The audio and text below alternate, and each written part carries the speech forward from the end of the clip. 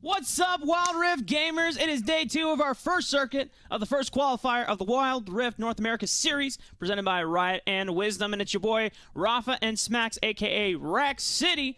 Pounded. Come here. Bam. Bam. Bam. All right. We're back, ladies and gentlemen, and we got to get right back into the thick of things because we got so much action later in store for today. And if you missed out on yesterday's series, you got to go back and watch because we had some bangers. And to get things started, again, let's break down the format of how everything is going to be occurring all throughout the next few months here on the WNS. We are in day 2 of the first qualifier, and that means that 4 of these teams today will make it all the way through to the next major, the first major of WNS, which will have 8 teams, a double elimination bracket, and 4 of those teams will qualify directly into the second major if they make it all the way to the top 4 of that. And then, of course, all these teams going through this format and this circuit, if they play through the major, the top 4 teams will qualify for the second major, and these teams will repeat the cycle once again throughout the entire season, Smacks, because they're all playing for that total prize pool, $150,000, so much cash, so much money on the line. And there's even $25,000 of signed prizes as well, so we'll keep you updated on that. But of course, the championship prize pool at the very end of the road, $80,000 of that $150K. We got to be thorough when we're throwing all this money out for these skilled gamers and teams that we will be seeing play today. We already saw a lot of the teams play yesterday. It was such a fun day, and the best of the best from those games made it into this bracket today. We have 8 teams playing it out to make it into that top 4, make it into the major, and play for seeding after that. And potentially we get to see who the best team in all of North America is after the games today. We're going to start with that match at the very bottom of your screen. NME, aka No More Ego, playing against Cloud9. And you already saw a lot of the other top teams across the board, but this is going to be our highlighted match because this puts a lot on the line because one has got to win and one has got to lose. That is kind of the nature of the game, which means that the loser of this matchup will have to play in next weekend's qualifier to advance into the first major. Of course, on your screen, No More Ego, aka Enemy, has some new members returning in Yikes, who was formerly a jungler for Immortals, and then previously, of course, the support when Ledmont was still on the team, but now has found his way onto Enemy. Jackie rounding out that Dragon lane as well. Previous teammates to many of the gamers that you see on your screen right now for Cloud9. This team we did get to see play yesterday in their match against Sentinels. We got to see some really good looks, some really creative looks, and potentially we're going to get to see a mix of both of those today in this first match as well. Old School and Selma were my standout performers from yesterday. I thought both of them played phenomenally well. Really all the supports yesterday were really good, but they will need to have another stellar performance today to take down their previous teammates. All right, Smacks. There's a lot to uncover about both of these teams, but we got to jump into predictions right away. So, on the count of 3, we're going to say it. What are we thinking? Okay. 1, 2, 3. Enemy. Cloud9. What? Okay, well, you gotta go first. You gotta go I'll first. go What first. do you think, Cloud9? So Cloud9, I think, have a lot of time playing together with that top side of the map. And like I said, I thought Old School and Selma did look really solid. They've had a lot more time together as a duo compared to Enemy's duo lane. Both of them are recently role swapping into a role that they have played before, but not super recently. And I think that that will sort of make things a little bit more difficult. Granted, Enemy did win all of their games yesterday. Okay, well, Enemy, nice. I respect what you're saying. I think Enemy, though, you got to look at a Louis and Ty. This has been one of the most powerful jungle Baron lane duos in all of Wild Rift across the entire scene. I mean, a Louis has been probably one of our standout Baron carry players from in the entire season from last year as well.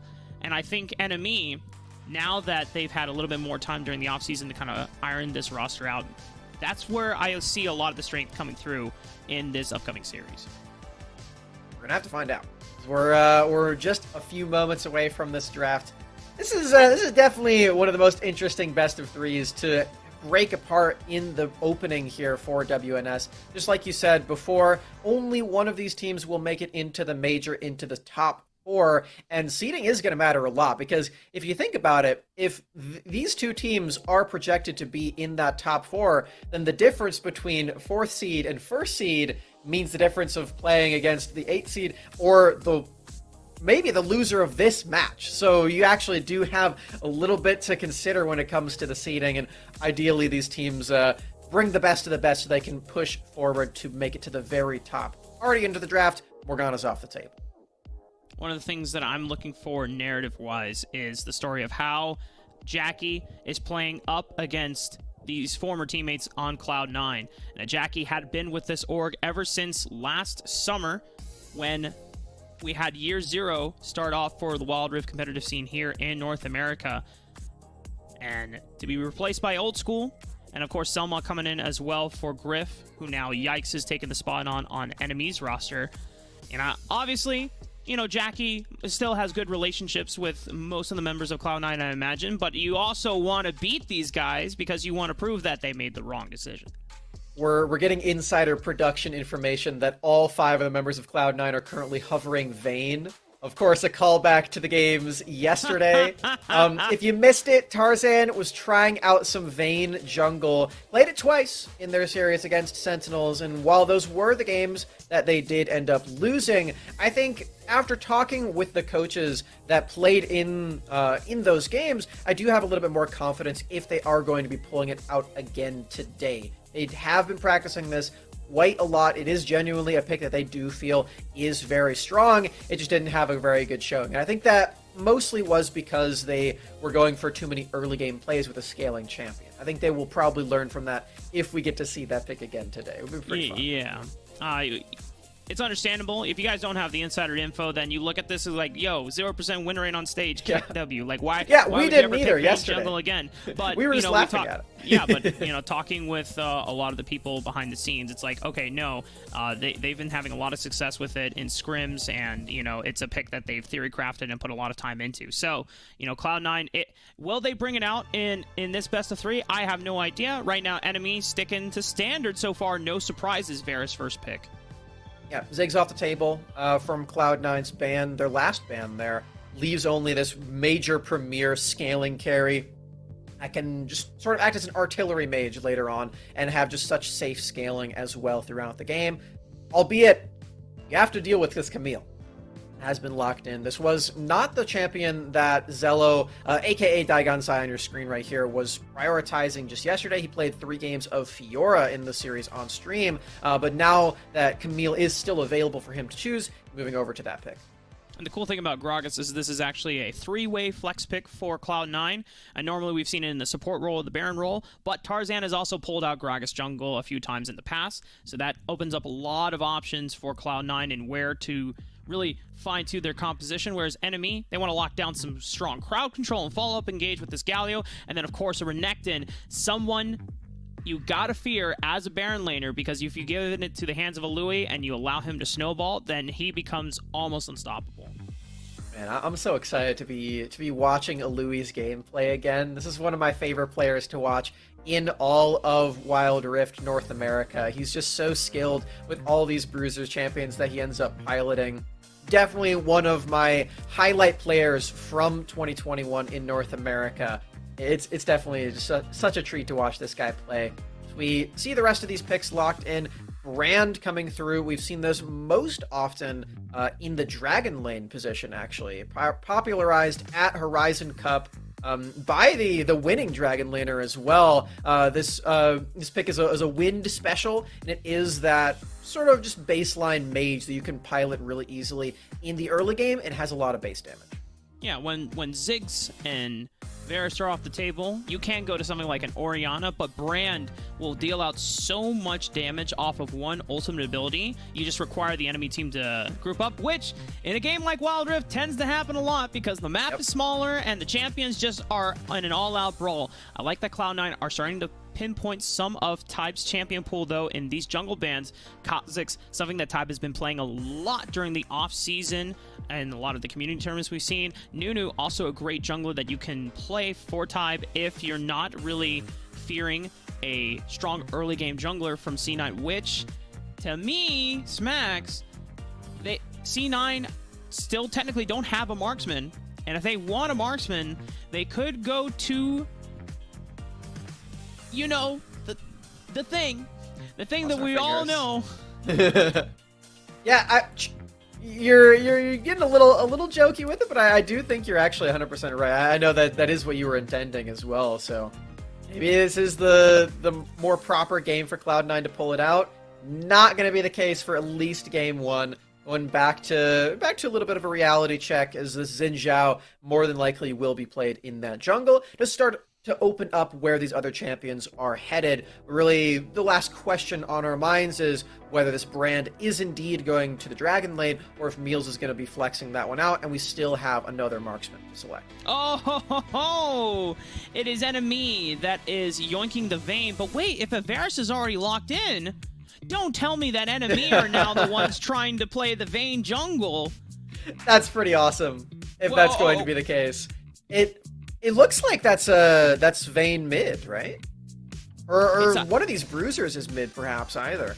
We got some funky stuff going on here with this Vayne. Yeah, because this is Tybe's Wukong jungle for right, sure. Yeah, and I don't suspect that we're seeing a Louis play Vayne top, Vayne Baron into the Camille when you already have a Renekton. So, yeah, I think this is Truth's Vayne mid.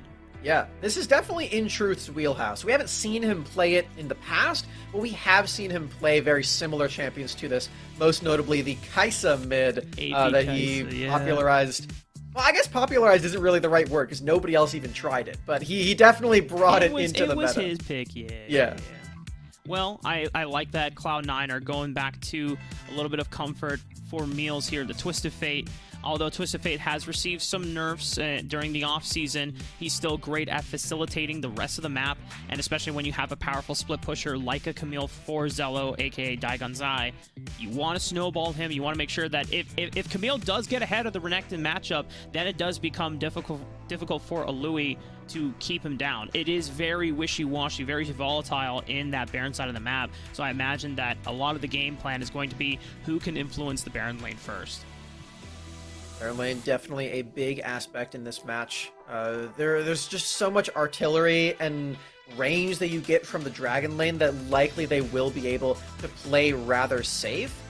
So maybe you can be a thorn in that side early game, but I definitely agree that whoever gets a little bit of a minor edge in the Camille versus Renekton matchup is going to have a much larger impact on the rest of this game and how it plays out. Speaking of the game, here we are for first game on day 2 of WNS. We're back, Smacks, once again. I had to pinch myself after yesterday's cast just to make sure that it wasn't a dream, you know? But a couple of interesting notes here. So Jackie is running Exhaust. So no heal, no barrier for the Dragon Lane duo. And it's a phase rush. And I don't think I've ever seen this setup run on Varus before. Yeah, this is very interesting. So the idea behind it would be that you are able to escape the melee clutches of champions like the Xin Zhao and the Camille and the Gragas, right? So the only question after that is, can you actually apply Phase Rush and attack somebody 3 times in a row? As Varus, it's a little bit tricky, right? Because you're mostly throwing in your spells, which do apply this, but you do need to likely throw in an auto attack as well. So it's a bit of a difference here. So we'll see how it ends up working. I like it. Yeah.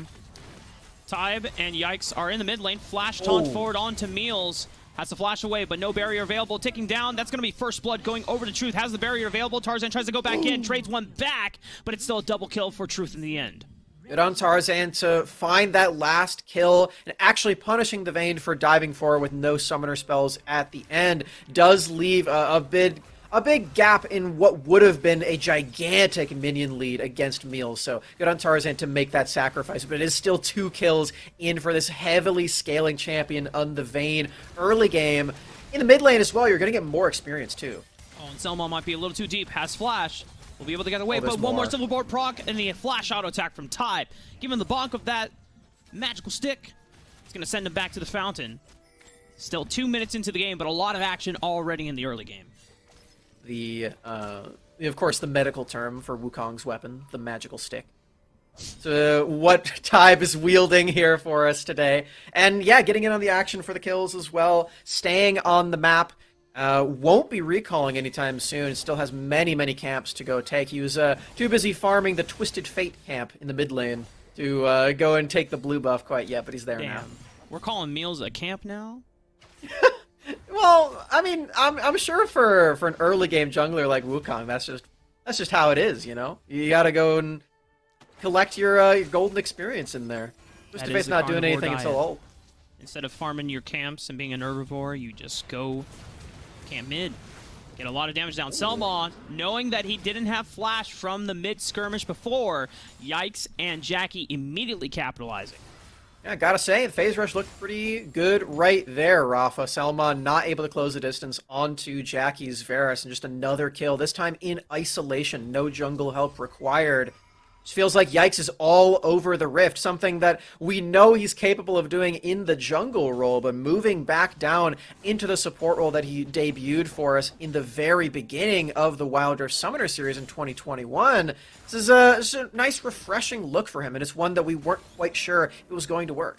And taking stock of how the map state is 30 seconds before both neutral objectives spawn, we have Blade of the Ruin King and Manamune completed for both of the marksman champions on enemy's side. Blade of the Ruin King should be finished soon for a Louis once he gets a chance to reset, but already enemy have an inherent advantage, just overall stats. Yikes looking for a taunt, but has to back away. Selma trying to take advantage, explosive cast. Already used out, scatters most people like the wind here. Twisted Fate trying to get some vision down, but it's a hero's entrance from Yikes trying to turn the tides of battle here, and they find one on Emil's. No one dropping yet from enemy, and Truth coming in for the flank, flashing forward, forcing Tarzan's flash as well. This will force Cloud9 into the retreats of their mid lane turret.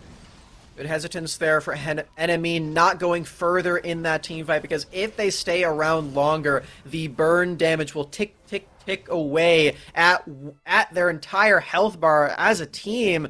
Old School, very dangerous in these early stages of the game. Luckily, he is out of mana, so enemy gets to take a small breath. Oh boy. Oh boy. Louis is stuck, but they can't take him down. Blade of the Ruin King giving a lot of sustain despite the Ignite taking down. Tarzan doesn't have flash from before, and he is stuck between three members. Enemy pouncing right on top of the jungler. Dominus and Blade of the Ruin King make this Renekton so bulky and difficult to take out.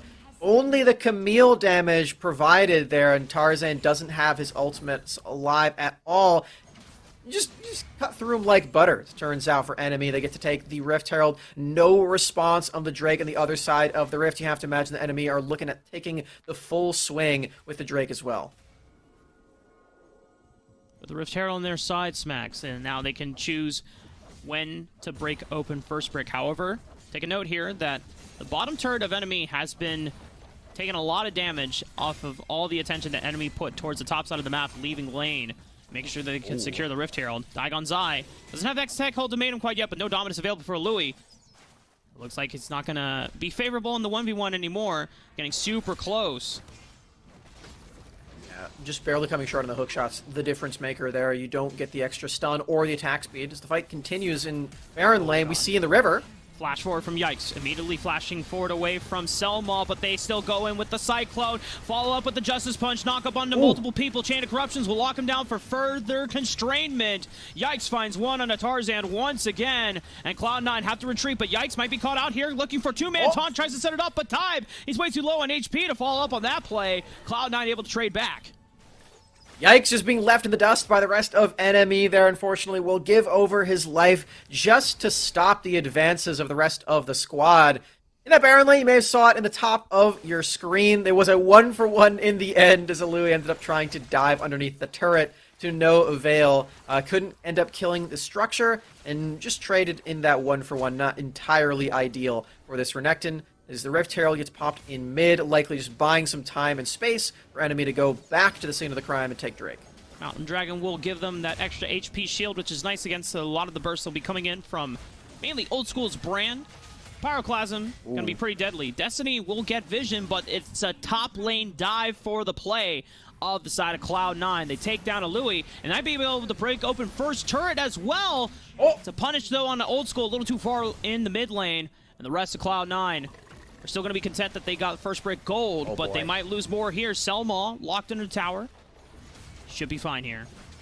That stone plate giving a lot of additional HP there to Selma.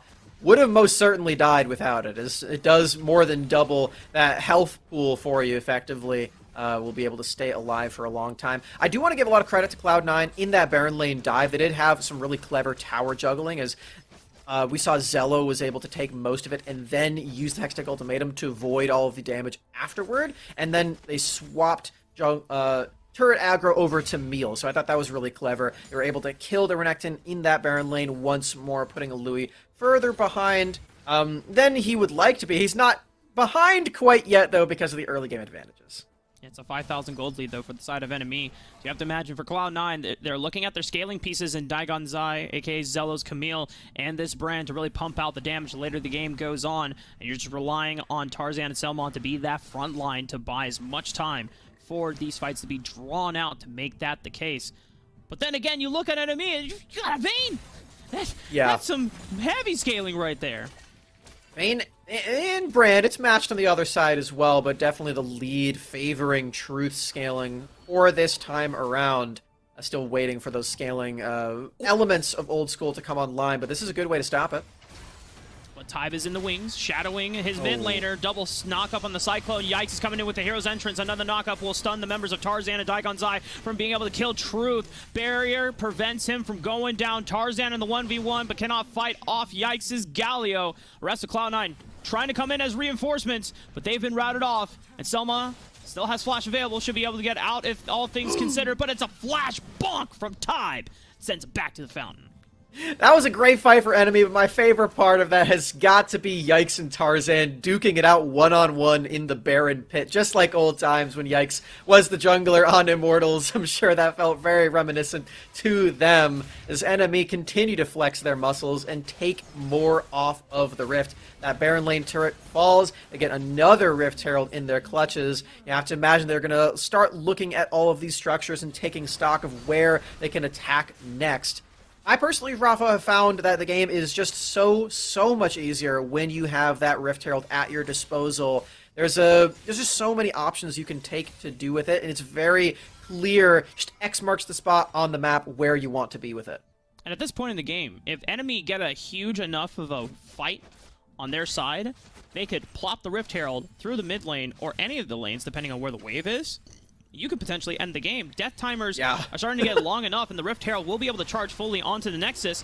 This is one potential pick onto Old School. Chain of Corruption falling up onto Yikes' Justice Punch, and Old School just cannot get out alive. Tarzan and Selma, they didn't have access to their ultimate abilities or weren't in range to save Old School from going down. And with this Dragon coming up, positional advantage will go over to enemy.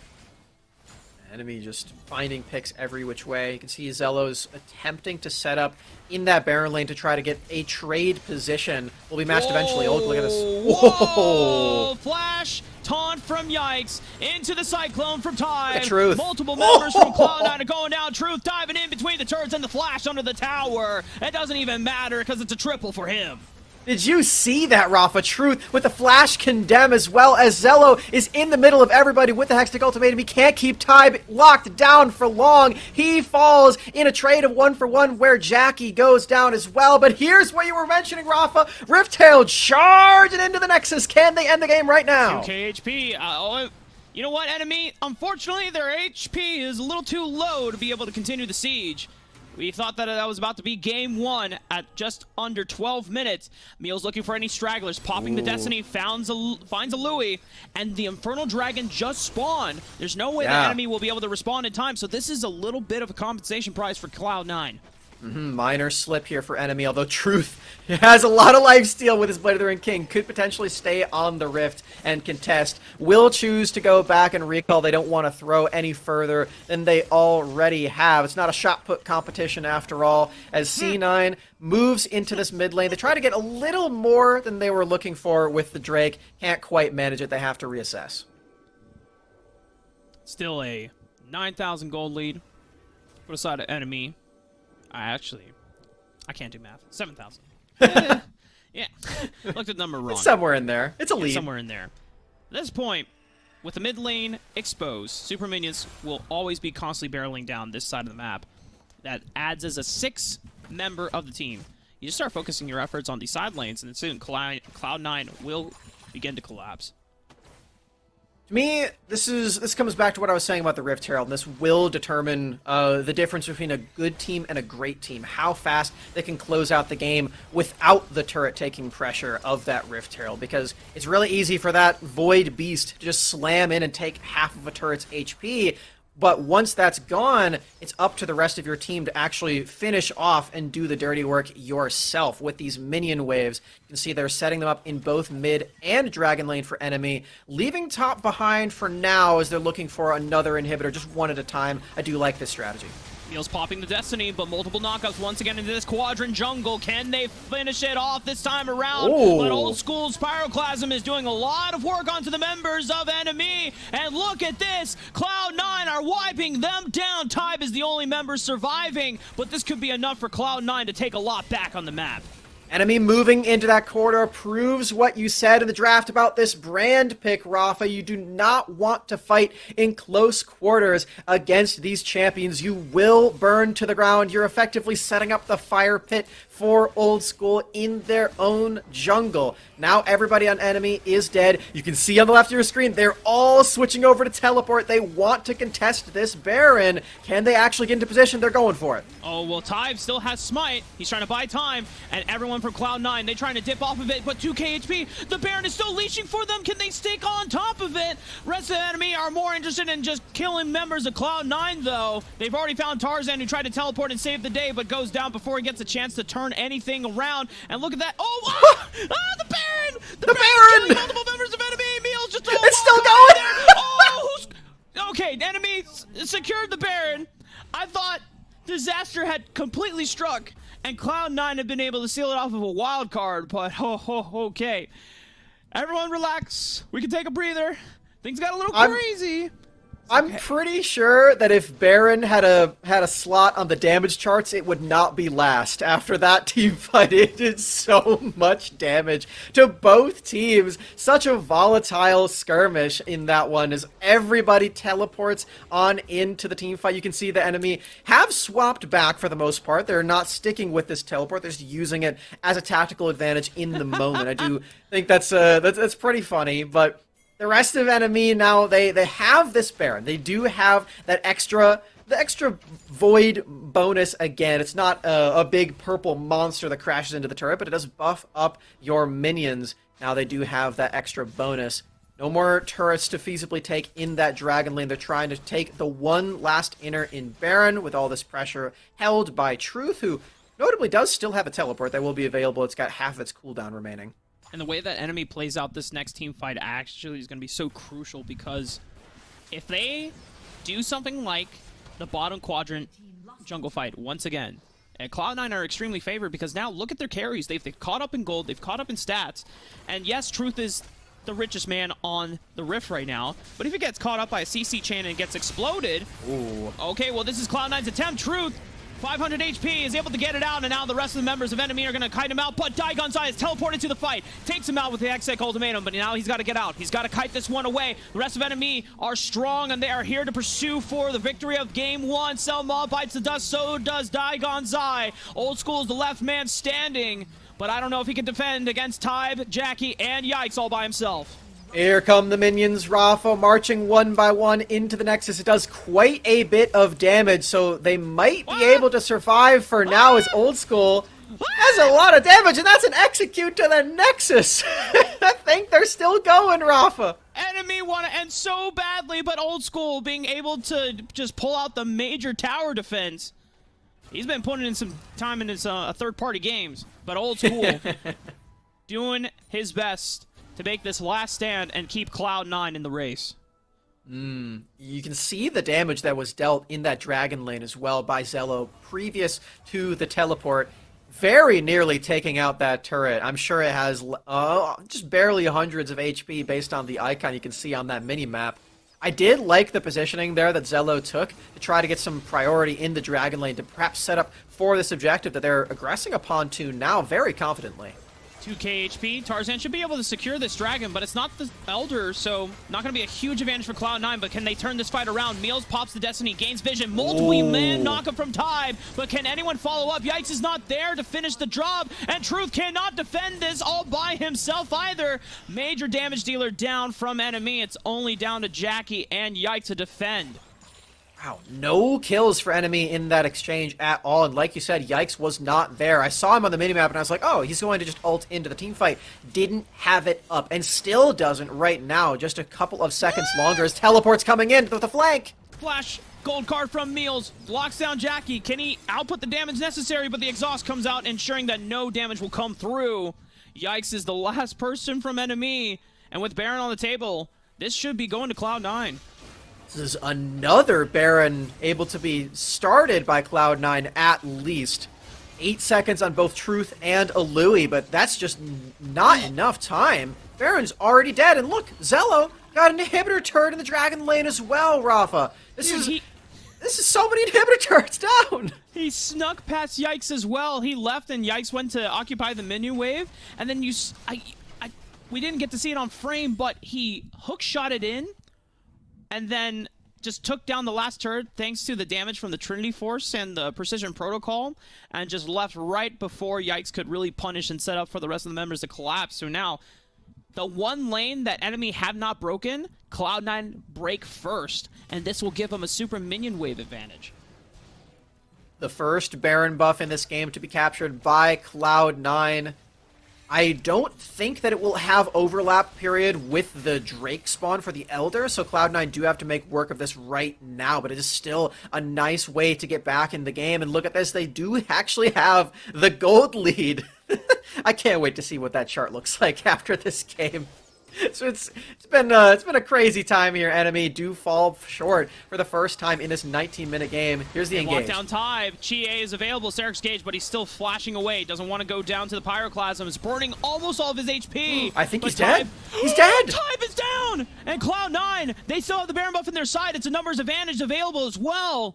They should be able to make quick work of this inhibitor turret. Oh, they've got so many minions here. This is going to be another inhibitor falling unless they take any misstep of any kind. Here's the flash. Yikes. Going forward with the two-man taunt. Can they capitalize? But Truth is in the middle of it all. He's going to go down. A Louis bites the dust as well. Cloud9 through thick and thin persevered through a disastrous early game. Woo! But they're the ones that are victorious in the end. Their Nexus at one point was less than half HP, but Old School's base defense alongside some stellar team fighting with all of this brand damage. Phenomenal stuff from Cloud9 to get back in this game. They take game one and are now at match point from qualifying into the major and moving on in this qualifier. Wow. I can't believe they pulled that off. That seemed so dire for Cloud9. And, you know, to be fair, enemy never reached the 10k gold mark, which is usually the point of no return, but they were so far ahead. Show me the brand damage. They were so far ahead. Yeah, I need to see the damage from Old School. He must have been topping the charts. Oh, yeah. There it is. There it is. 34k, baby. Oh, that's incredible. What a game for Cloud9 as well. And for Old School and Selma, you know that they're feeling good after that one. These guys, the lane was really tricky for them as well. Jackie and Yikes were seeming to have such a gigantic impact on the Rift very early on. And Jackie was able to play so safe for the majority. So for these guys to come in and really be the driving force that won them those later team fights alongside all the frontline was very impressive stuff for Cloud9. That's a really good win for your morale.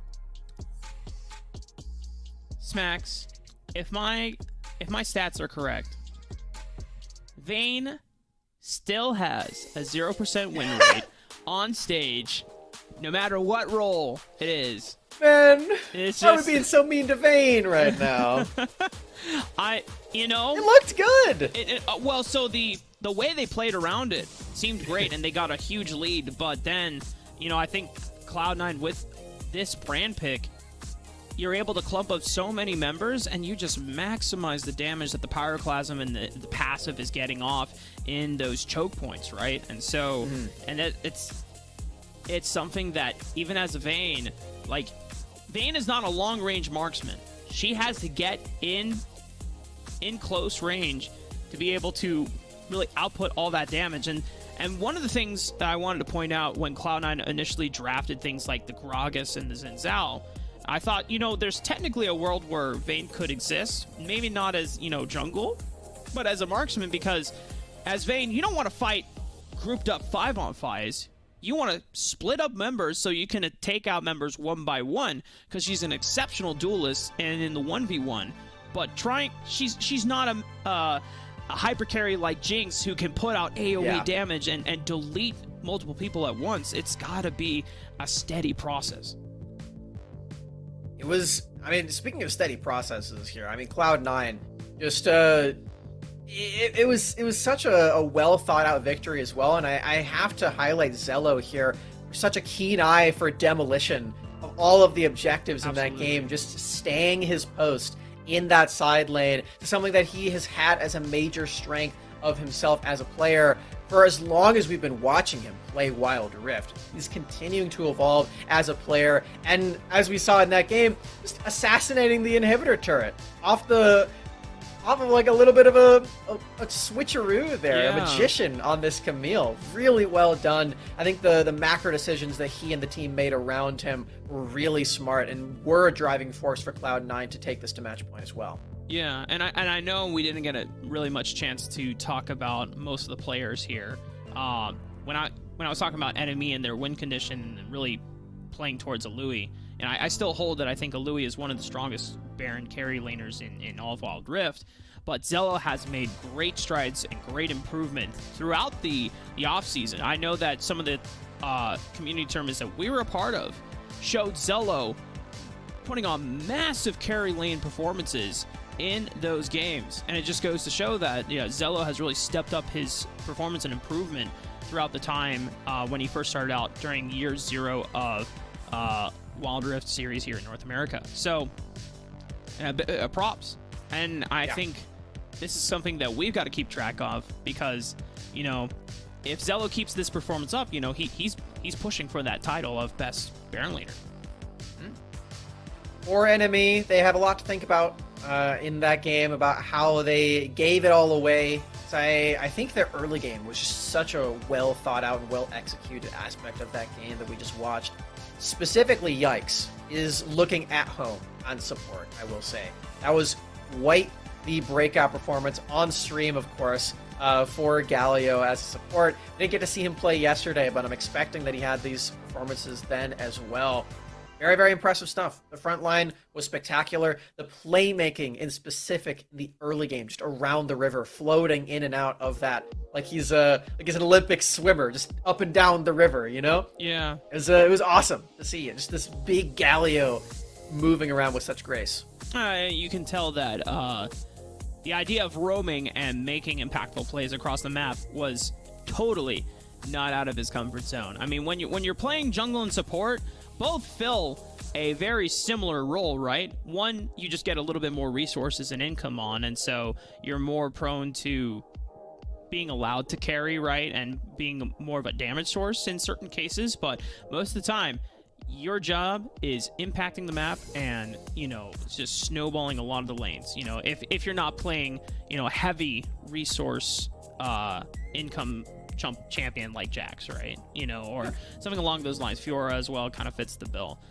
But now looking into draft for the upcoming second game of the series, this, as you said before, this is match point for Cloud9. Enemy, a victory they almost saw on their side. 1600 HP on the Nexus. Couldn't end it, didn't have the HP to sustain it.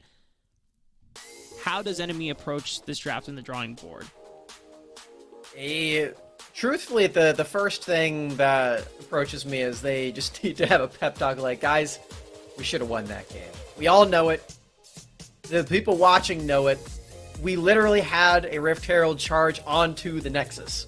We were so close. I think we just have to run back and just stay focused all throughout. I think that's something the Enemy really showed us, that I was bringing it up in the game as well. The game is really cut and dry, very simple. When you do have such a big early game lead, when you do have this Rift Herald, it's what comes after that that separates those good teams from the truly great ones and those ones that can win all of North America and be our best team on the day. Enemy, they show that they can compete with the best of the best in the early game. Just have to make sure that you're on your A game all throughout. I think they were definitely sliding further and further down the grading system until they finally got an F for that game. For me, I pushed F on my keyboard, literally, for in the draft. Damn. Gotta do them like that. Enemy will still take blue side in what could be their last game of the series. So for most part, Cloud9 don't have to change up any of their bans, as they just bought enough time to stall until the late game. I imagine that Enemy probably won't change up their bans unless they feel like, you know what, that brand kept them in the game. The scaling advantage, we gotta like really limit down on old school's champion pool. But even if you get rid of the brand, he still got an Orianna that he could pull out. So not really sure brand if you can find really an answer. Not sure if you can find the answer just in the draft. It's like you said, it's got to be down on game execution. So we're removing the Varus. So we're already thinking more about that Dragon Lane. Right? That is already on Enemy's mind. Not wanting to first pick that one. Perhaps instead going for the Camille. I think that would be not super surprising, seeing what Zello did on that champion. We know he has a larger champion pool than just Camille, but with that priority for Cloud9, could be the direction that Enemy takes this one. And there goes Brand as well. So for Cloud9, I would really like to see Cloud9 not ban Ziggs, actually. Yeah. Because then they guarantee that they either get Ziggs or Camille. I'm totally in agreement with you, so I'm just gonna wait and see what Cloud9 decides to do instead. I'd like the Akshan ban, actually, because Enemy did ban that in Game 1. I think that's a strong, powerful champion that you could get rid of. They do go with the Ziggs. We'll see if they can go for another marksman, though.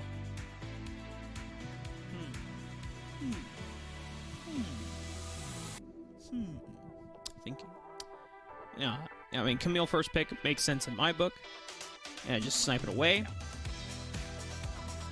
I like the Orianna for Cloud9 now that I'm thinking about it a little bit. This motion definitely helped. A lot of the mages are gone. I think Old School does look phenomenal on those. We've seen him have really good performances on Senna in his career too, so that would also be an angle that Cloud9 could take it.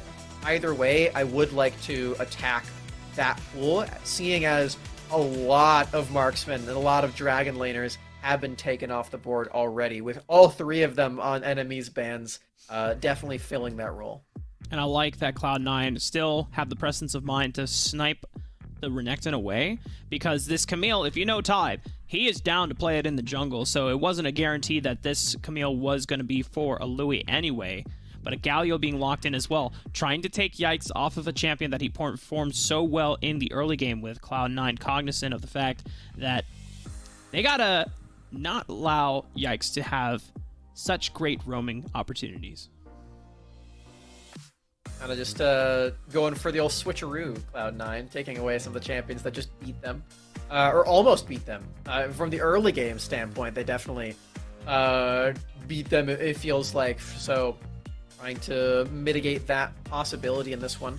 Some new champions on the block that we haven't really seen a whole lot of. Even yesterday, we saw a couple of performances on both Corki and Rakan. Both of them together, though, make a pretty deadly duo when it comes to the team fighting. And even though there is now this Olaf that they have to worry about, I think that is just a lot of crowd control, a lot of zone threat that both of these new lock-ins for Enemy have. We haven't really seen a Jarvan lock-in for teams when they see the Olaf so far yet.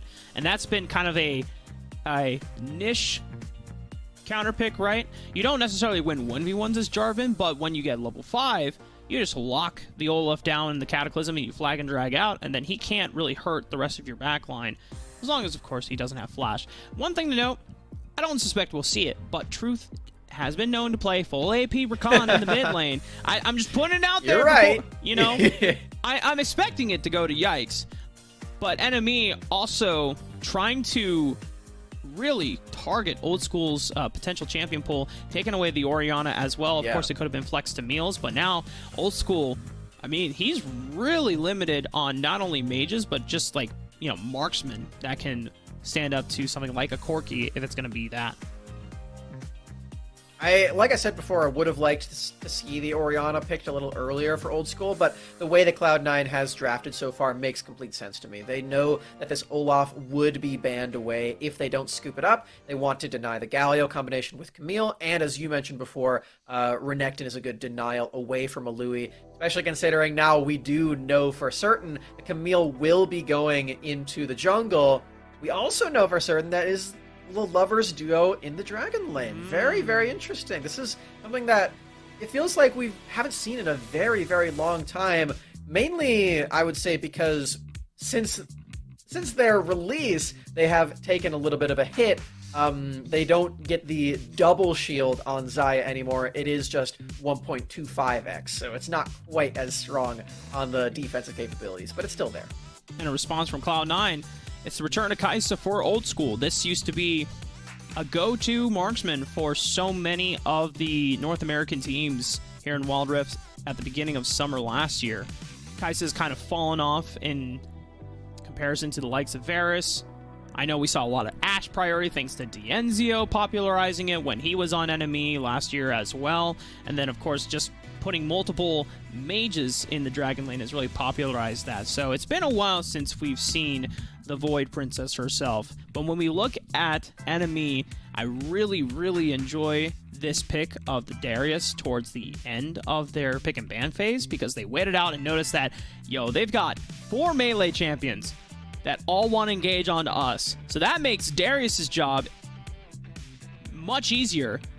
He doesn't have to force necessarily engages on anyone. They're all coming into him, and you can imagine a 5-man decimate swing, getting multiple resets off and just dunking people, that off of being aided by the crowd control from Truth's package and Yikes being able to charm multiple people up with the Rakan. And then, of course, Jackie on this Xayah, since there's so many divers, this is one of those times where Enemy is not trying to force and engage forward. They can kite back, and that plays towards Jackie's strength as well. I think the engage point stretches even further beyond the champion interactions as well, because if you look across the board at all of Enemy's champions, like, which champion is intrinsically weak to being engaged on? I would argue that not really any of them do, especially when Corki has package available. You're not really going to easily kill a guy who has an unstoppable huge dash away from you. So for the likes of Cloud9, this does mean that they are very realistically on a timer. They do need to have a lead in this game so that they have a bit of a health lead as well, because you do need these champions to be a little bit lower, a little bit uncomfortable to actually execute these really big engages. The likes that we saw out of Suzaku yesterday. If you missed that highlight play, there was a crazy set engage, and it was filthy. Not so shockingly, we haven't seen the champion since. Yep. The one time it got through and everyone got the memo, yeah, we can never let this champion be played. It's too powerful. A little too good. I think everyone's in agreement right now. So we get an engaged bot lane. Whoa. Flashing forward, both from Yikes and Tide. They lock down Old School for first blood. Oh man, looking for some more. Oh truth. no! Underneath Selma! the turret, Selma is trying to get out, but he's just underneath the turret. He's so low, he dashes in. Oh, takes a lot of gusto to try that, but just barely comes short. And you can see the thought process, though, behind Selma, because he knew that Truth wanted to dive so badly, and with Barrier and Flash available, he's like, maybe I can catch him off guard if I Justice Punch backwards or going forward. But Truth, kiting that one out, just allows him to get the kill without even having to burn both of those summoner spells. Quick, early game advantage for the side of Enemy once again. Very early invade, too, as both Yikes and Tybe move into the enemy jungle just to take away the blue buff. They had the time, they had the effort. All of the members were aligned on this goal as well, just in time, too, because Selma was on a rampage back to that one, so they didn't lose it, but wasn't quite early enough thanks to that early death Tarzan, level 5, is in the Dragon Lane bush. Oh, and he's gonna just smack the crap out of Yikes, looking for one more axe onto Jack. He just throws it down. Goodbye, former teammate of mine. That's 2 kills for Tarzan. Sniper Viking. He's sitting up in the crow's nest of the ship.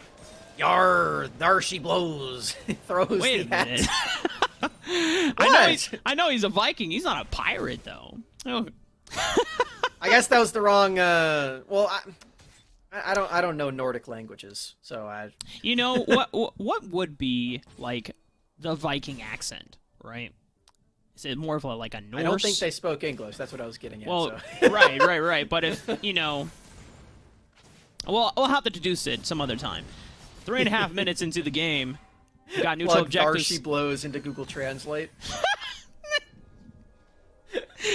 No, you gotta just go with normal English first, and then like go for Romanized or I don't even know what I have to look for. However, I tell you what enemy's looking for. They're looking for a 4-man dive, and Ow. Good God, old school.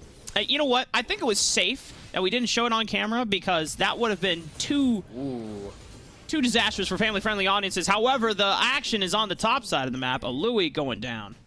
Very dicey in both sides of the rift. Bro. Rift Herald has just spawned. There's a Moonfall available. You gotta watch out. Oh, but he doesn't get a chance to cast a full range one, and Jackie being the one that takes the turret aggro, dodging out on it beautifully thanks to the Featherstorm.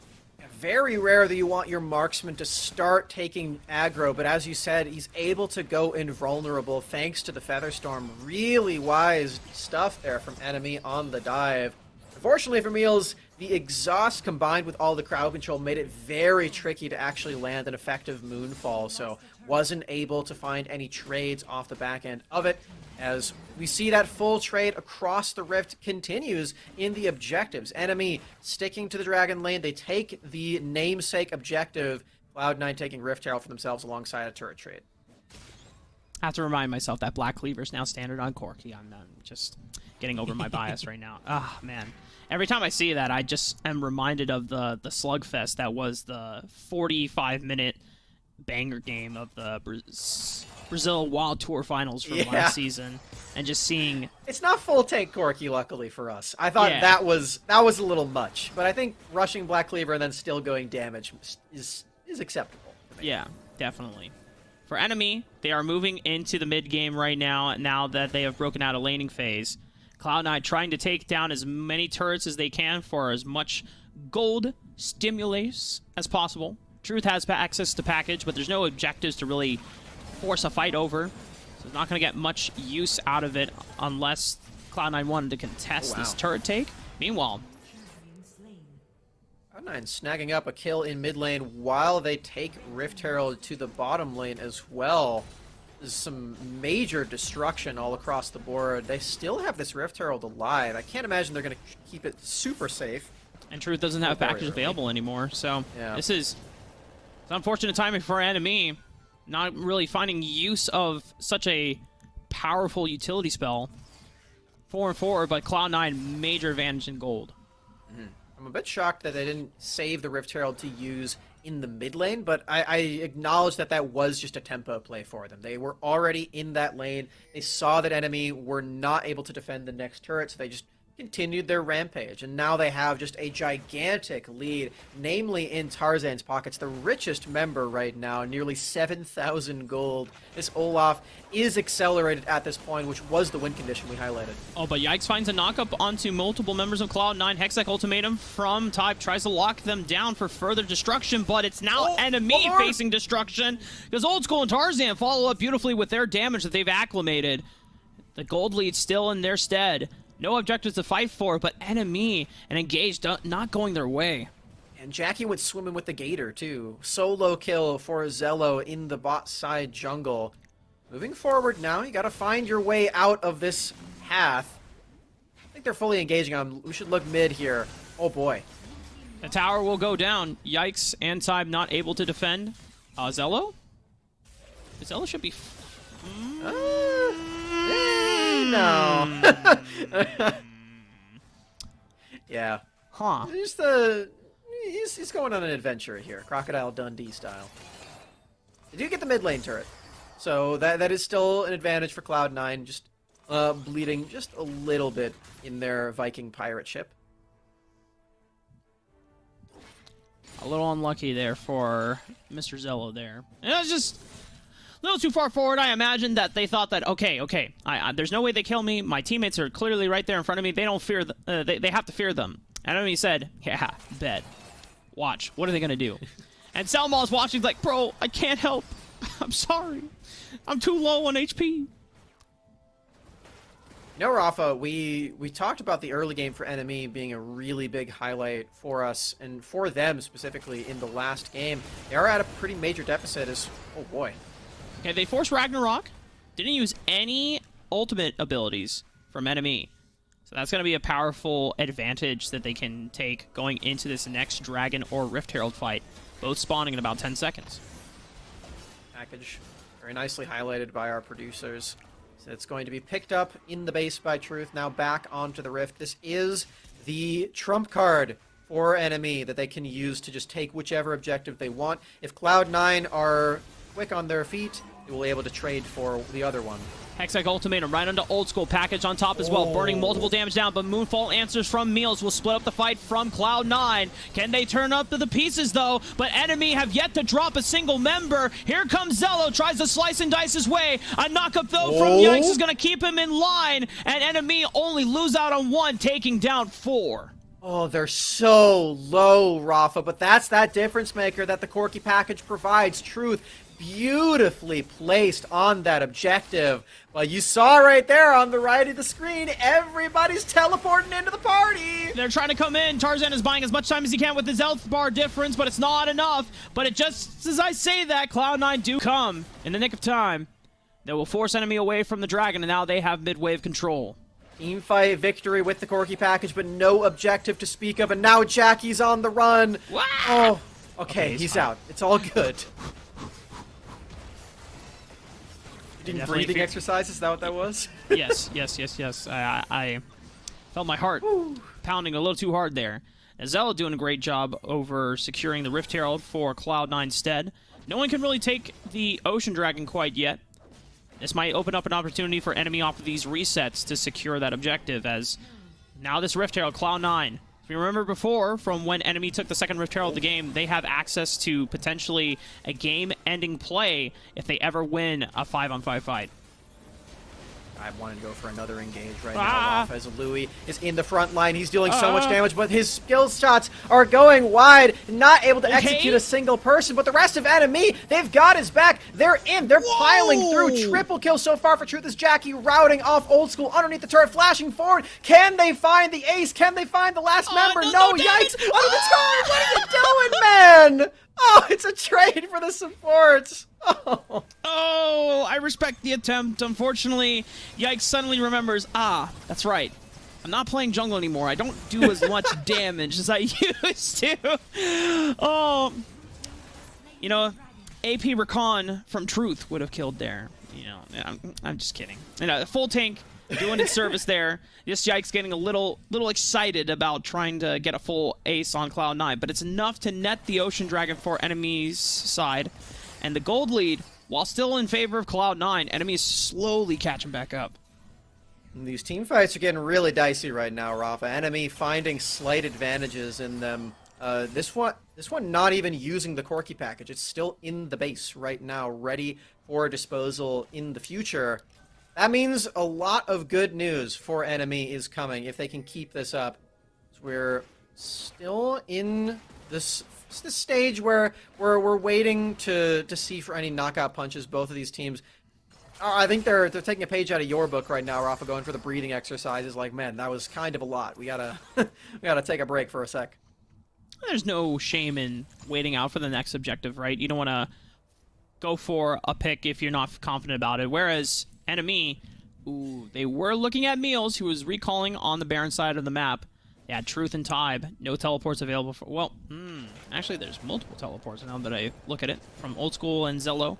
They have not swapped them out ever since we saw the following skirmish after the Ocean Dragon in order to save Tarzan.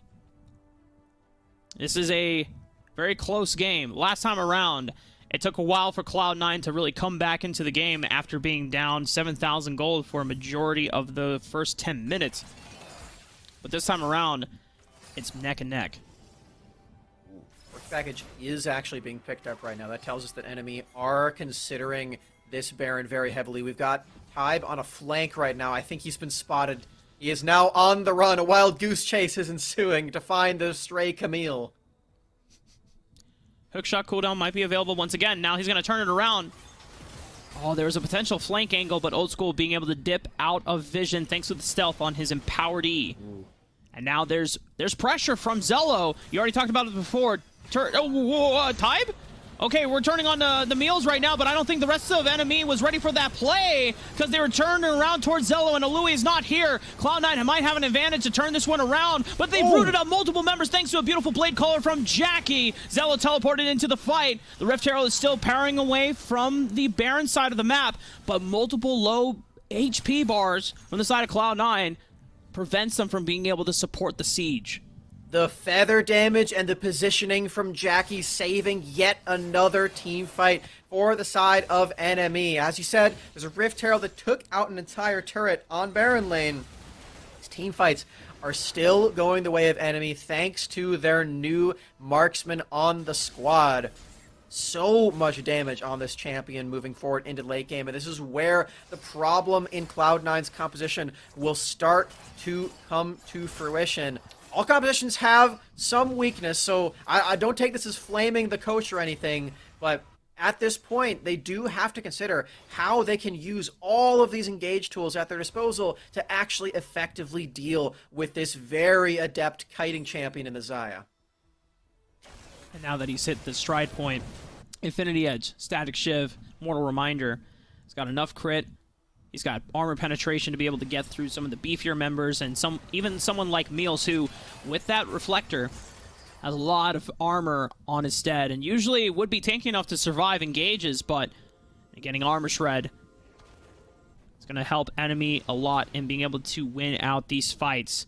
This next dragon spawning in 5 seconds. Seeing the enemy is trying to gain a positional advantage around this objective. The members of Cloud9 don't have those teleports anymore. Most notably, Zello is the member that has been using them very effectively to take other things on the Rift. You'll notice that C9 still does have a very major structural advantage right now. They move further and further into the river, trying to threaten for more. There's still one turret left that they can take in mid. Oh, they're going for the fight, though. Watch for Jackie into the backline. Tybe is already separated from Meals from being able to get there. A lot of damage down. No Moonfall being used in that fight because he couldn't get access to it. But now the members of enemy have kited beautifully for their backline. No one from Cloud9 could get enough time to shred through these carries. Enemy prevail.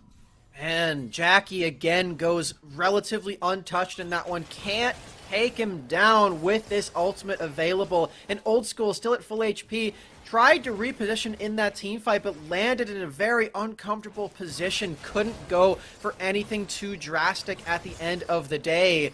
Old School will see if he can actually take away this Drake. Of course, not nearly as powerful as the Baron the enemy are aggressing upon, and it does look like Yikes is trying to stop this from happening as well. Baron will be secured by enemy. Meanwhile, enemy Yikes. There's no... Oh, wait, who's going to get it? Okay, Old School is able to secure it thanks to the Caustic Blows passive for the execute. That would have been so disastrous for Cloud9 if Yikes had been able to steal that away, too. No objectives would have gone over, but Cloud9 are able to at least get something back. GAs have been secured for Zello, respectively. Might be one other coming in for Tybe as well. Yikes, I'm sure wishing that he had Smite for that instance. Back to the glory days of playing jungle. Fortunately, did not choose to take Smite. It is an option on support. It's not a very good one, but he could actually do that. We're seeing Corki Package be just such a gigantic threat in this mid lane now for enemy. You can start picking up the pieces where they left off. All of these structures can now be looked at for them. They've got some stationed in Dragon Lane as well. Look how Tarzan is positioning constantly forward. He's stutter stepping, and he's throwing out the recall, trying to gauge how far enemy are going to push and whether he's needed to defend the base. But every time that he thinks that enemy is not going to push forward, he'll stay and be ready to assist on the siege with Zello. However, they now have to call it back.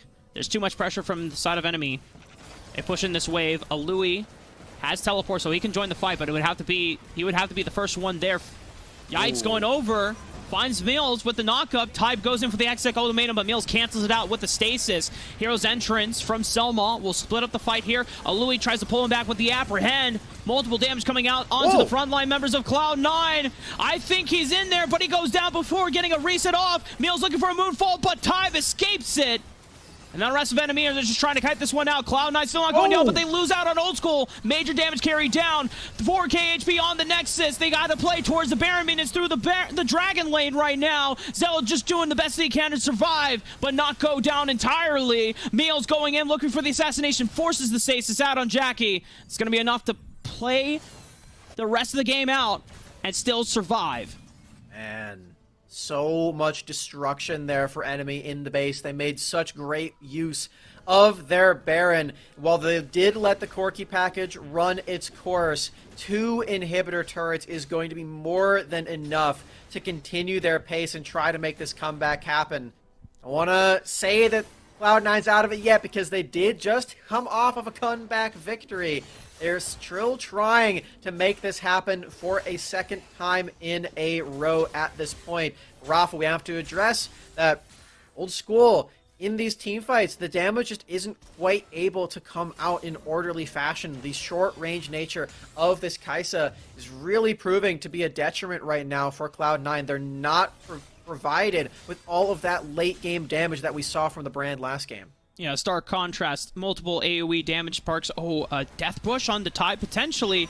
He still has a GA. He's going to force the engage onto Selma. Hextech ultimatum. Multiple knockups from Yikes as well into the backline. Selma has been eliminated. Look at the backline. Old School's at threat. Stasis there. Tide takes him out with the precision protocol. And it should be enough damage. Enemy will take us to game 3. They finally killed Jackie once, but they forgot about the rest of the team, Rafa. We are at a 1-1 scoreline in our first quarterfinal. Both of these teams just need one more victory to make it into that top 4, into the semifinals, and into the major. Not as huge of a comeback that enemy had against Cloud9 as Cloud9 did have in the previous game, but still one nonetheless. That enemy played a little bit more careful, a little bit more cautiously this time around. And while Cloud9 had some great engage tools that they could always just threat overload on the side of enemy, I think one of the pivotal fights was Ty being able to pinpoint and lock down Meals. Didn't get a chance to get into the backline to follow up on a Moonfall after Selma and Zello and Tarzan had just brute forced their way through the front line of Louis. No follow-up on Moonfall just takes out so much damage out of the equation. As we mentioned in the draft, this is the weakness of this composition. They did have a solid early game lead, but the rest of the game is very difficult to close out from there. You do need to have most stellar engages imaginable, and that's just not quite what we ended up seeing at the end of the day from the Cloud9 squad. We know that they are very skilled at those late game team fights, but now we know that enemy is right there alongside them. That only goes to show just how competitive this game 3 is going to be. Whichever team does make it through, the victor will have earned it. Cloud9 and enemy have been battling neck to neck, tooth for nail. I mean, clearly, if you can get through this first match, you don't have to play another qualifier weekend, which then gives you more weekend time to just get some scrim practice, so you don't have to stress or worry about having to play through a qualifier event at all to get into the major, because the majors are where, you know, some of that cash prize, of that prize pool that we're talking about coming from in the first place. And, you know, we've upped the prize pool overall since year 0 of the North America series here.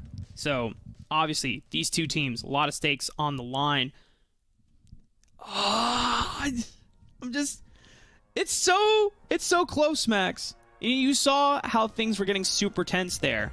But Max, I imagine that These two teams need a break. We definitely need a break. We need to catch our breath. When we get ready, after returning, we will be seeing the conclusion of this series between Enemy and Cloud9. So make sure you come back in just a couple minutes.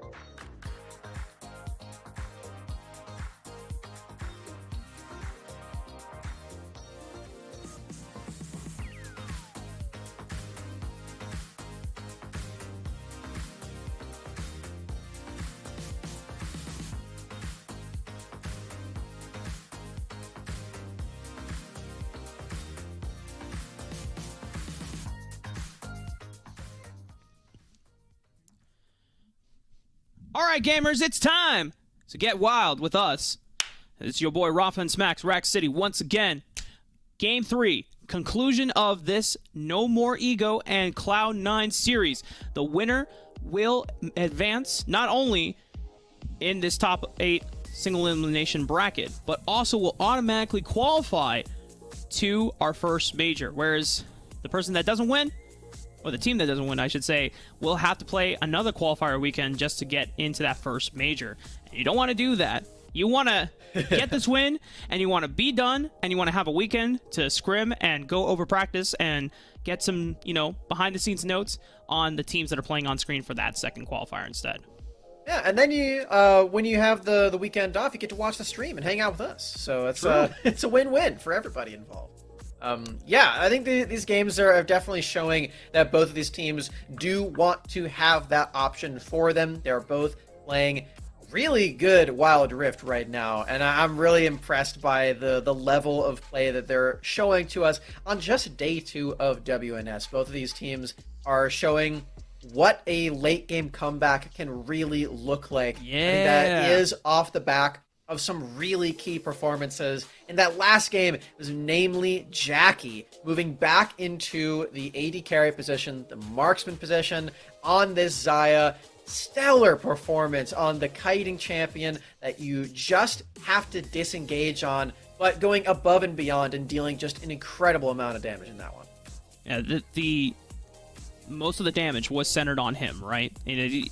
As you scale on up and up and up, obviously Corki can match it with Truth, but you're gonna get so much damage out of those blade callers, and if you maximize the amount of feathers that you're playing down in those fights, you choose when to feather storm to dodge out on some crucial abilities stunning you and locking you down, you can really make or break the fight. And Jackie, playing against a former team, a team that replaced him with Old School, it would mean a lot to this player to be able to come out victorious and send them to the next qualifier instead. Did he replace him with Old School, or did he replace him with Selma? That's the question, Rob. Either way, revenge is best served in Wild Rift. On the Rift, baby. Yeah, on the Rift. Prove through actions, right? A lot of words can go back and forth, but actions speak louder than words. And that's where we're going to take it in this final game between these two. But on the other hand, Cloud9 put a lot of resources into Zello because they recognized in that game 1, got so much work done as that turret demolitionist, you called him. There's a lot of moments where Zello was potentially saving the game for Cloud9 with the split push pressure on that Renekton. And it was matched in the first game as well on this Camille too. I think that's going to be another first pick or ban situation here for NME. That champion just looked really, really stellar. Notably right now, they are missing a Varus, but okay. They're not missing it anymore. They just went with the same bans they had in the previous game. Again, attacking Old School's champion pool. They only get 3, so the Orianna is still on the board alongside the Ziggs, but I would imagine the Cloud9 look at that champion as a ban again. Old School has been very, very comfortable on the mages specifically, and the Senna that I called out in the last draft, and I think it's no secret that the Xayah really made things quite difficult for him to match the DPS on a champion like the Kai'Sa, with much of his champion pool taken off the board. So far, same things or similar picks for both Enemy and Cloud9. They can go back and run. Wow. Ooh. So this is the second time that Cloud9 are sniping away Yikes' support choice, but the Galio is still available, and a Galio-Camille combo is still damn powerful. Enemy not forgetting about the Corki, though, that Truth was able to pilot in that game, making sure that they have constant DPS and they have constant ways to play for objectives around the package. I'm curious to see if... There it is. Call out there. The Galio and Camille combination, it's just so deadly. It's there's the reason that we've seen these two champions on different teams in this series so far, because when they are put together, they are just so strong. They can completely isolate one target and provide so much crowd control and extra utility as well with the magic damage shield that Galio provides. Just make you win that 1v1 with an asterisk over it, because Galio's flying in every single time. So I really like those champions in conjunction Olaf again for Tarzan. It's been one of his most comfortable champions so far on this patch, in this tournament. And yeah, just no surprises there for him. Cloud9 actually changing up some of their bans from the previous game. Last time around, it was Kha'Zix and... Or let's see. Just double checking. Yeah, Kha'Zix and Lee Sin that were taken away from Tybe. And obviously we know that he can go back to the Camille and he will still put out damage numbers on this. But the fact that Cloud9 took away the Rakan, they wanted to not only deny enemy the Lovers Duo combo, which then forces enemy to say, are you going to ban the Xayah away? Because that is something that Old School has also played multiple times during his time on Tribe. And so now no one is going to complete that Lovers Duo combo either way. And that's multiple marksmen, multiple mages away from Old School. But he's going to go back to the Kai'Sa. Yeah, 5 Dragon Lane bans against Old School. And the Corki pick, and Cloud9 themselves banned Ziggs. Maybe this guy's good at Wild Rift. I don't know. Just calling it as I see it on the Rift right now. Kai'Sa, again, will have the same problem as last game of being rather short range. There's less to deal with on the side of kite ability. There's no Xayah, as it was banned away by enemy themselves. But there are still some champions that are a little bit of a problem for this Kai'Sa. You do have the Akali now in stealth. The Corki still has that kite ability, and now Vayne, some stealth in her own right. This is a very fun Vayne selection here. Could very well be jungle.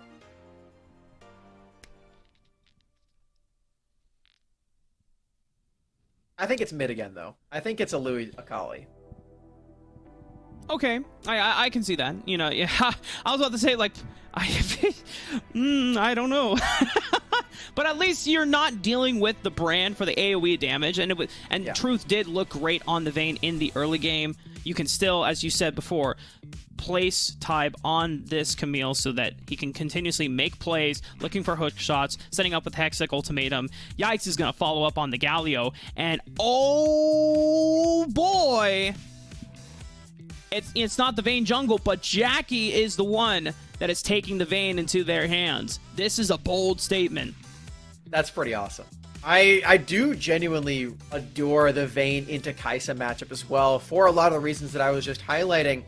You do give Kai'Sa quite a bit of trouble matching stealth with stealth, and Vayne's is a lot more frequent most of the time, so as long as they're in final hour, of course. So Jackie providing that for this team is really interesting. There is the other element of the Twisted Fate ultimate that does provide the true sight. You can scout out where Vayne and Akali are at any given moment, but it is still a very solid matchup for Jackie. And after the performance that we just witnessed on the Xayah, I would expect nothing less than Jackie wanting to be the carry again. And notice here in the Baron lane, defensive summoner spell choice for a Louis, because they need to survive against Zello, who has taken the Ignite on the Renekton. A lot of kill pressure already present for this Crocodile. Eyes are on Zello to see if they can snowball, maybe get some assistance from Meals or Zello to really get that top lane rolling in their favor. Because we know that when Zello had the lead and was just causing so much pressure on the side lanes, it really put enemy in a pickle in trying to decide how do we really deal with the split push pressure from Cloud9. Renekton does notably have a lot more means of taking those turrets than Akali, as you were saying. This is a matchup a bit lopsided in that way. It's going to be up to Louis to take a bit of a different approach than what we would expect. See how that one ends up playing out as Cross in the Dragon lane. Selma is forced to flash out as Tide is making a visit. Red Raptors swaying around mid. Nothing was biting there, but then found his way after the Scuttle Crab wait onto Selma. And knowing that Selma just was chunked out by the Ignite. And now flash down. This is going to limit Cloud9's ability to really force engages favorably from the Dragon side of the map. Really early recall for Selma. Only at level 2, so it doesn't actually have access to all of the spells. We'll see if he does have the movement ones at the very least, as Yikes making a roam as well. He was the first one to the punch, but there's 3 members ganged on top of him. So he can't really hold them all off by himself. He's got CC, but doesn't have damage. And a Louis was chunked out sub 50%. Tybe might have to lose on this blue buff because there are 4 members dedicated to this invade. Ooh, oh my god, Tybe is able to clutch it out though. Nicely done for Tybe. Denying all of the advances, and you need to do that right there as well, because if Tarzan is able to steal that one away, he hits level 5, and you very well could be fully engaged upon by the wrath of all of Cloud9. So, crucial smite for Tybe. Goes back to clearing his camps, and this is something we mentioned yesterday. Camille does notably have a much slower time clearing these camps now that the hookshot does not provide you with the attack speed when you use it onto a jungle camp. So you're seeing that Tarzan does have a pretty sizable lead right now, staying on the rift as well. It's going to grow even further. Tarzan had that lead in the last game and likely will retain it as a priority for Cloud9 in game 2. Yeah, Tybe really has to rely on finding successful ganks and snowballing his way to level 5 so that you have such a huge advantage of being able to lock down one primary target. Yikes is in level 5, can't follow up on, just as I say that though, hits level 5, now can follow up on the Camille, Galio, Wombo. Hextech Ultimatum into Hero's Entrance. One person selected, unless they have both of their defensive summoner spells, they are not getting out of that alive. Too early in the game for a stasis as well. That's the other tool that you can eventually have at your disposal to deal with this very deadly duo, but way too much gold to consider buying on anything but a support this early. Even supports, you usually want to go for the stone plate or something along those lines. I've been really enjoying taking Proto Belt on every support that I've been playing. It's just a nice time. You know, a little bit extra movement on Thresh or Morgana or that sort of thing. It just feels good. Yeah. Proto Belt into Flay. That's pretty sick. Proto Belt into 5-man Soul Shackles. That's pretty sick too. Mm-hmm. Well, you typically do die if you do that. You don't really get the second pop on Morgana. Yeah, you got to be far enough ahead on base stats so that you just don't instantly get one shot, which is normally why you see like stasis. Yeah, exactly. You take the stasis instead. Well, Selmal takes a lot of damage in exchange for Jackie getting poked out and forced to use the Honey Fruit. Package available for Truth. Making his way. This would be a great choke point, but the rest of enemy need to be here to capitalize on such a bold engage from Truth. And, you know, rightfully so, does not take the engage. Has to use the package, though. And that's going to be not available for enemy. Cloud9 might have advantageous positioning for the Dragon now. Yeah, no Borky package to speak of, so that certainly does make it a lot easier. Oh, I'm getting tricky with it. Just trying to see if he can force Cloud9 to use any reactionary spells. If you can get any abilities out, that's a resource advantage. But they're burning down this dragon, and I don't think Tybe can get in there. Ooh, close. Tybe does have flash. Is he in danger quite yet? Dodging out on the gold card with the Hextech Ultimatum. Yeg's trying to join him, but they don't get the combo right. And now this is a lot of resources already expended, not available for enemy to follow up on the fight. Old School using the Killer Instinct to follow up over the wall. First Blood does go over to Jackie. Can he clean up the rest of this fight? Old School super deep in it. God finds the double, but Alui takes him out with the perfect execution. Oh man, Old School diving way past the team right there. It's something you can often do on the Kaisa, but typically not strong enough to survive after the fact. That's what he ends up seeing after that team fight all unfolds. You do take almost 2 plates in mid lane. All right, minions.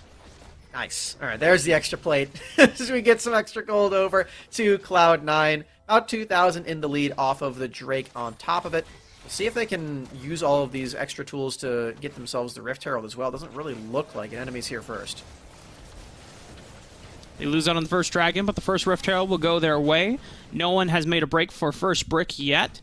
So enemy have an advantage to go and look for that stimulus of extra gold in this early game. Currently, right now, Cloud9 are leading with a solid 2,000 advantage. Right there, just a small thing that I noticed. Selma putting some extra points in the Gleaming Quill.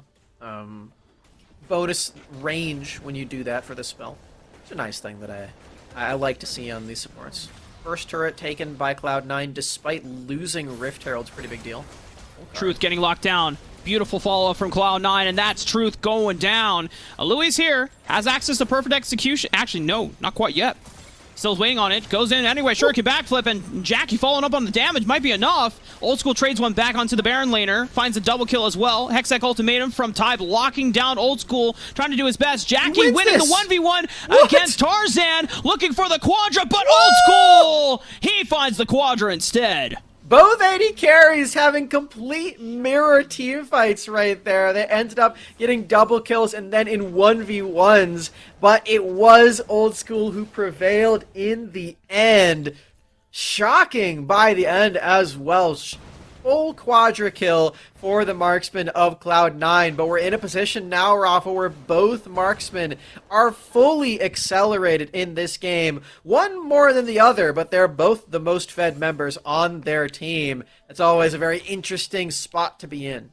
And even though the Executioner's Calling is not a uncommon thing for Kai'Sa to build so you can get that evolved first ability, it's great against someone like Jackie's Vein because the Blade of the Ruin King and the life steal boots that they have completed, giving him so much sustain, is going to be cut down thanks to that investment from Old School.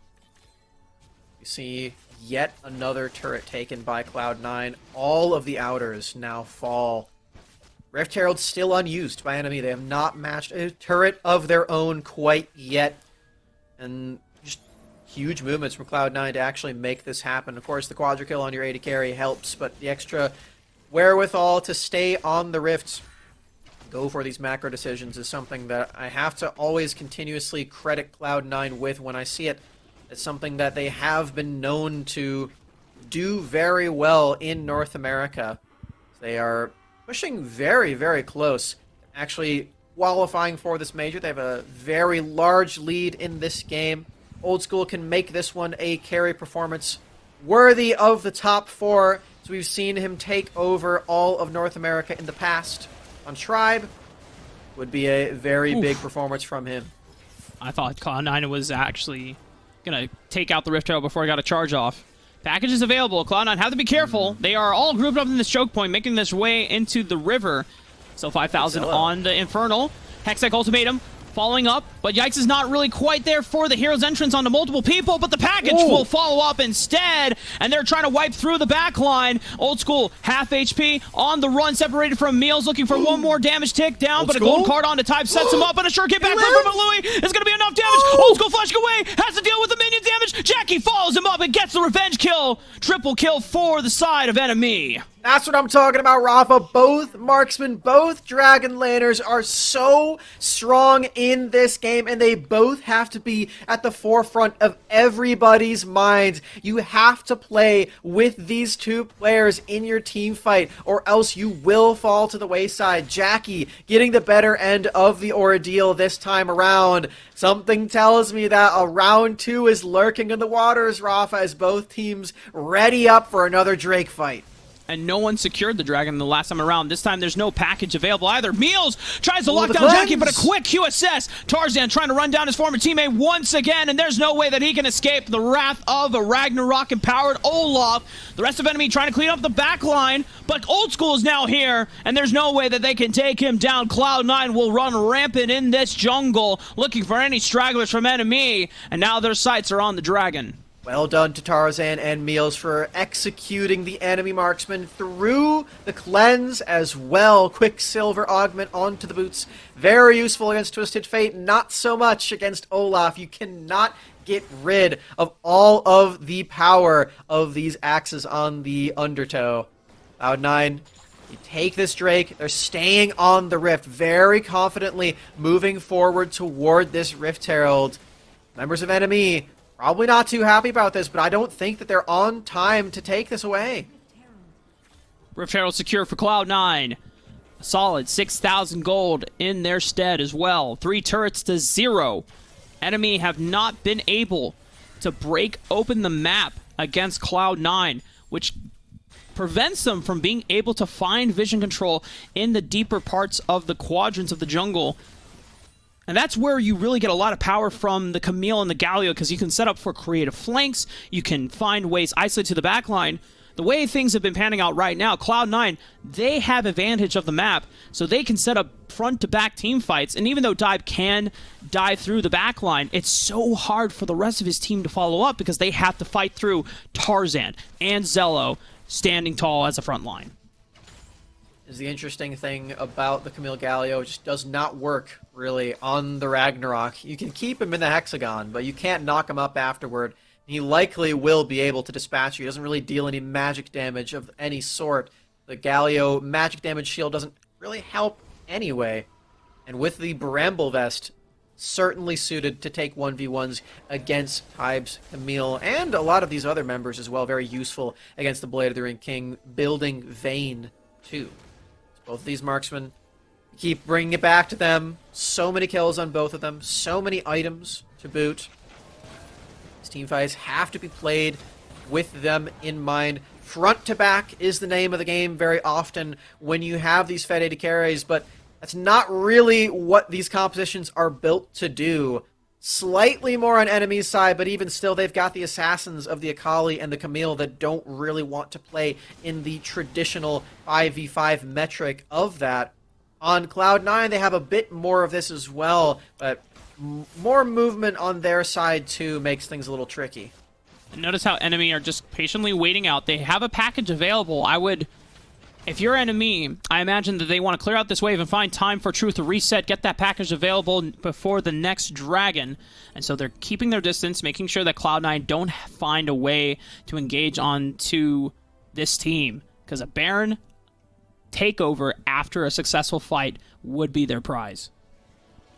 These marksmen do dispatch the Baron Nashor very quickly too, so always have to consider whether or not that is an option for the enemy team. You gotta take stock, do a head count every time that you see them on or off vision. If Terrell in this Baron lane removes one more turret for Cloud9, they are now 4-0 in that aspect of the game. Enemy still not able to take any of them. Very close in mid lane, but they do not take the opportunity to trade turrets immediately. They take their time, and finally they will assess that they can take this one, but it might be too late. Meal's looking for the Destiny, knows that Truth is back in the base. They might have an opportunity to lock down Jackie, has a flash away, use the QSS as well. They have to buy time for Truth to come in with the package, but they found the backline and the Vayne is done. Truth, can he save this game with the package? He finds multiple members here, but he has to kite this one out, and Old School is still alive and well, and he is kicking ass on the Wild Rift. He tears through 3 alongside Tarzan, who picks up the triple kill. Cloud not only lose 1, but they have enough members to take either the Dragon or the Baron. The wariness of enemy comes back to haunt them in that instance. They acknowledge too late that they had the opportunity to take the mid lane turret in trade, and by the time they attempt it, it's far too late, and they do get punished incredibly heavily. Tybe switching to TP. Yikes is in position to be the catalyst for Tybe to arrive, but it's too little too late once more. Baron slain. Drake taken by Cloud9. Full sweep of the objectives once more. Cloud9 fully positioning themselves to a top 4 berth. 10,000 gold lead in Cloud9's stead. This is usually the point where it is damn near impossible for teams to recover and come back from. We have seen miracles, though, and it's all centered around one objective in particular, and that's the Elder Dragon, which is an Elder Ocean this time around. If you pick that up, not only you're going to get the extra burn damage from the Elder itself, but Ocean giving you a lot of sustain might be the difference maker, but enemy would have to stall out the game long enough, and with Cloud9 empowered by this Baron buff, they're not going to let that happen so easily. Jackie has done a phenomenal job of self-peeling for this Vayne of his. There's just so much that this champion can do, though. Oh, boy. They just wiped out through time, and now no one can protect Jackie. The rest of Cloud9 can just barely brute force their way. Tarzan dunks on Jackie. Louis, can he clean up this fight alongside Truth? But just as I say that, Louis also bites the dust. This could be it. Cloud9. Through thick and thin, enemy tried to do their best to solve this game. 4-man taunt, but a Baron empowered minion. Wait a minute, Truth. No, that's not going to be enough damage. Cloud9, They will prevail. They will automatically qualify for the first major. And for Enemy, they're going to have to try again next weekend. Nicely done for Cloud9. It's up to them from here to see how far else they can go in this top 8 bracket. They make it into the top 4. They have just qualified for the first major here in the WNS. And boy, oh boy, are they looking good doing it. These team fights have been so stellar from this squad. This is true of yesterday's games as well. In their games that they lost then, they certainly got off on the wrong foot early game. But you can see that when they get a lead or when they have on even footing as well, they can really turn things around even in the most unorthodox of games where you're in a front-to-back situation, but there's so many assassins that you have to deal with. I think Old School really stood out as being a big carry force on the team in this Game 3. Absolutely. I mean, Game 2, the Kai'Sa performance seemed, unfortunately, not enough for Cloud9 compared to the rest of what Enemy had drafted for themselves, and because it was so difficult to lock down something like a Xayah in that instance, you know, compared to the amount of AoE damage you were able to reliably get off in Game 1. But Old School runs it back on the Kai'Sa, unwavered, still confident that he could put out the damage out. Boy, oh boy, Old School really just took this on his own. Tarzan also having a remarkable carry performance on a comfort pick in that Olaf once again, as we've seen, you know, in the past. But I think the big moment for Old School is, and one of the things that we have to keep track of, is when we looked at his performances in the past on Tribe, he was always playing utility. He was always playing more of a secondary carry role. When you have players like T-Tigers and starting taking a lot of that show, then it's very easy to get lost in, you know, a lot of the recognition and the fame. And so Old School really, he just wants to prove that he was also a primary carry on that roster, and he's showing it up right now in this Cloud9. We're going to take a look at the bracket now that it's been updated after our first series, and you'll get to see that Immortals, Sentinels, and Tribe all prevailed as we expected. No surprises or upsets here. So we're starting to see most of the top 4 coming into fruition as we foresaw. This is the entire top 4 as well. We do have our first 4 teams in the major: Tribe, Sentinels, Immortals, and the aforementioned Cloud9, who we just saw take that 2-1. We will be seeing looks from all 4 of these teams throughout the day as we will be watching all of the remaining matchups. Very, very exciting stuff. I'd imagine that we're going to the top of the bracket first. I don't actually know, but we will be seeing both of them in due time. So for all you Tribe fans out there who were hankering for some gameplay yesterday, don't worry. We're seeing them today. Yeah, and actually they're going to be the next matchup that we see. Tribe Nice. Sentinels will be the first series of our semifinals for the top 8 single elimination bracket today. We're going to be taking a short break. When we come back, it will be that series, so stick around and watch some more banger action.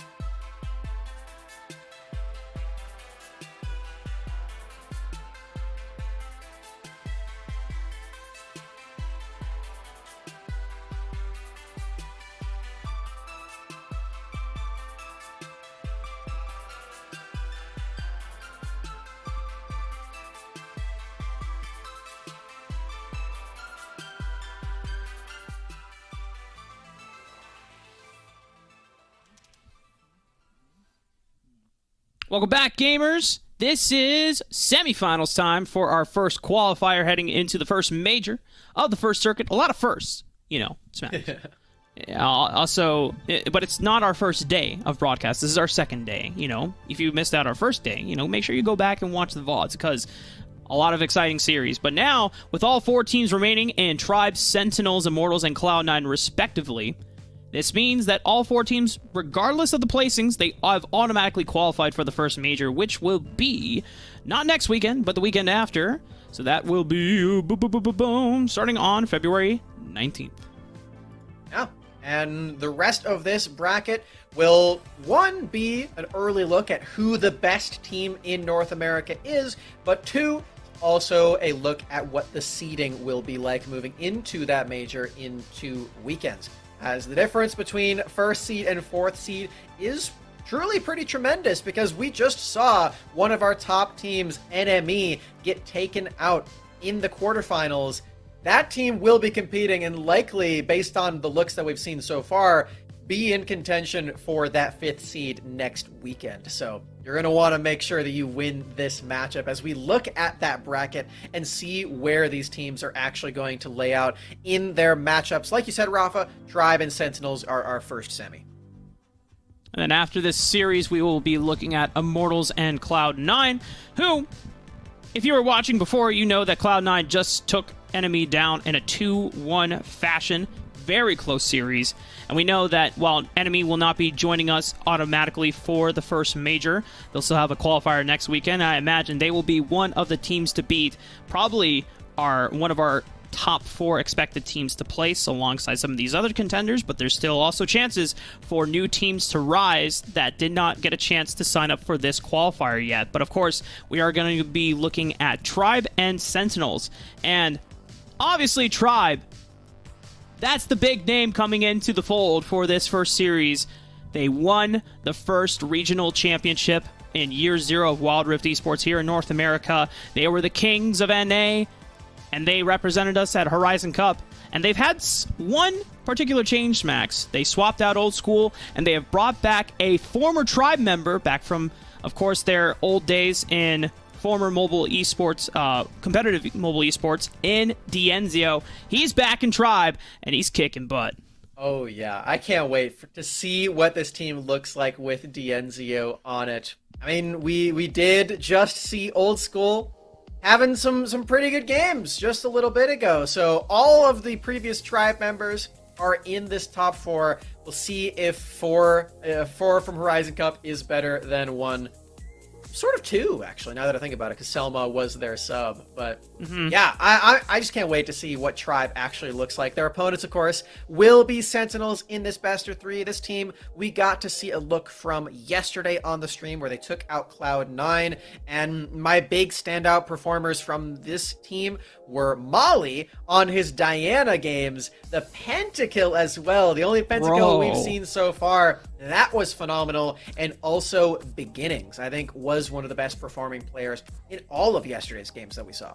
Yeah, and catching up with some of the coaches after yesterday's games, and really talking about the strength of supports across the entire North American scene coming into this year 1 official season of Wild Rift Esports. But of course, Dienzio and Molly are players to watch because they are the new kids to the block in their respective teams. But, as we mentioned before, Dienzio won a world championship with the core of T-Tigers and Max Green in another eSport title in the past, back in 2017. So not only he's reunited with former teammates, but also this is a powerhouse and a core of players just coming back together once again. I imagine this is going to be the best iteration of Tribe we're going to see for a very long time, assuming everyone comes together. And for me, so Max, we discussed it before, our predictions are on Tribe. We expect them to take it in a very dominating fashion. Maybe there's a 1-game win from Sentinels off of the back of Molly, but, I mean,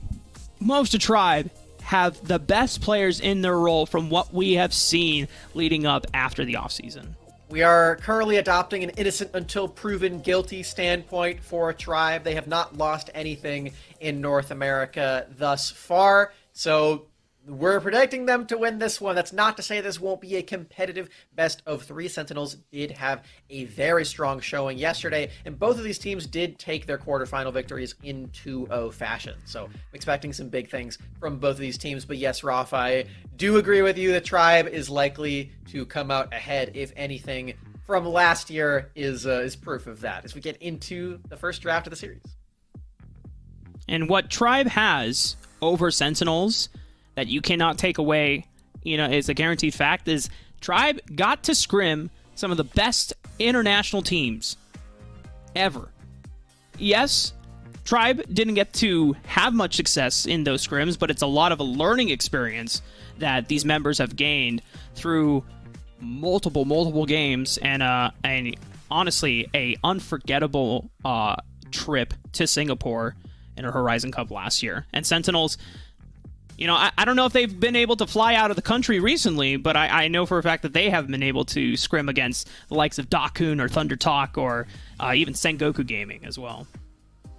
Got a point there, Rafa. Tribe have that experience under their belt as the only North American, I should say, representative at an international event so far for Wild Rift. We're expecting some big things from them in 2022 as well. The first official competitive season in full swing for WNS and the global regions around the world. Talking about this draft just a tad, we have some Baron laners banned already in both Camille and Fiora. I say Baron laners, they are able to be flexed into the jungle, both of them as well. So just removing some of these flexible champions. We know that MTS really does like playing a lot of these bruiser styles, and Sheesh can definitely take that mantle too. And one note I want to see from a developmental side of Tribe is Chuck, mostly known for his tank play, his frontline play. We've seen during the offseason in the community tournaments across NA that Chuck was picking up things like the Jace, Set, both champions, not banned. I would rather Sentinels make sure that they don't let the Set go through. I know that Jace is technically a counter pick, but I feel like one of those champions will now be getting snagged up in the hands of Tribe. Yeah, okay. they're definitely going to ban that through. Set. Like you said, though, Jace is a really big one for Tribe. I think specifically starting has shown some very, very good looks on this Jace in some of the community tournaments around and about the Fight Night Rift as well. Recently, I believe he had a very good performance on that one. And yes, Tribe will snag that up right away. This does leave up some pretty key champions. The Olaf that we've seen take very, very stellar wins and big performances around multiple teams. That's available for Sheesh if he wants to go in that direction. Zig's also up too, so that's something to keep in mind. Multiple mages actually available for the Dragon Lane, Orianna and Brand. We know that Rest put a great performance out on the Orianna respectively, and one of the first Dragon Laners to really adopt Orianna in the duo lane before really anyone else. I know then Dienzio soon followed up, and then everyone else started saying, okay, you know what, I can play mages in the Dragon Lane too. Brand being picked up, we saw how powerful and game-changing this was for Cloud9 in their comeback of the Game 1 series against Enemy. More than likely, should be going to Dienzio. Dienzio having quite the affinity for playing mages in the Dragon Lane, and if you watch Dienzio's YouTube content, he's very adept at all roles. He'll put videos out of like, this is how you smurf as Lee Sin in the jungle. This is how you win games and carry from Jay's Baron lane. So, Dienzio can play almost anything, man. Always love giving shout-outs to the boys' content right there. As always, if you're making Wild Rift content out there, we'd love to see it. We are definitely big fans of Wild Rift gameplay and Wild Rift videos and streams and all of that. So, as always, please do let us know if that's something that you do. We would love to watch. Getting back into this draft, Twisted Fate locked in. This is something that Sentinels has the capability of flexing around. Rest did play it yesterday in the AD variety, much to our compatriot TJ's chagrin. He did not really enjoy that one out of Rest, who's complaining about it to us just yesterday. Hey, I mean, it won, right? It won! That's why he was upset about it, actually, because they won with AD Twisted Fate. We'll see what they want to do with it at the end of the day. Riven lock-in, though. This is really fun. That looks like a jungle Riven to me. And we haven't seen Riven jungle in quite some time because Riven did receive some nerfs, mainly to her early game damage and targeting her ability to clear the jungle as fast. But T-Tigers is going to bite down and say, all right, well, Riven, prepare to meet my Kha'Zix, baby. Wow. This draft is looking really spicy all of a sudden. And now with the Akali lock-in too, this does secure Twisted Fate in that Dragon Lane role. Chuck taking the Garen duty up in the Baron lane, and it does leave the Jace 2 starting. Like I was saying before, he has some really good performances on this. Sometimes you see a full physical damage team and you're like, that's a little bit spooky, but like we said before, Dienzio playing that mage in the Dragon Lane completely makes up for that one. So somebody like this Darius can't just fully build out armor and expect to survive. He will be burned to a crisp. And that's the beauty of, I think, having mages in the Dragon Lane in this meta right now for Wild Rift competitive. You have such strong physical damage carries in the likes of Jace and Kha'Zix, Riven. I mean, Set when he's available. I know that another big one in the past, like Fiora and Camille, you got to have magic damage coming from somewhere, and thanks to something like a Brand or an Orianna or a Ziggs, you can easily chuck out and contribute a sufficient amount of AoE magic damage that the enemy team can't just, as you said, reliably build armor and be like, oh yeah, this is all the durability and resistances I need. No, you got to respect the magic damage. I do want to quickly talk about a strategic thing that we've seen Sheesh do many times, which is running as fast as possible onto the Rift, placing a ward, and then recalling for Sweeper. It's something that has been a strategic element of PC League of Legends for quite some time, but it does appear that Sheesh has adapted that to the Wild Rift variant as well. So he did place a defensive ward onto his blue buff. Oh my God. Starting one more minion. He's dead! Woo! Molly's gonna win first blood, and I know we weren't really talking about starting going into this lane, but we have kind of pumped up starting to be one of the best mid laners in Wild Rift, but Molly winning that first blood is gonna be huge for Sentinels. T-Tigers coming in, forcing Rest to immediately flash. He was only level 2. Looks like he didn't have access to the leap to secure the distance, but already Sentinels off to a fiery start. Such slim margins for how large the implication of that mid lane 1v1 is on this game. An accelerated Akali moving throughout the rest of this game, and a decelerated Jace as well. Man, oh man, Rafa, that is such a big way to start off this game of Wild Rift. And, you know, you gotta give credit to Molly. He started with the armor, mitigating a lot of the Jace damage, and that had to be the main thing that kept him alive in this exchange. Yeah, thought that he spotted lethal, but then going for the last couple auto attacks. As you said before, the cloth armor is going to mitigate a lot of that auto attack damage. Max Green and Dienzio in big trouble. Sentinels winning out, forcing multiple summoner spells from the Dragon Lane duo. And Sheesh might try to find a straggler here. Has access to flash. Not going to be able to find Max Green in time, but just pushing him off, installing the recalls. Forcing the recall to be a little bit delayed on Dienzio is still a big deal. It's not as flashy as something like a kill underneath these turrets, but she's still helping out in that exchange at the end of the day and will be able to recall and stay back onto the Rift as well. Sentinels off to the races with this one, truly, is Molly with a solo kill being the main point in favor of them, but Rest taking a nice advantage alongside Beginnings in that duo lane now. Trying to spread it elsewhere. Beginnings potentially looking for starting to aggress and punish the fact that he doesn't have flash. Beginnings not going to be able to find a flash flay opportunity, just shoving out the wave so Molly can recall. Sheesh on the bottom side of the map. Doesn't really open up an advantage for MTS, as thought he was going for an all-in onto Chuck, but Chuck backs away, eats up some honey fruit. We have the next neutral objective spawning in 50 seconds. You know, Rafa, TJ may not like AD Twisted Fate, but hearing the very fast cards just slam against these minions is very satisfying. Yeah, and I assume that he's also maxing the stacked deck first as well. Oh, yeah, for the increased attack speed. So he really is like Gambit, just throwing out one by one. Very nice sounds. I like the Underlord skin too. Right. Anyway, It's just aesthetically pleasing. I'm enjoying it. The 80 Twisted Fate. It may deal less damage than the AP variant, but I think it's still valid. I think it's less burst damage, but more consistent damage. You know, the DPS will go up because you'll be doing, because stack deck does bonus damage on every 4th auto attack, and if you have more attack speed, you'll get more uptime on it. It's just, as we've seen before, Twisted Fate, once you get late game, 4 items on AP Twisted Fate, you can potentially one-shot or two-shot some squishies. It's not as satisfying, but of course, the consistent damage, you got to find it somewhere. And the rest of Sentinels have positional advantage for this dragon. Multiple members are here. Jump. T-Tiger's trying to find Molly. Chunks him to sub 50 HP. A flash from beginnings. Tries to find the death sentence. Does not land it. It's a good attempt right there.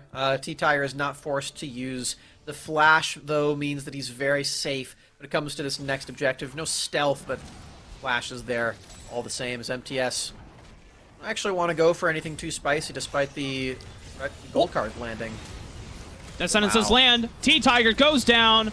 Sheesh will find him easily and Wow. still putting out multiple amounts of damage. Starting trades one back.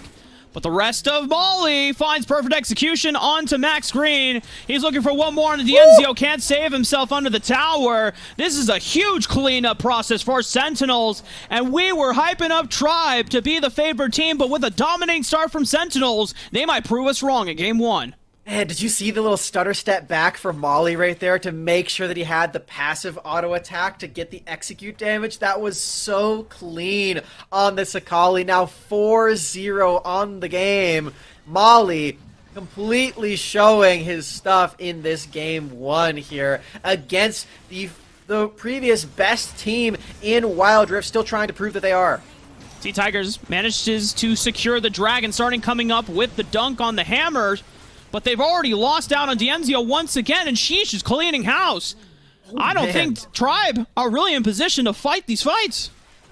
My math is correct, Rafa. That's a 5-0 Akali now, alongside a bunch of other kills, too. Mid lane turrets under fire. They're thinking about moving over to the Rift Herald. All Tribe has to show for it is one Infernal Drake.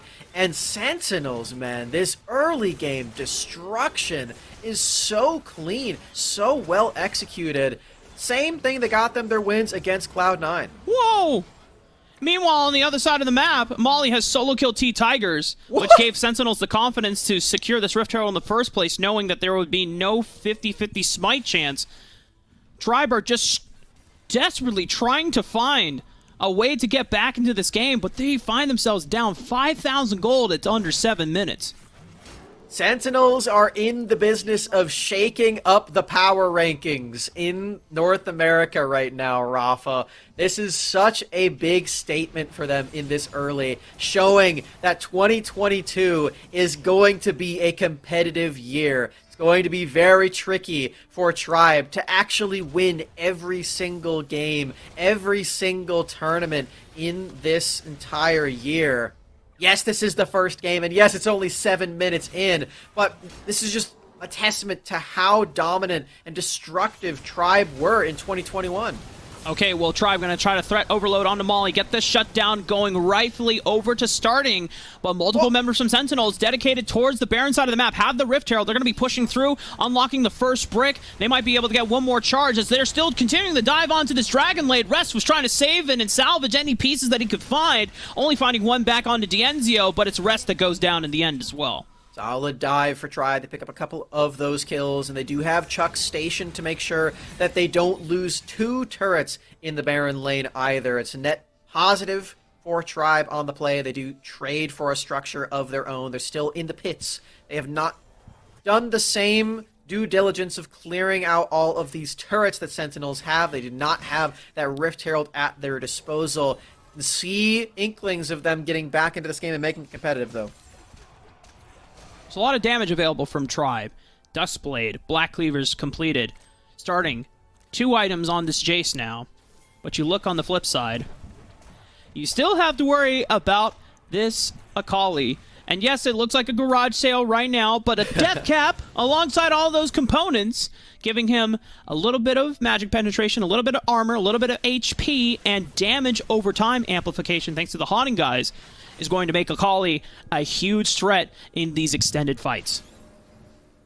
Dollar store builds are oftentimes my favorite on these champions as well. It's just so fun seeing all the different components, just the little optimizations. Akali's been one of those champions for her entire runtime in North America, as well as things like the Katarina and the Kaisa, of course, for the evolutions.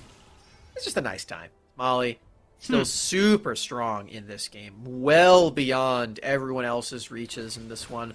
A lot of that is the team fights that we've seen Sentinels pull off as an entire unit, but the solo plays are huge too.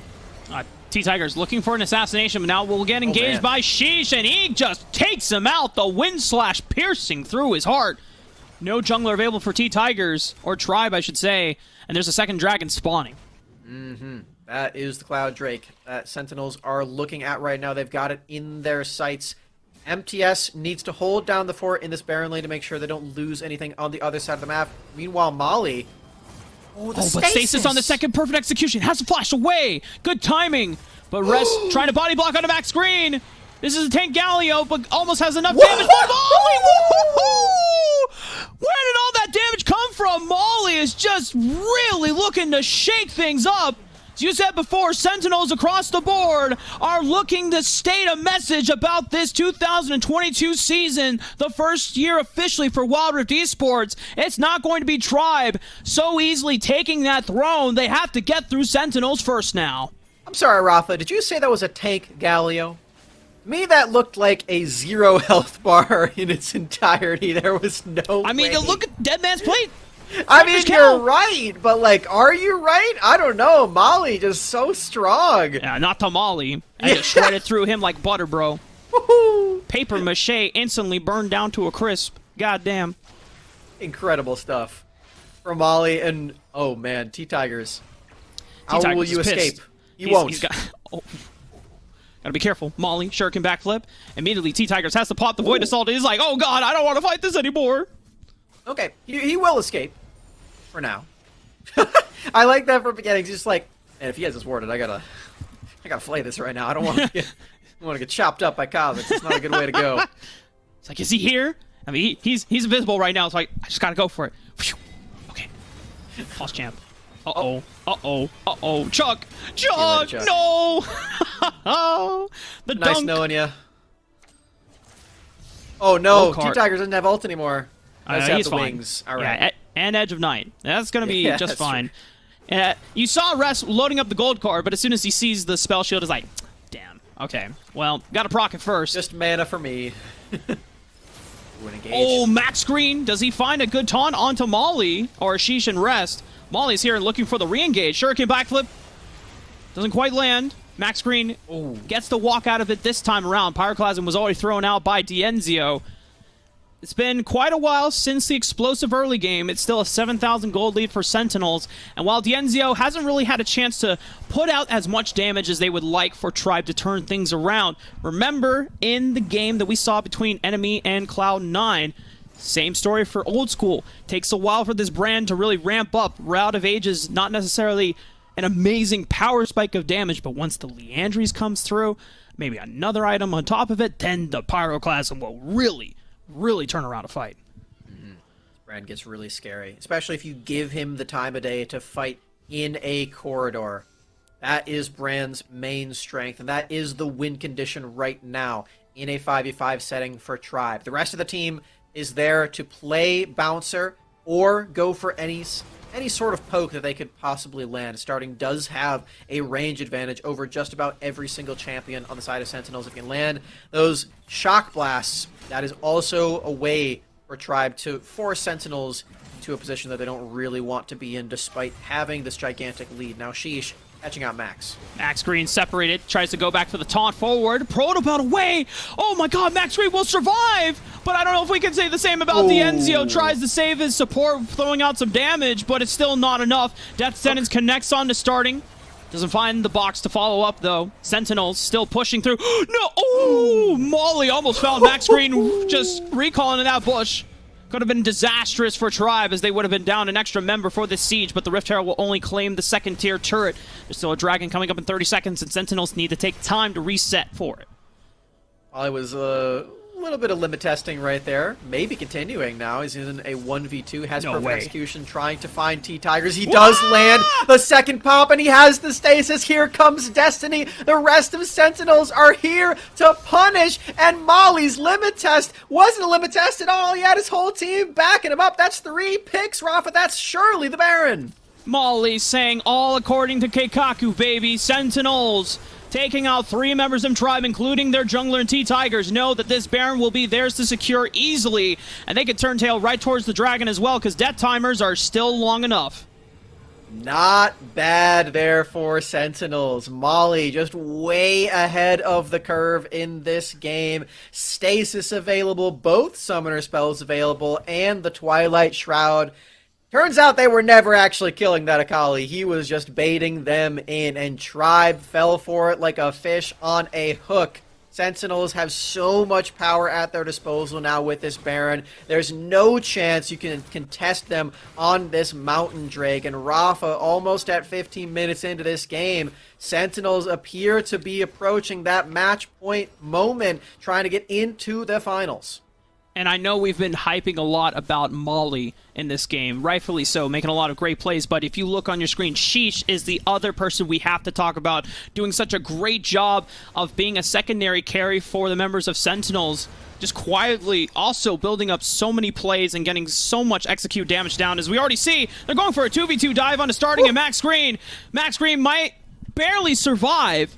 Rest popping the Destiny, almost looking to see if they could isolate and look for that kill to make the numbers advantage for the siege. I went for the perfect execution underneath the turret, forcing What the is going stasis, on? and now we have beginnings. Worse for wear in the fight. That's a huge shock blast from Starting. The Flay cancels any further advances. And Starting was really close to finding something there as he's still going. Minion tanks the hook right there. Starting looking for some more. They're still moving in. Max Green so fast. I don't think they can find anything else, but that was really close. Yeah, Dead Man's Plate. I think he also has Proto Belt as well, so he can make those taunt engages super reliably. The problem has not been the engage potential from Tribe, though. It's been how long can they survive from the burst damage from Sentinels. Between this Akali and the Riven, they put out so much. And then even if you deal with one or the other, you still have to deal with Darius, who has been accumulating farm, accumulating resources, is durable, he's tanky, he puts out damage as well, he can do resets. And meanwhile, Twisted Fate has gotten past the point of the AD part where he is kind of weak and only just for utility. He's got Infinity Edge, he's got Rapid Fire, he could put out some decent damage as well. Yeah, and really any ranged champion that has these items is going to be scary as a death sentence lands, Rafa. Oh, look, they're shredding through Chuck! Chuck is going to go down! Or not so, I say so. Play, but Molly cuts him off on the right side of the flank. It's all chaos in Tribe's jungle right now. Rest and the rest of the members of Sentinels will follow up just with impunity. And Tribe have to scramble. And with this base looking to be in shatters, 5-man strong, the push could net the first game for Sentinels. And we were impressed by Sentinels yesterday and their wins against Cloud9. Even the game that they lost, they showed us some good looks. But did we expect them to look this good against the best North American team in all of 2021? Truthfully, I don't think so. But here they are all the same, Rafa. Sentinels making a statement with Game 1. And you look at the goal chart, it wasn't an explosion, it was just successful fight after successful fight after successful fight, and Sentinels never dropping the ball. Even if they lost a couple members, if they got picked off, they always made sure that they were trading up in terms of macro, in terms of objectives, in terms of kills overall. They always had the lead in the game. And for Tribe, they have such a strong core and damage of course, starting in T-Tigers who can run amok on the map, but I really wonder if how much of that momentum was stunted off of the first blood from Molly in the mid lane. It definitely feels like it. At the end of the day, with Molly getting that really early lead, It's like I said at the start of the day, start of the series, I should say. We weren't talking about this at the top, but when you fall behind as Jace, it can be really difficult to be as effective as you would normally be. The poke doesn't quite land as hard. You don't have the same level of confidence to dive in with it to the skies either. There's just a lot you have to be a bit more careful about in that early game. And I think for starting, he's going to be more conscientious on whether or not he can actually take those risky turret dive plays at level 3 against a champion that has armor. I really don't think he expected that extra durability to be there. And then for starting, he's put in a position where, since they're falling behind, he can't go for a scaling build like a Muramana, right? Which will really increase the output of damage on his accelerated shock blast for range, and of course, anytime he goes in to execute people. Sentinels, the one with the explosive pop-off. And it's not like they had risks to this comp either. This wasn't a guaranteed position. There's a reason why we haven't seen Riven in a while during the offseason because of those nerfs. She's no longer as safe and as reliable as she used to be when we saw so much of her during Horizon Cup at her peak in the jungle. And she's a bit more risky, but because Sentinels pulled off the snowball and got Molly and Sheesh off to a great start, they were just running the game. Great game for that Riven in the jungle. And while Sheesh had a bit of a quiet start, it was anything but quiet by the end. We have to point this out as well for TJ, who I am fairly certain is watching. AD Twisted Fate, still 100% win rate. I don't know. Maybe you're going to have to admit this champion's not as bad as you thought it was. Rest? Really making it work? That looked like a pretty solid game for it. Just yanking TJ's chain a little bit. But, yeah, I genuinely did feel like Rest did exactly what I expect an AD Twisted Fate to be able to do. The extra utility of the gold card was there. That's not something that other marksmen can provide. So combining the two, where you have this gold card, you have the map-wide utility of Destiny, and then you still have a little bit less damage than other marksmen could probably provide, but still a good stream of auto attacks coming in onto the enemy team. It's pretty much the peak of what this champion's possibly able to do. You're still putting out utility with the gold cards, right? And then, you know, if you think about it, whether it's AP Twisted Fate or AD Twisted Fate, you're still scaling. You're not doing as much damage as any other champion that spikes early on. You're just there for being a gold card bot, but by the time you hit a third item on AP Twisted Fate or AD Twisted Fate, you will still be a secondary damage source. So, you know, I know TJ is not a fan of it, but I'm not against it. You know, it's fine, and it provides flexibility. You still get the global power of Destiny being able to port onto plays, and as long as you have primary damage sources that can bridge the early game for you, that you can snowball through, which they definitely had in the Riven jungle and the Akali jungle, seems great to me. And I think the other thing that we should mention, Smacks, is that we got a chance to hang out with some of the players and the coaches last night. You know, just ranked fives, you know, and getting some fun down in the Wild Rift, shenanigans and whatnot. And a lot of the things that we're being told is that, you know, yes, obviously Tribe on the surface are favored because they were the number 1 team in NA. They went to Horizon Cup, but during the offseason, all the scrims, Sentinels have been looking really strong and really dominant.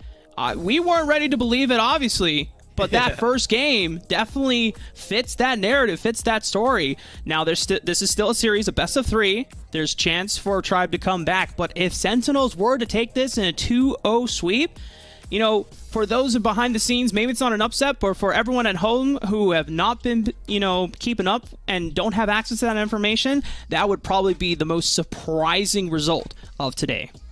In the competitive scene of North American Wild Rift, there has only been one tournament that Tribe did not win. That's because they weren't in it. Mortals ended up winning the 3rd major last year. Tribe had already qualified for the championship at that point. So for Tribe to come in to this 2022 year and potentially not win this tournament would be a really big shock. Not even making it into the finals as well. To be knocked out in the semifinals by Sentinels would be really, really big for the shakeup of the entirety of North American Wild Rift. Because there was always that aura around Tribe last year. Like, okay, well, our team's doing pretty well, but are we able to beat Tribe? The answer was always, unfortunately, no.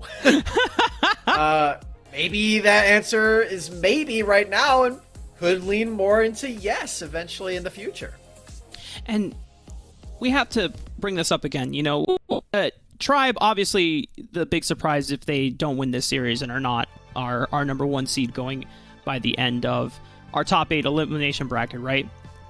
But the bigger surprise is that it's not coming from someone like Immortals or Enemy or even Cloud9 who were consistently top 4 throughout all 3 majors, right?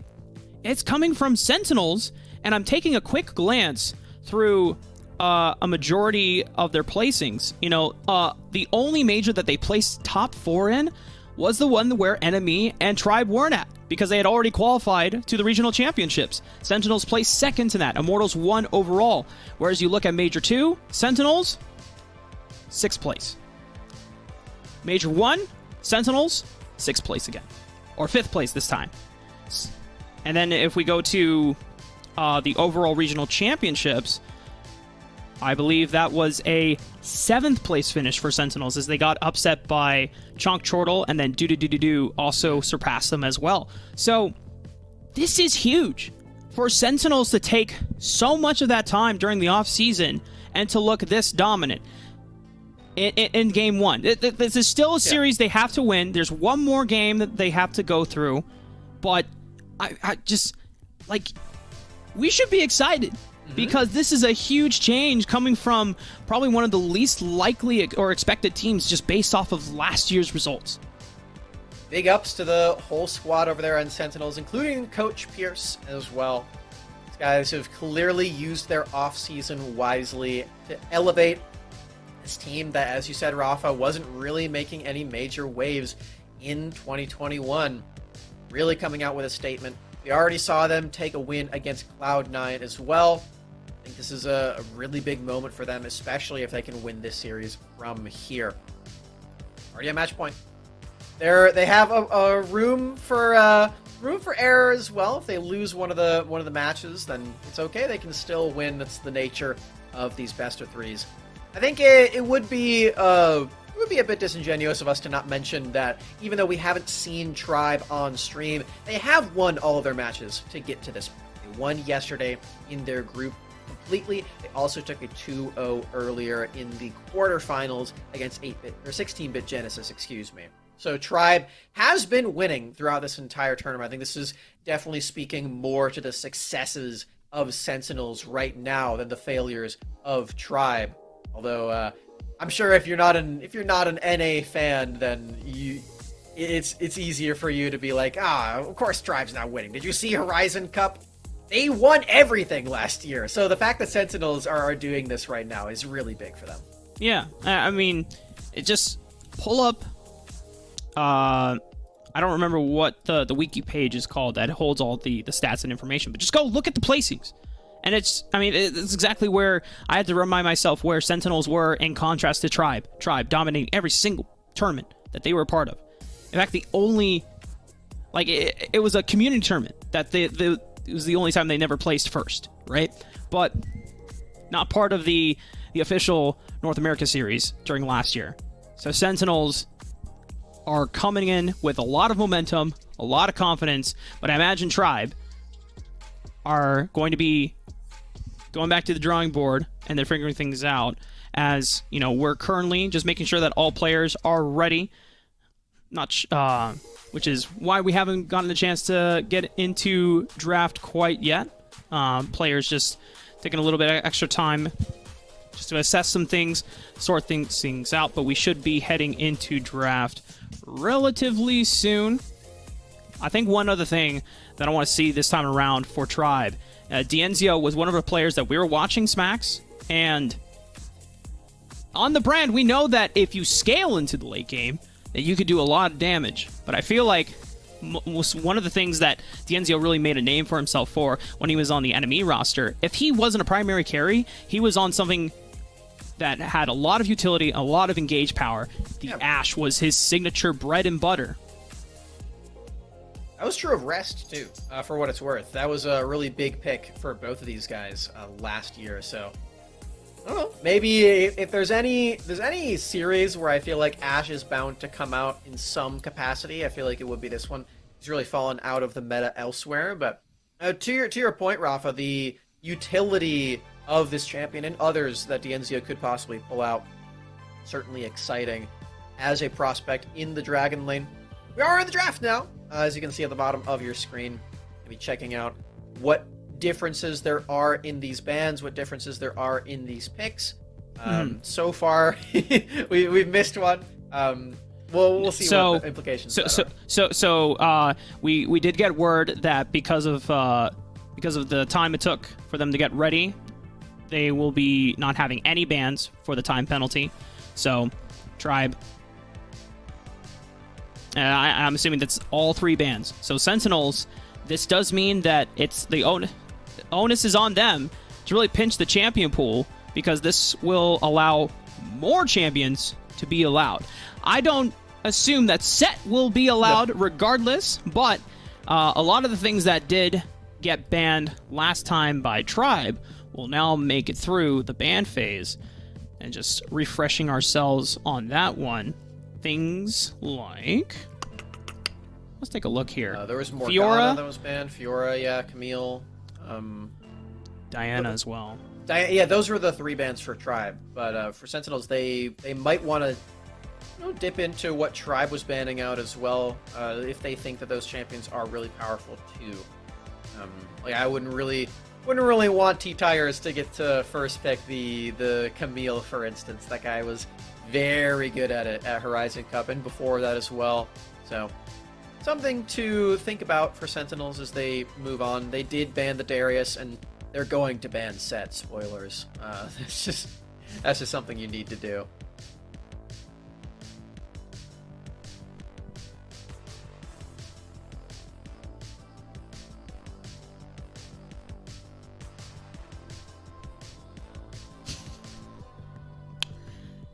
I love the music from Wisdom.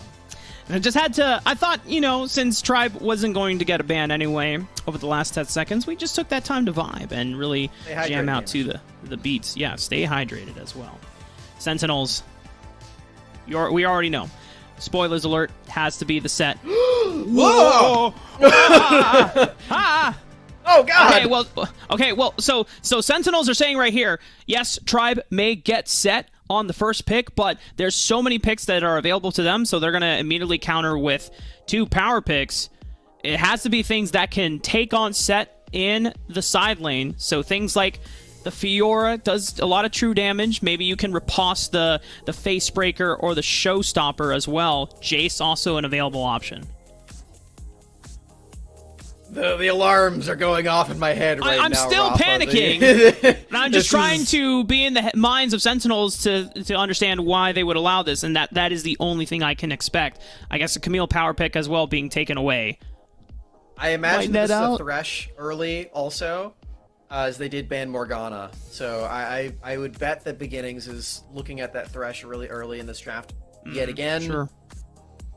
I think we talked about this yesterday, but the Set matchup into Thresh is actually quite good for Set still. And maybe that's why Sentinels aren't really considering that at this time. They're giving that priority over to Tribe as well.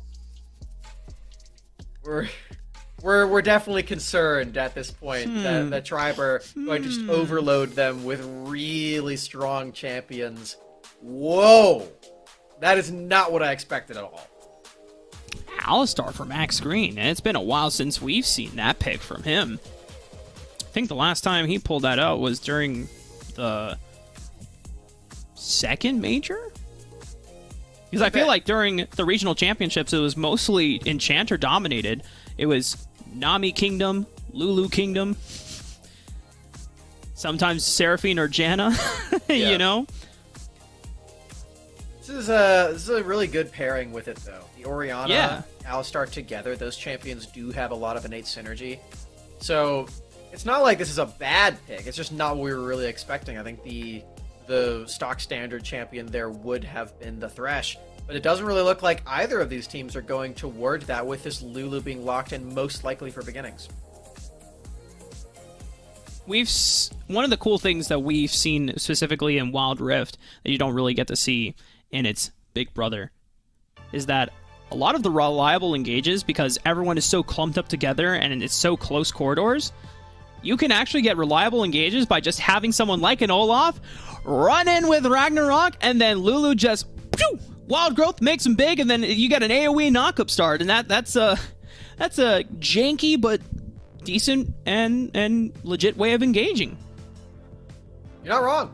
That is definitely a way that Sentinels can move forward in this draft. There's also still the Galio, if they want to take that route. Galio we've seen most often in the support role, so it's capable of being played mid, so if Molly wants to do one of those and play more a utility-based champion in this game, that is definitely possible. For the remainder of this draft, we see that Sentinels, they still are lacking a Dragon Lane champion for Rest. It won't be the Brand, as they have sort of banned that champion away from themselves, I feel like. The Brand wasn't really going to be picked from Tribe, I don't feel. They already do have this Orianna for Dienzio. There's the possibility of a flex. I feel like it's going to be Dragon Lane all the same. See what their priority is. It is Molly's Diana. Oh, that's really exciting.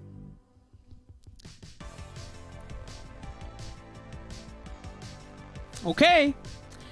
I mean, Tribe still have this set, and if you saw the Suzaku series, we know how powerful. Yeah, and I think it's Set jungle. I've been waiting to see this for quite some time, because the base stats on Set, you can really throw him in Baron, mid, jungle, support. And then just depending on how much resources you get, you either, go for a little bit of extra damage on your first item and then full tank, or you just go full tank, right? And if T-Tigers mostly has played things like the Vi in a very just straight up tanky way, I could see... never mind! He's playing Fiora jungle, baby. Okay. I was also wrong about the Orianna. It is going to starting. So that is the mid lane champion of choice for Tribe. They've shaken things up a little bit right there for us. Fiora into the Olaf scares me just a little bit, I will say.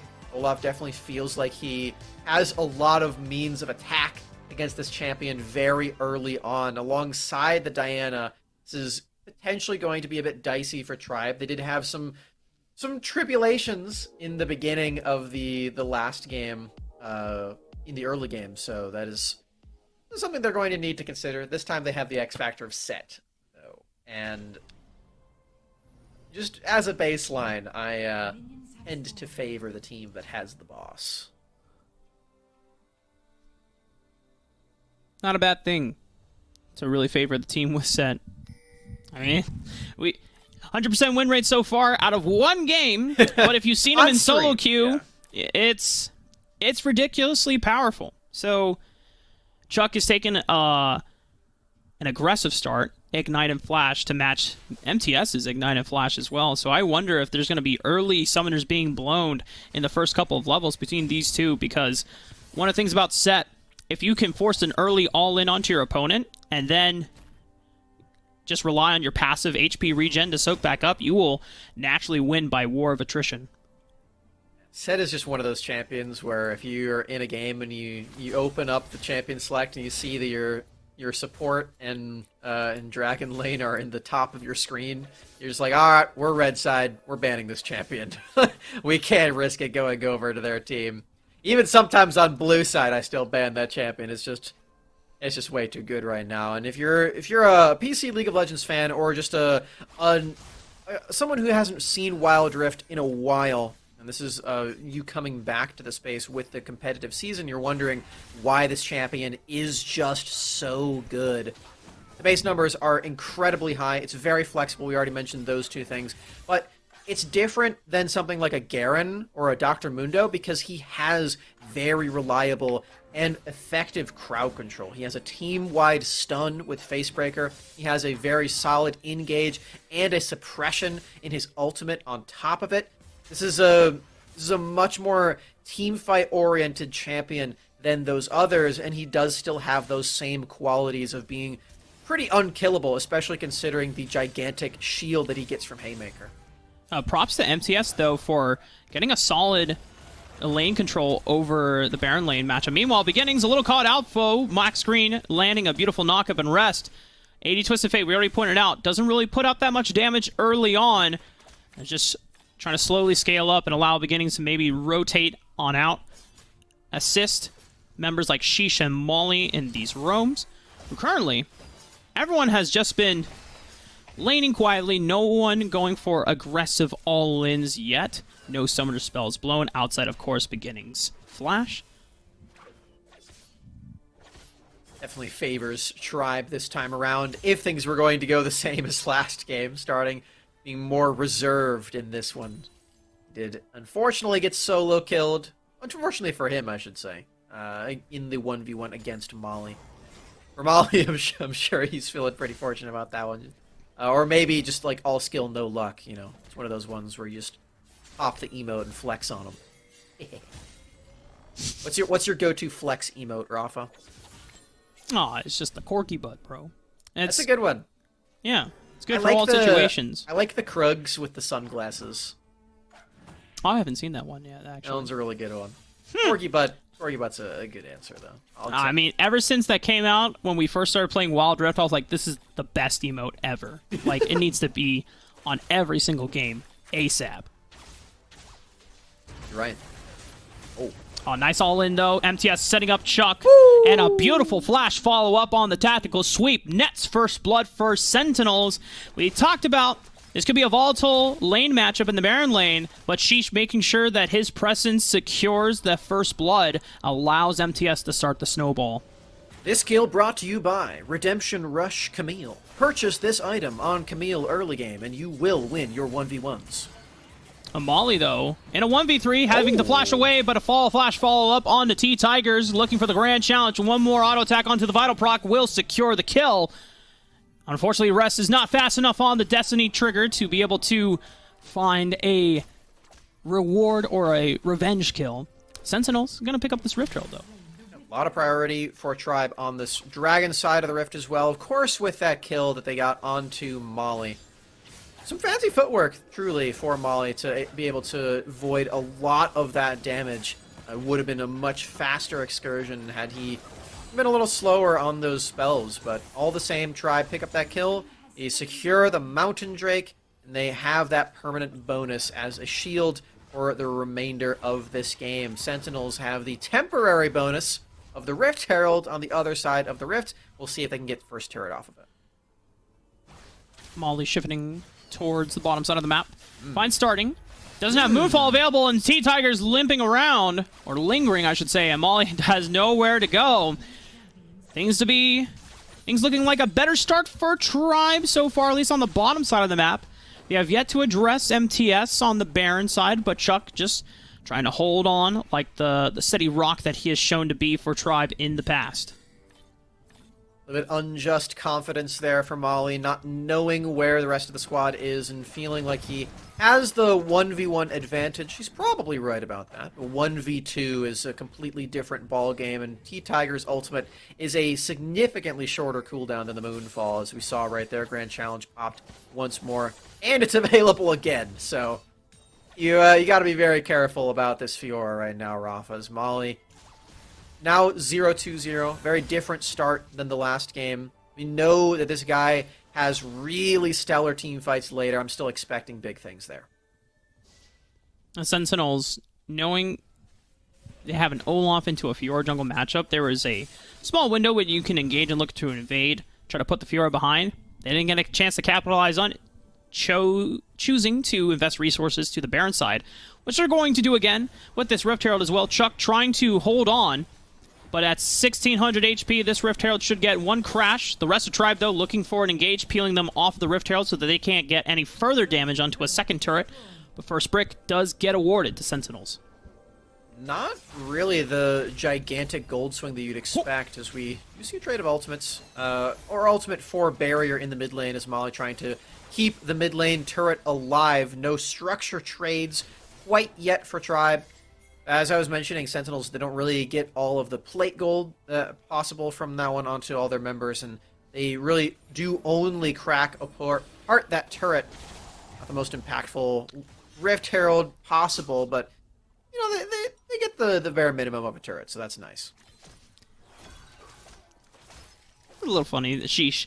Popping the Righteous Glory. It's like, back up! I'll fight you for this Crab's crab! mine. Yeah, this is mine now. Now, Molly thought there might be a moment for Sentinels to catch out Tribe in rotation with a mid lane ultimate advantage. Starting using the Shockwave to chunk out Molly, but Sentinel's not going to jump on it yet, being a little bit more patient and reserved, knowing that starting, having a little bit of an extra gold spike. And to remember and remind folks, starting in his climb to the top of the ranked ladder this season so far, one of his go-to champions was the Orianna. In fact, I think he's the number 3 Orianna technically on the server. I know one of his builds is one of the ones that you can Yeah, I was build. playing ARAM, and I was like, ooh, TRB starting, huh? I guess I'll pick that build. No, that guy's good. I trust him. And she says, you know what, let's shut down this starting Orianna. Immediately flashing away. The Wild Growth was available as well. Used it to just really scare the crap out of starting. Both objectives up. Orky package is available for Tribe. A little late. Starting. Doesn't have they found flash starting. anymore. Oh. Yeah, that's right. Oh, man. Sheesh just rampages right on through. The rest of Sentinels onto the back line, but T-Tiger's dancing in and out. Gets back over to the Baron Pit, and D'Anzio enters back with the package. Shuck coming in with the teleport. Showstopper onto MTS, but he flashes away. Tactical Sweep does not connect. The rest of the Sentinels on a 3-on-3. MTS wants to take this one back. Haymaker forces him away. T-Tiger's trying to start up this Rift Herald. He has full HP, but the rest of his teammates are not. It's going to be a little difficult to take this one on his own, but he is quite fed on the Fiora. He's going to dance around, finds an angle onto MTS. MTS, does he not have X-Shot available? Gets the shield away, and now Rest looking for a re-engage. Has Destiny available, looking for the gold card. Repost, beautifully done by T-Tigers. Prevents him from going down. And Orky package really useful when it comes to these team fights when you get into the nitty-gritty of the objectives, but they pulled the trigger way too early. D'Anzio had to use the package to even get into the fight in a reasonable time, and then did not have that at his disposal anymore afterward. Another Rift Herald taken by Sentinels. You can very clearly see that they prioritize these over Drakes when the trade is possible. Tribe, again, do take the permanent bonus of the Drake in its stead. They will have that one for the rest of the game. Sentinels, can they actually use this Rift Herald to get little more than the last one? Because that one was truly underwhelming. Starting, did just recall. D'Anzio and Max Green are the only members to defend against this siege push, but the Rift Herald in its current state and in position should at least net this outer tier turret. So give a lot of map control towards Sentinels. They can freely move into the jungle quadrants. This Dragon Lane, they have not taken down any turrets, so that's the only part of the map that seems a little difficult to advance on through, just solely through lane. But now with map vision, they can encroach and collapse onto someone like Chuck, who currently he's safe with numbers advantage, but Sentinels can always make their way playing through mid. This game looks very, very even on the surface, Rafa. There are a couple things that make me favor Tribe in this instance. First of which is those Drakes. The effect of the Rift Herald's already been used. Second of which is set, actually. Oh, we'll see how that goes. I thought the flag would come from the jungle, but they just go through the lane bushes instead. Chuck is just gone. Max Green trying to salvage this fight right now. T-Tigers advancing forward, but the exhaust will put a stop in his damage output, and the rest of Sentinels will be able to walk out safely, I think. But T-Tigers is on the chase, wants to look for more. Flash from Max Green, sets up for a knockup, forcing Beginnings to flash away now. Rest trying to be on the aggressive. MTS looking for the re-engage, finds D'Anzio flashing forward, finds T-Tigers on the tactical sweep. MTS, he's popping off, finds the triple. Only starting remaining underneath this turret. He can't use the shockwave quite yet. There it is on the 3 members. He trades 1 kill. He doesn't get any more. But that certainly was a cool play for starting. Well done for him. Just too little, too late. Wasn't in the initial play, and Sentinels come out with a breakaway lead. I thought that the damage output would be so massive there. The shockwave created enough time to stun them under the tower, but as you said, Smacks, it's a little too early in the game for starting shockwaves to really hit like a truck. He's able to trade back some gold and find 1 kill off the dive onto MTS, getting a shutdown and a lot of gold back over to starting. But Sentinels starting to find their stride once again after Tribe having a better early game this time around. Oh, man. I'm just trying to picture in my head how these team fights would have gone if both of the mid laners were there from the get-go, as, everybody on Tribe's funneling in. Oh, God! Sentinels, this is not the fight that you want! Remember, no flash available on Rest or Beginnings, and Rest just instantly gone. Man. Sentinels setting up a bush play there, but they were ready for 1 person, not 3. There's 3 of them Max Green to arrive. MTS? A lot of tankiness. Showstopper onto MTS. Shockwave, not available this time around, as they were already used it in the pick on the Rest. This is close. Yeah, this is very, very close right now. Tribe with that pick really stopped that momentum the Sentinels gathered from that previous team fight going so well for them. Now, with that momentum stifled just a tad, Tribe, alongside Corky Package, likely will be able to contest anything that happens on the Rift for the next minute or so. And one of those is the Cloud Drake. See if Tribe can accrue all 3 of the base dragons in this one. Flap, flap, flap. God, that is satisfying. You're right, Spencer. I know. I wouldn't lie to you. Yeah. Now, a couple things to note here. We're looking at Tribe to put a little bit more agency in the DNZO. On the Brand game, he threw out his ultimate, and that was pretty much that. He couldn't really contribute much more in these fights. But on the Corky, while not a stellar KDA, has things like the package, can really set up and change the pace and the way that these fights play out for Tribe.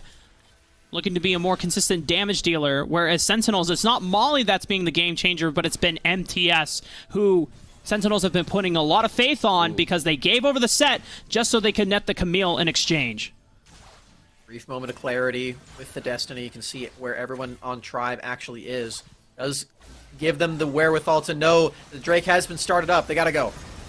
And they know they're trying to split up so that Chuck can't just get a face full of Showstopper and Facebreaker. The fight has all been split up. Molly finding a 4-man moonfall, though, onto the backline, forcing out multiple stasises. It flashes away. The Ignite is ticking down, but it gets the shield out. Will survive. Woo! Sentinel still on the chase. MTS flying in on sub 500 HP, but still gets out thanks to the shield from Beginnings. But they do not stop Tribe from starting up the Dragon. They take out multiple members, not dropping a single one, but starting still having an HP advantage, but has to be careful how he plays out this fight. T-Tiger still trying to load up on this Dragon right now. 4,000 HP on the Dragon, starting looking for more damage. T-Tiger gets routed off. Tigers going down, starting, cannot survive against the rest of the members of Sentinel. Shockwave comes out to no avail. Couldn't find the last member. Rest goes down, but at all for the profit of Sentinels to pick up all 5 members of Tribe. Molly is such a smurf right now, Rafa. That team fight was so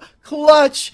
All of the members in that Moonfall could not do a single thing, and everybody on Sentinels able to survive with just a sliver of HP, walking back, finding any honey fruit within their grasp to return to the team fight, pick up where they left off. They lose out on Rest. It's a huge shutdown, though, onto starting once more. They stop the momentum of the Drake stack, and now they're back on the Rift after winning yet another extremely close team fight. 5,000 gold advantage for Sentinels, but it's nothing that Tribe can recover from. However, as someone, if you are tuning in and associated Tribe with normally being at the top of the tables for North America, this is definitely a surprise. You missed out on game 1 where Sentinels took Tribe in a dominating fashion. This time around, it's been a closer game, but still Tribe, they're the ones on the back foot. Sentinels are the one in the driver's seat, pushing momentum and pushing the tempo for themselves. Tribe have to find an answer fast. Ooh. Sentinels were thinking about engaging right there. All the utility on Tashish alongside the Righteous Glory. Definitely looking for an angle. Called it off. I think that's a wise move. Have to be super careful around these corridors and around these engage angles.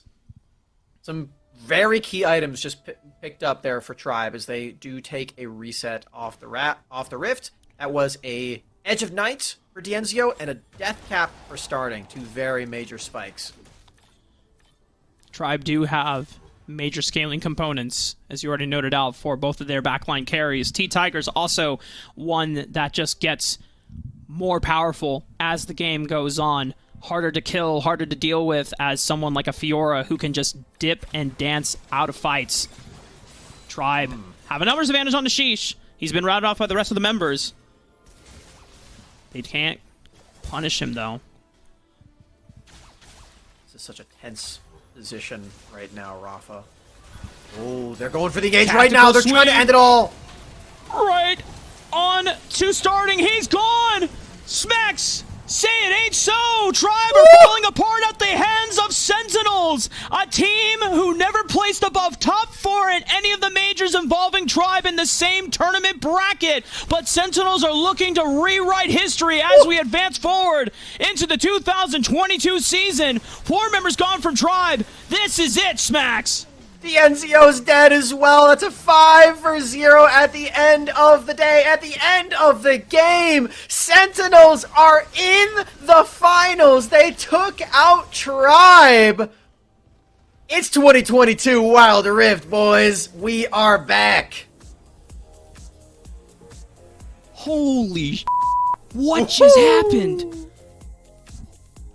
I mean, I know for everyone that has been able to see the scrim tapes and everyone that behind the scenes and knows all the info, this is not a surprise, but still, to pull it out on stage, to actualize it, to see the vision and make it come true. Like, what? What? Can't believe it, Rafa.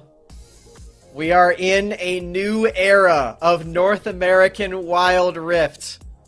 Sentinels are the leaders of the pack right now as they punch their tickets to the finals, striking down the undisputed champions of 2021. Tribe may have qualified for the major by winning the quarterfinals, but the rest of the landscape here in North America is not so easy. They've got a lot to think about in the next 2 weeks as they have to wait and see what the rest of this qualifier has in store and what the rest of the teams can bring to the table, as they are not the top dogs right now. Absolutely insane. I'm going to be thinking about this all day, but we might as well get used to it. This is the statement that Sentinels have brought forward. This is what they have done with all of their time during the off-season, thinking about how they will approach 2022, and just everyone across the board really leveling up their play. I know we had great performances from MTS and Sheesh in the past, Molly being a newer member for Sentinels. Honestly, huge shout-outs to Rest and Beginnings as well, man, because they had to step up a lot to take on some of the best bot lanes in Wild Rift, and they're looking like a dominant force now. As we take a look at the bracket to see where Sentinels will now land on this side, they are now winning in the finals. We'll be taking a look at Immortals and Cloud9 as our next series to see who will be joining Sentinels in the finals. Man, it's so crazy seeing that Tribe has been cut off and they're not at the top anymore after watching them be so dominant for so many months in 2021, Rafa. Numbers are very difficult. So I'm is as North America, flabbergasted as it as turns you out. are. Yeah, dude, Wow. this is so sick. And this This is going to really make things very interesting. Interesting doesn't do enough justice, but it's just we're so caught off guard, we're so surprised, we're still walling in the moment, but we're gonna have a short moment to really come to terms with that, and you will too at home, because we're gonna get ready for our next semifinal series of the day between Immortals and Cloud9. Stick around after this break, and we'll be right back.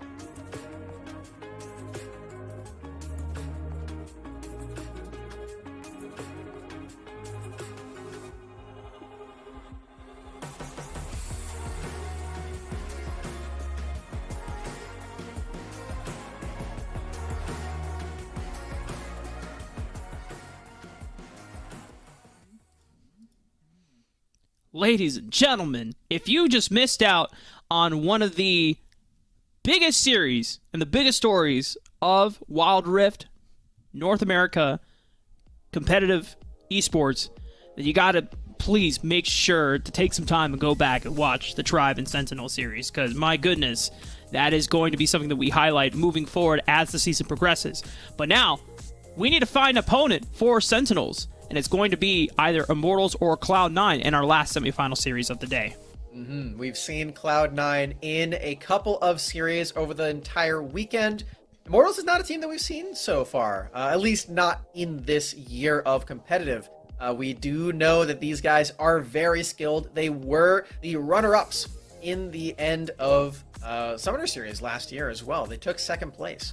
And that's something to keep in mind as they are trying to get to that finals yet again. They are going to need to play through Cloud9 to get there, Rafa. And then they will need to take down the new Titans in Sentinels. You know, and it seems a little... I wonder if Immortals are a little irked that they didn't have the pleasure of taking down Tribe, because Immortals were the closest ones from the regional championship finals last year, where they had taken off a game of Tribe before Tribe closed them out 4-1 in that best of 7. But on the Immortals roster, we know some changes, because Yikes, formerly of Immortals, now on the enemy roster, because Lebmont, who started off on this roster with Immortals, is back in the jungle. Really exciting player here for Immortals. He's been bouncing around on this team for a while now, officially has the solo starting spot in jungle. And of course, apart from them on Cloud9, we've been seeing this team play all throughout this weekend. It's going to be the same roster. Daiganzai still baiting us. That is Zello indeed. And yeah, old school Selma, the new kids on the block for this squad, Tarzan and Meals rounding out the mid lane and jungle. And I think for jungle in specific, it's where our eyes really are drawn to. Firstly, for Lebmont, as he is the new player starting for Immortals, but also because Tarzan has had some very interesting performances over this weekend. We would be remiss to avoid mentioning the Vayne jungle. Didn't quite have the same success that I'm sure they've had in scrims with it. But what did have a lot of success is his Olaf. That has been a really standout pick for Tarzan in these tournaments so far. Also noted a win on the Xin Zhao, but definitely the Olaf has been one of Tarzan's signature champions. And, you know, with how dominant Cloud9 have appeared throughout their run so far, and using Old School and Selma to great success, it's no surprise that in our predictions, even though Immortals had the ranking of second seed overall in NA after regional championships last year, both me and Smacks, we're favoring Cloud9 in this series. And, you know, maybe it's a fault of ours that we didn't get to see any of the Immortals games on stream. So we're just curious about how well Lebmont is adjusting to this new team. Ready to be impressed by Immortals, but very confident in the skill of Cloud9 moving forward throughout the day and throughout the bracket. Of course, both these teams have already qualified for the top 4, meaning they are in our first major in 2 weeks' time. It's going to be up to them to make sure they can push forward in the seeding.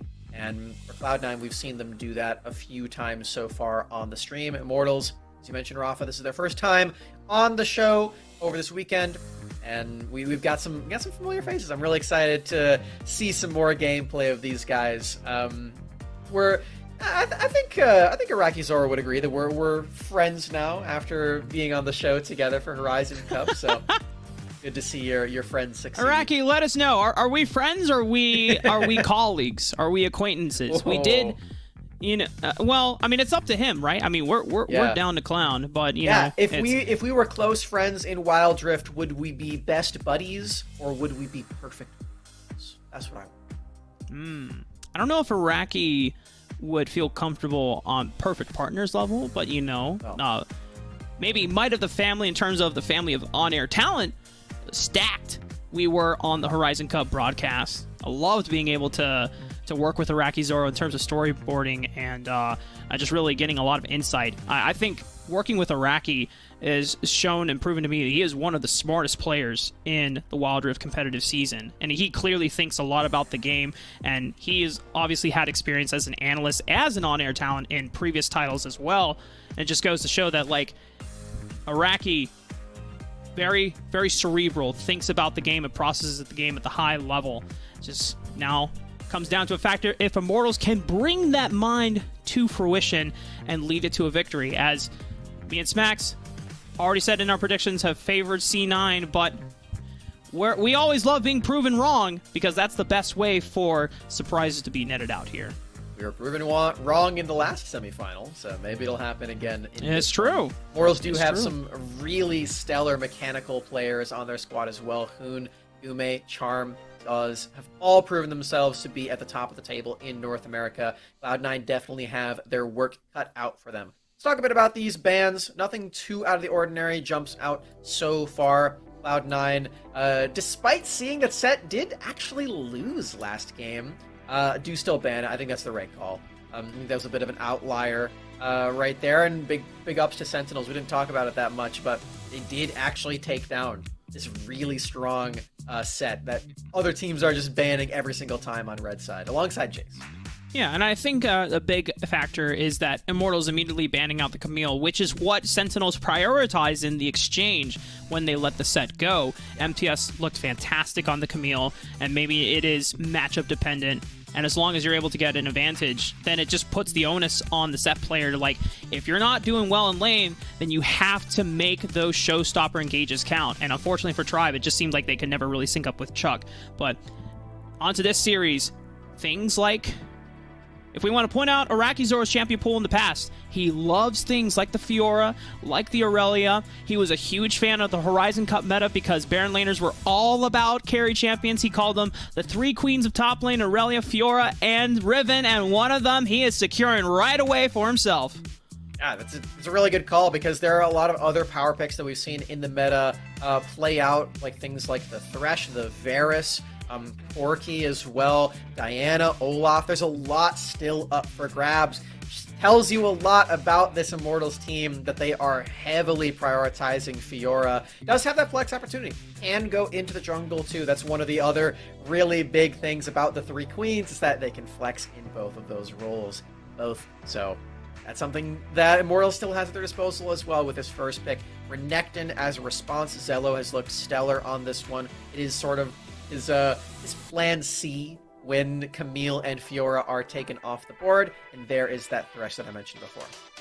You know, the funny thing is that when Iraqi Zoro was talking about the three Baron Queens, and then just mentioned, oh yeah, and there's a Crocodile, but like, the Crocodile is for people who aren't skilled enough or don't have hands to play the other three champions, and you can just get a free pass-through laning phase or win some matchups, right? You did say that, yeah. Which is... It's so funny to me. It's just like, oh man, is that PJ Salt or just like, you know, is that actual facts, right? And, you know, we've seen that Renekton has an advantageous laning phase, but if you don't shut him down early, then usually those three Baron laners can outscale the Renekton. Varus is available now for Gume. Scooping that one up. But imagine that you can either go for a jungler and secure where the Fiora is going, or keep it shrouded. Go for something else. It is going to be the Corki or Hoon. There was an option to go for a support as Thresh has already been revealed, but that is out the window now. They're waiting for phase 2. C9, I would imagine a marksman is coming up here for old school, or something like the Mage. The Brand is available. The Orianna is available, both of which are really powerful. Silly me though, Rafa. I forgot about the Olaf. I hyped it up before for Tarzan being really good at it. Yeah, that's a no-brainer. It's been his most consistent champion so far in this first qualifier. So, makes complete sense that Cloud9 want to secure it. Before we get into the second round of bans, Immortals definitely could have targeted that away. And now Cloud9 will be focusing down the support pool. As you mentioned before, Thresh already locked in for Selmon. Nothing secured for Charm. Rakan is already off the board as well. I remember many times Charm saying, if you don't ban my Rakan, you will regret it. You will lose.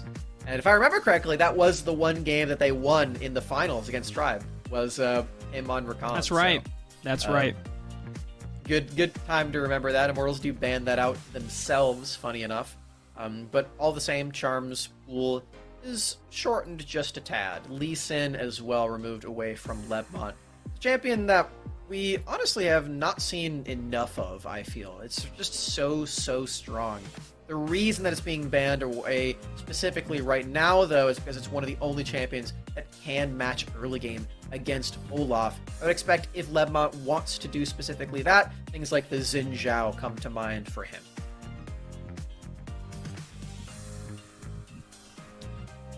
We haven't seen Jarvan really picked either. Yeah. And we know that it's not the 1v1 counter against Olaf, but it's a soft counter as you can use it to lock him down with the Cataclysm.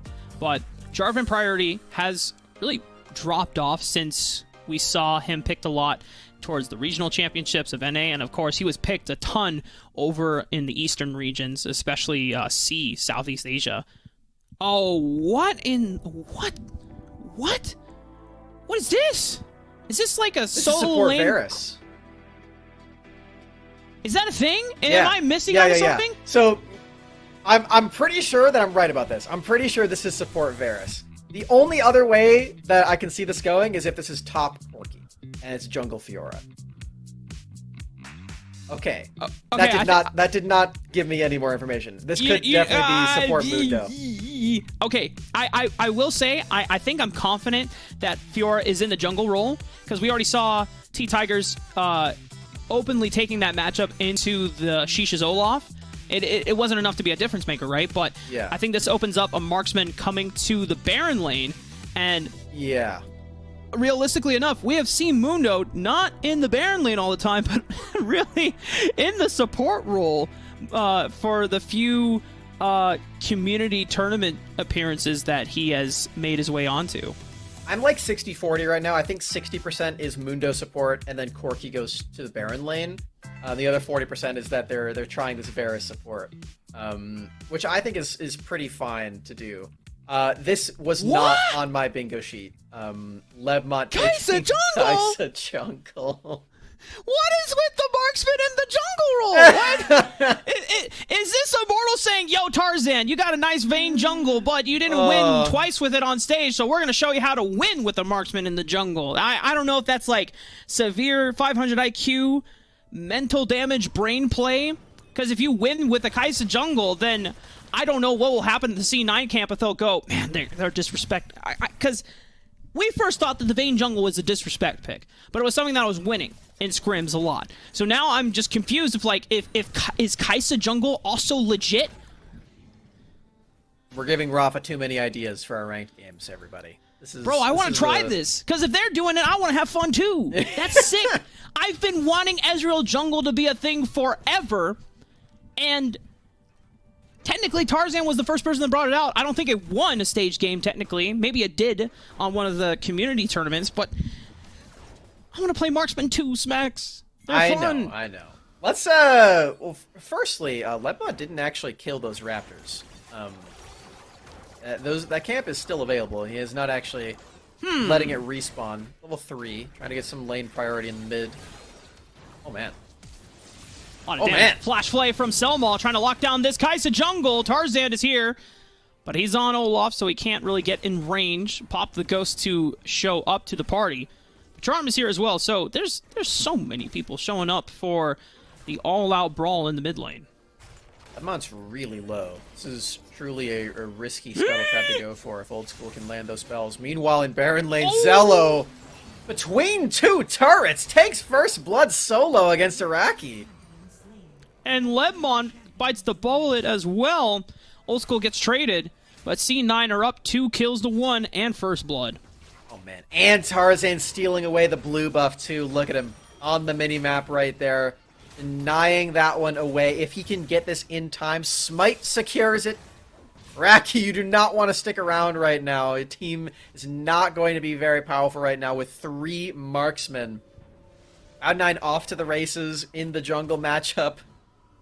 And it is rather poetic that Tarzan is getting the early game advantage on Olaf into a marksman jungle after what we saw yesterday. Yeah, because the Vayne jungle was supposedly picked into an Olaf, and it's for the sake of having that range advantage and always being able to win 1v1s if you ever find against the Olaf, and then you just scale much better in the later the game goes. Not working out so far for Lebmont. The early deficit will put him behind and allows Tarzan to have the advantage to just continue this momentum. We've touched on the unorthodox jungler. I think it's time we talk a bit about this support pick for Charm, as Dr. Mundo operates in a very similar realm to the Garen that we've seen picked around the world as a support. The draw to this champion into Thresh specifically is with his aptly named passive Mundo Goes Where He Pleases. He can void out an instance of crowd control. Very effective strategy against Thresh, specifically with the death sentence. It also works on Flay, but the death sentence in specific is one that you can really benefit a lot from voiding out. So, it's a really nice matchup into that, and you do still have a just huge health pool to work with, and you're very difficult to take down even on a support income. I'm going to try to use that power of this Mundo support to aid Araki Zoro, who's not having the funnest time in this Baron lane against Zello, who, after the 1v1 advantage, has about a solid 1,000 gold lead, will be able to finish his first item of the game, whereas Araki Zoro is still struggling to look for some other components. Both in the neutral objectives have spawned on the map. Cloud9 have a distinct advantage on the Baron side. I imagine Rift Herald will be their focus. It's appear that way. They are sending meals down to match the Dragon lane right now, so he does not have the inside track on this at all. Cloud9, they've got the rest of their members grouped up, and it does look like Meals is realizing the error in his ways. His package is here. Package is here. It's burning multiple members of Cloud9 on top of it. They try to flash away. And it looks like Hoon is able to turn it around. Thanks onto the backside. Zello comes in for the flank. And it's a comeuppance from Meals. I think that gets an instant revive on one of the fallen members there for Cloud9. Selma comes back from the grave, ready to join the fight. And the rest of Immortals cannot stick around in this river. Old School was very effective in that play on the Brand, landing the Seer on the stun as well. All of the Pyroclasm damage into multiple members, Cloud9 proving that they do have a significant damage lead in these exchanges. As you said, the revive makes it very tricky for Immortals to stick around. Gives a positioning advantage. Charm has the cleavers. There's that passive that I mentioned. Look at that. Easy clap, baby. Just walks on, dude. And Charm has the best skin on the Rift right now. He's got the corporate Mundo skin. Anytime he's coming out of the base super fast, he's in a Lambo, bro. It truly is peak skin in Wild Rift for sure as this teamfight erupts. Araki Zoro, grand challenge onto Zello. Not enough damage, though, to proc the last vital attack. Has to dash away. Zello looking for one more auto attack. Grand challenge healing is going to help the members of Immortals all stay alive on top of the healing. Cloud9 don't take anyone down. Yeah, the grand challenge showing so much utility power in that one. Missing out on the Rift Herald definitely sucks, but that's just a huge teamfight victory to even out the gold lead. And again, we're in this situation where the teamfight is more enticing than trading these objectives, so Cloud Drake's still available for the taking. If Immortals can move in on this objective, they will surely cement their huge lead at this point. His first dragon getting started up, but not really committed by Immortals. That Charm is actually kind of scary right now. He rushed a stone plate, and with the dead man's plate also coming in, that's 2 plates of a lot of health, and it's so impossible to take down. He could probably just tank it under the turret. It's not even needed. Charm and the rest of Immortals from over the wall take out the Crocodile from Cloud9, and now they have a numbers to take this dragon. Charm with the 2 plates is a growing boy. He's going for seconds with that one. He's getting all of the food that he can possibly get. Slurping it all up as that Dr. Mundo as well. Taking the Cloud Drake. And the Marksman jungle, truthfully, is starting to grow appeal for me at this moment. Just left untouched around this rift. I'm not farming up. You can see that as a Marksman, you can clear out these camps pretty quickly with the auto attacks. It's not the same speed as you would imagine from a melee champion because you don't get the cleave. But it's there. I mean, compared to a Vayne jungle, I mean, Vayne jungle will clear single target camps really fast thanks to the Silver Bolt's passive, but similar thing for Kai'Sa, she has an execute passive, so the single target camps can be taken out easily as well, but also the AoE damage from her Acathian Rain helps deal with Raptor camps, with Krug's camps, Wolves as well. So the clear speed after the first clear starts to ramp up for something like a Kai'Sa jungle, and when you talk about the strategies that we saw at Horizon Cup, things like Dakun Gaming bringing out Hueva's Jax jungle, the Graves, there's no better scaling champion than like a late game marksman, but Cloud9 are going to try to put a stop into that late game scaling marksman, as well as the late game scaling Baron laner. Zello, Tarzan, and the rest of the members of Selma are trying to run him down. Ooh. Charm will live. Can't say the same about Rakizora, though. And this Rift Herald being used by Tarzan will look for the first crash on the Baron laner. Selma connecting with the Death Sentence. Chain of Corruptions comes out as well. Gume has to run. The Rift Herald will secure first break. Burn damage is so scary already in this game for Old School's brand. This is not a good thing for Immortals moving forward, as this champion does scale really well in those team fights if you let him land all of those skill shots. Now Cloud9, they take back what was theirs with the Rift Herald. They say, hey, we did still get that objective even though you killed us all for it. Going to get that first turret in the end. And they can move around to the rest of the Rift also. Looking for some more. On Cloud9, they're still sort of waiting. Oh man, maybe I spoke too soon. Rakizora was in position to potentially win that 1v1 against Zello, but he holds on to his Dominus, knowing that Tarzan was waiting in the bush. Will hold that advantage. Oh, Charm is so fast! Oh my god! Zoom. Got places to be, man. That's Corporate Mundo. He's got meetings. He pops the stone plate. He's just tanking it up. He's going to force the Dominus out of Zello as well. Tries to stun Rakizora under the tower. Charm taking one more turret shot will allow Rakizora to escape. Beautifully done by Immortals. Nice job there for Charm. This is the draw of the tanky champion as support as well. Oh, the hook. A lot of damage. Hoon won't go down, but it is 3/4 of his HP. And C9 will secure the second Herald of the game. You can see right there as well that Selma did cancel out Valkyrie with Flay. So that was a pretty cool moment right there. Oh man, through the stealth, Meals! He's caught out in left mods! Oh my god! Run! Alright, well. Yeah, I don't think you're getting out. The other side of the fight, Raki went down too. This is such a weird game, Specs. We're seeing Kai'Sa jungle flying down the mid lane in between turrets looking for the assassination. I guess that's Ledmon's second kill of the game. And we had a lot of questions, mainly looking at this jungle matchup, because we know that for Cloud9, yes, Old School has been stepping up and being one of the primary carries for this roster. Tarzan historically has been one of the focuses for this team's success, pivoting off of his momentum. And you look at Immortals, Ledmont, while he has played for Immortals in the past, at the beginning of the summer season last year, he left the team, Yikes took his spot.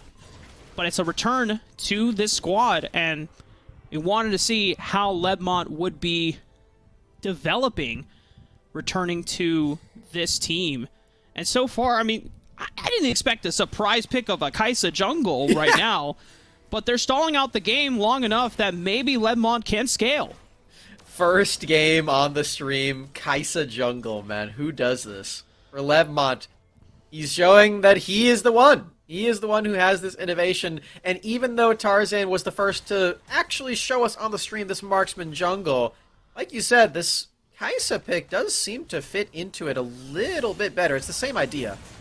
Rakizora popping the Grand Challenge on the Zello. Needs to be able to take down this big crocodile so they can get a bunch of healing down. Ledmont trying to commit with the Killer Instinct. One more auto attack, that's enough, but Ledmont has been chunked out to sub 100 HP. Has to flee the scene. Charm routes off Selma and locks him down with more briefcases, but Cloud9 still are able to match almost tick for tack. They've lost out on numbers, but they have major advantages in the positioning of this Rift Herald. They'll take the tier 1. And the big thing to note there is that Meals is playing Akshan, so if Immortals go a little bit past where they're actually allowed to, they will give over a lot of revives. It's in that mid lane, Old School, forced to flash. Oh, here's what I'm talking about. Don't give him the revive. Swing. Meal's looking for it, but now it's a giant Mundo, and Charm is saying, see you later, buddy. Smacks him with the briefcase. Oh, and Tarzan tries to go for the steal, but Ledmont in stasis is able to pop out, secures the dragon. Another stasis from Old School, but Selmon with the Dark Passes might be able to save him, but Charm is popping the ultimate. He's getting a lot of HP back. He pops the stone plate. No one can take him down anytime soon. Zell tries to turn back onto Ledmont, but he gets out alive.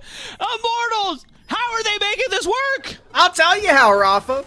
Charm is crushing it right now. He's 1v9 on the Mundo. He's going in every which way on this champion. He's making it look so broken. 5 kills. I didn't even know he had the most kills in the game. That's hilarious.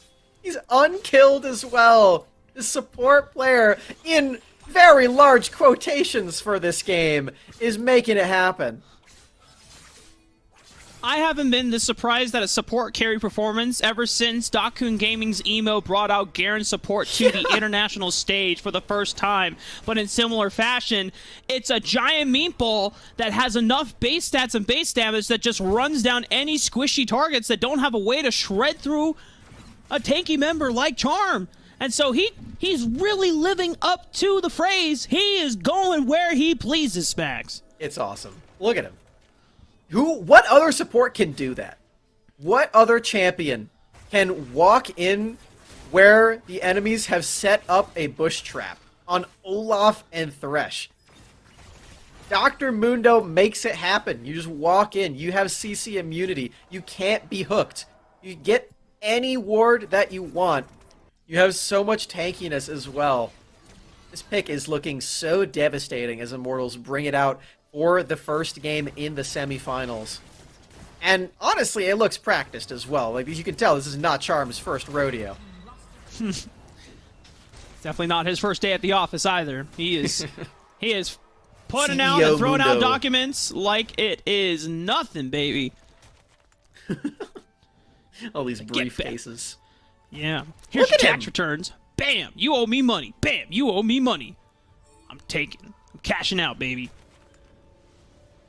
What do you do about this? He's just... he's just in their jungle. He's a literally- moving ward. Yeah.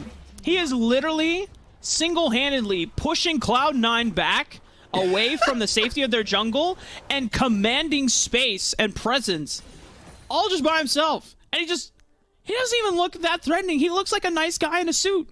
He's on the phone. He doesn't even look that interested in what is right in front of him. So it's not only he's forcing Cloud9 out of the jungle, but he's doing it disrespectfully because he's not even paying attention. And he's just waiting in line for his coffee. Holding the queue. Oh my word. He's dealing so much damage too. Like, what do you do? What do you do about this? They're trying to my flank him right now, God. but they've pinched out on Emil's, and now they're already down a member here. Charm just throws out a Mundo Fall. It's like, okay, cool. I'm going to pop my ultimate. I'm going to pop my Stone Plate. You can't do any damage to me. Zell just tried to force his way through the backline, but they can't do anything about him. They can't ignore Charm forever. Charm is getting super incredibly low, but no one from Immortals is falling because they have stasises to give him a second life. They used everything into this Dr. Mundo and it didn't do anything. How do you take this champion down, Rafa? Immortals just take a 4-for-0 on the fight. Another turret in their grasp. And now they're moving over to the Baron. They have so many marksmen. This is going to die so incredibly fast. Oh my god. Can Baron kill him? I don't think so. No, nobody can kill this. Charm is maintaining what seems to be a deathless record in Game 1 for Immortals. The one true tank. You know, when we looked at this lineup, in this composition, triple marksman, a split pushing duelist, and one tank. Normally when you have triple marksman, you want that duelist to actually be another front line because you want as many members dedicated to protecting this back line. But Charm is doing it all by himself. And Arakizar has been in bot enough time that he's been able to scale despite the disastrous early laning phase set up by Zello on the Renekton. And now it just seems damn difficult for Cloud9 to deal with this squad. They need a plan of attack to actually get into this pit, and Lebmon is chunking people's HP. They're onto the front line. Tarzan trying to brute force his way into Gume's hands, but Charm just comes in and says, "See you later, teammate."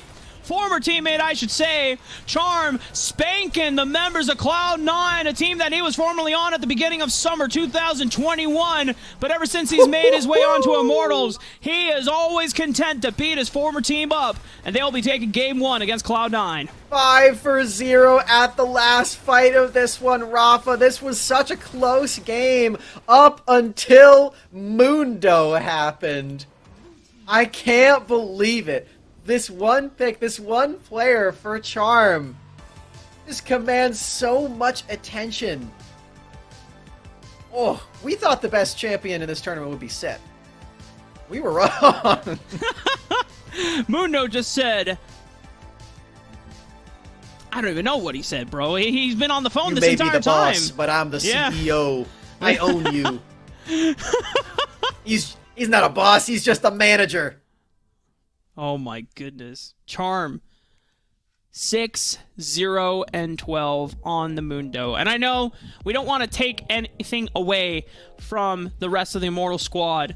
Gume also sporting a deathless KDA of 5-0-14. You know, this Dragon Lane duo of Immortals has always been one of the consistent bright spots about this roster. And Hoon also always trying to make a name for himself in contention with some of the top mid laners. I know some of the best picks that we've seen Hoon perform on are the assassins like the Akali and the Ahri of past.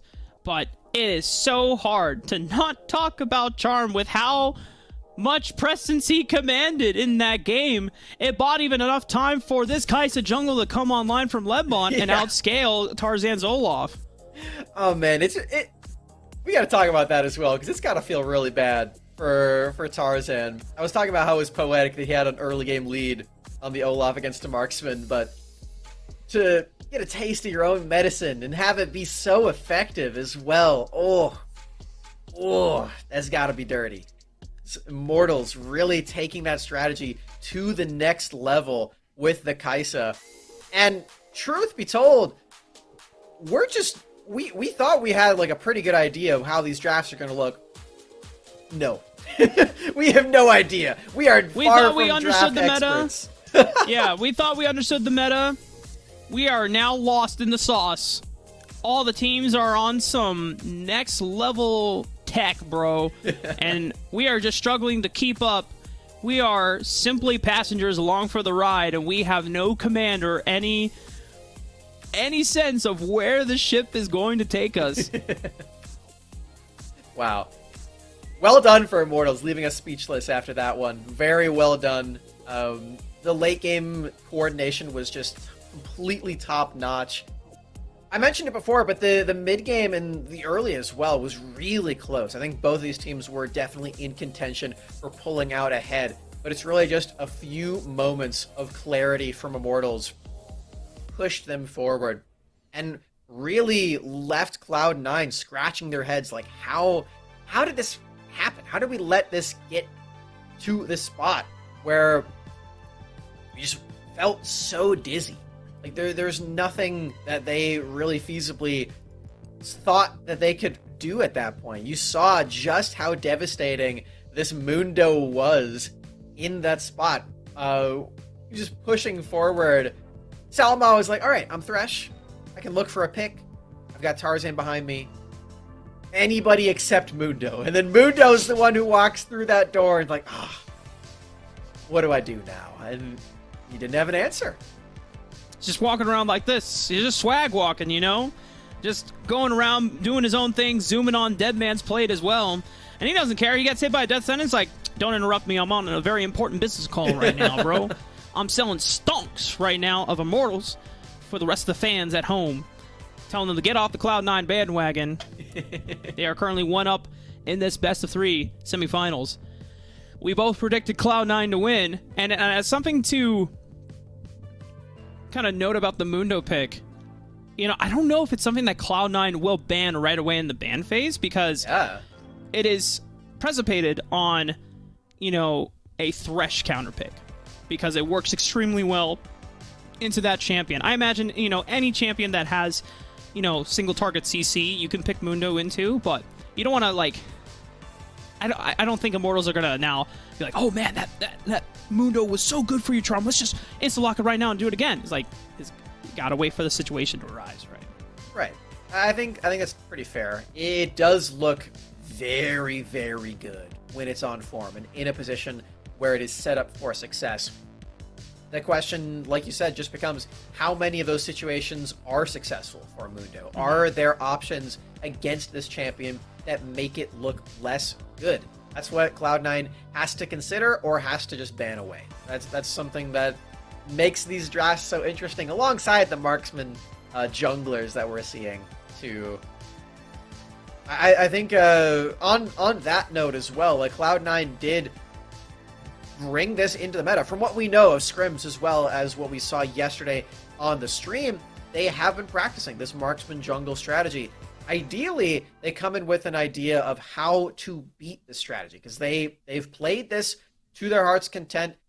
We've heard that it has been successful in their practice as well. It's clearly something that works against them. How do they have a plan of attack against this? That's also a question that Cloud9 needs to have an answer for if they want to move on to that finals and face off against Sentinels. Something I was just taking a brief glance through some messages and info.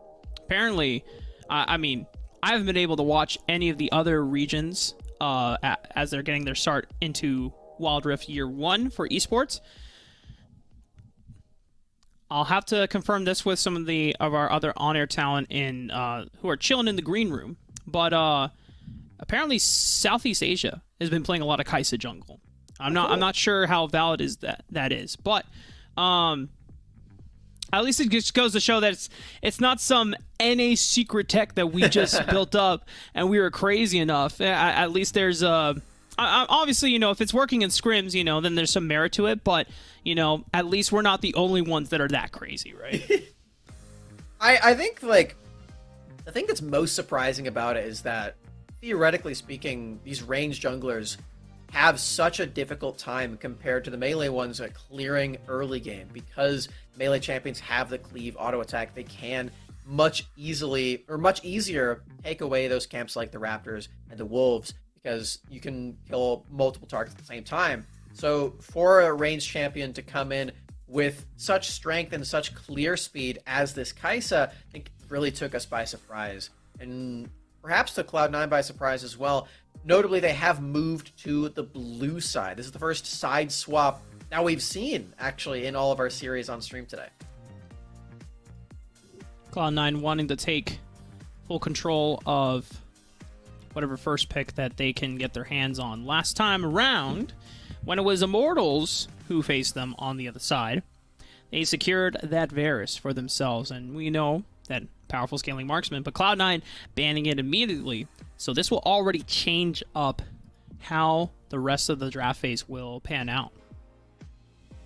Meal's gone too, so we do still have some notice on some of these champions that are really, really strong in both jungle and Baron lane. Fiora was scooped up very fast last time, so maybe Cloud9. Now that they're on blue side, they don't have to pay the set tax.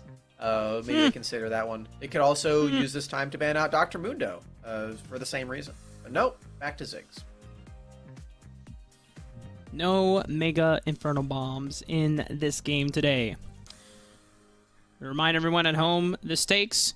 Cloud9 have already qualified for the major alongside Tribe, but advancing into the finals and then getting a chance to place first would increase your seeding results so that you can get a more advantageous matchup to advance further and further into the major, which will determine how much money you are cashing out with, as the majors are the one where all parts of the cash prize will start being split among the victorious teams, as Cloud9 First pick available. Set is the big one, but they don't go for it, Smacks. They go for Gragas. Do these guys know how good Set is? Like, I'm feeling like I'm in an alternate dimension right now, Rafa. Set. They've got to know something that we don't, right? Or they've Maybe. seen some stuff that Whoa. we haven't. It's Yasuo time.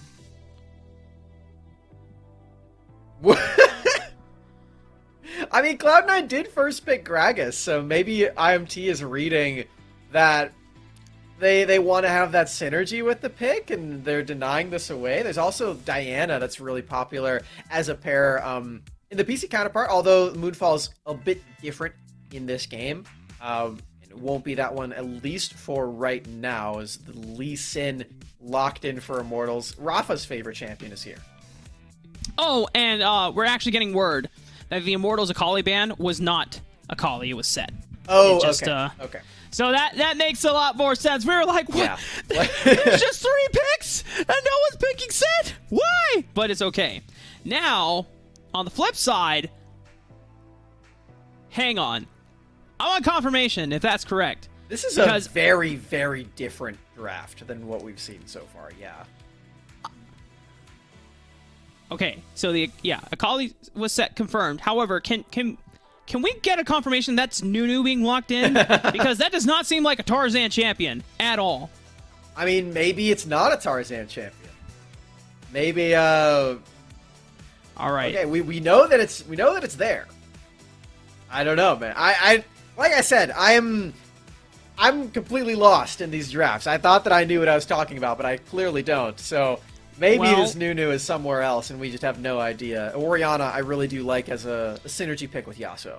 So the thing is, in the past, whenever Tarzan does pick a facilitating champ or a tank champion, most notably like the Jarvan in the past for Wild Rift, or if you know him from PC League of Legends, anytime he plays in community tournaments for popular league streamers, if he's on a team with players that he profoundly respects, he will play tank champions. It's not often, but he will play them because most of the time Tarzan feels like it's his responsibility to carry games. But if he's playing a tank champion, then he is confident that his players and his teammates are going to do that for him anyway, and he will be the one being the front line, providing space for the carries to output damage. Very interesting element to this one for Tarzan, a player that we don't usually see that look from. Been a lot of unusual jungle champions over the course of this entire 2-day tournament so far for the qualifier. I think we can pretty confidently say that this Lee Sin is going jungle for Lebmont, so likely no marksman shenanigans from that player. Getting some support bans across the board.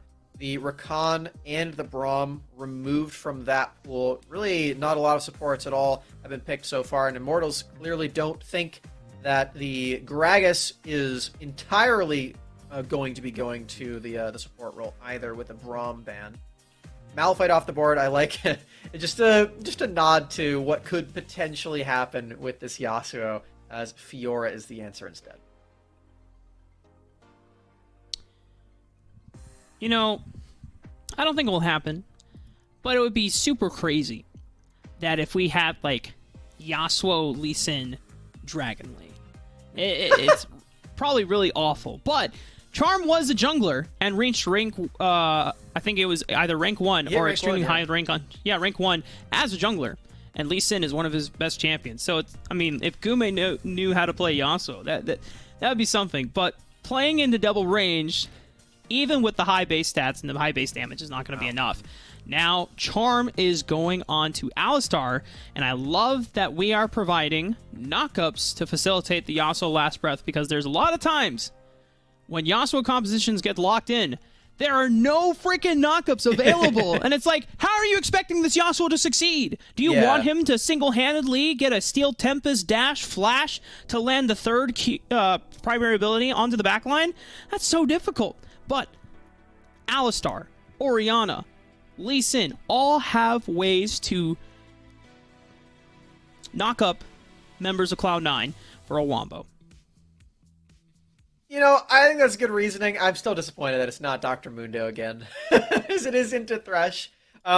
You're right. I think that Alistar does provide a lot of that extra utility, and it's another option for Hoon to use as a means of getting that last breath off. Speaking of Hoon, I'm just so excited that we get to see him playing this style of champion. As much as I appreciate the quirky look from him, it's really the assassins that make this player super exciting. He was the main proponent of the Ahri meta that we saw in North America before. And even before that, things like the Akali and the Diana were his main wheelhouse. So this is definitely a good look for him. I'm really excited. And alongside Michael Udall, Hoon and him were pretty much the only people that were constantly bringing out Yasuo whenever it was a good situation for it. And then soon, some of the other mid laners start to buy into the Yasuo flavor, right? But right now, Tarzan making his way into the mid lane, pushing in this wave with Meals getting level 3, can now have access towards the bottom side of the crab, or the bottom crab, where Old School and Selma currently have push.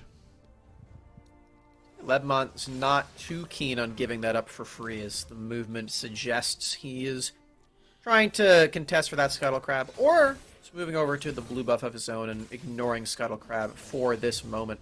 Doesn't really look like Cloud9 is aware of his positioning, but they are aware that Hoon is caught out.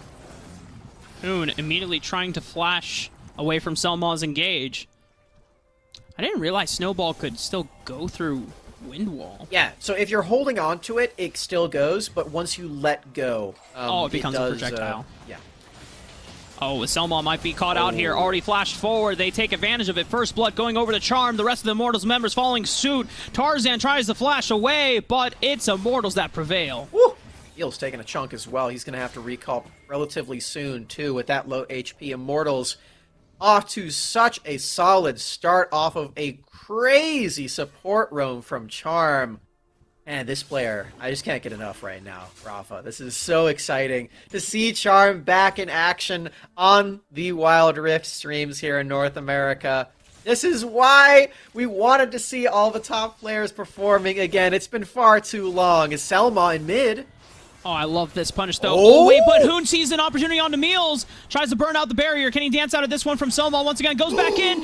But Meals and Selma will be the ones that survive the end. Gume and Charm trying to take advantage that they had a 2v1 onto Old School, but only managed to burn his barrier.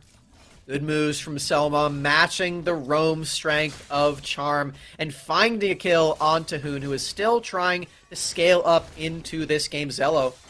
Ooh, I don't know if you like this 1v1, my friend. Grand challenge, explosive cask already used, but doesn't have repulse again. But Ledmom comes in, kicks it, but Zello still lives! And Tarzan might be able to get a full channel off of Ledmom, but has to pop it early. Ledmom goes back in. Whoa, no! Zello! No! Rafa! That's... I fully melted down into my chair. I gotta get back up. Oh no. Woo! Oh, and Charm is here. Last breath available as well. We didn't even have time to remorse over Zello's unfortunate play, because it's mid lane that's going down on Cloud9. Oh, I'm still remorsing.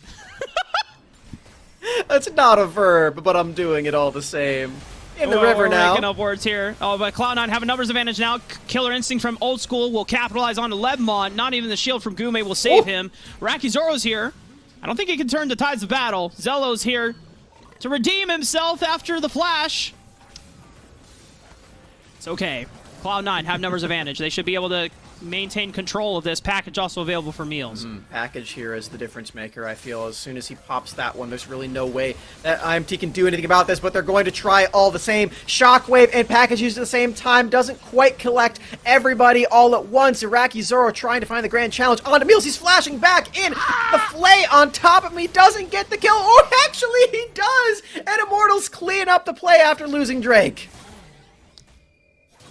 As you said, Cloud9 secure Dragon, but Immortals now have position to take Rift Herald. However, Lemon can't do it by himself. Tarzan does have to pick up this mid wave, But they have vision of the Rift Herald. Zello is beelining it for it right now. 3k HP. Tarzan can just walk on over, consume smite.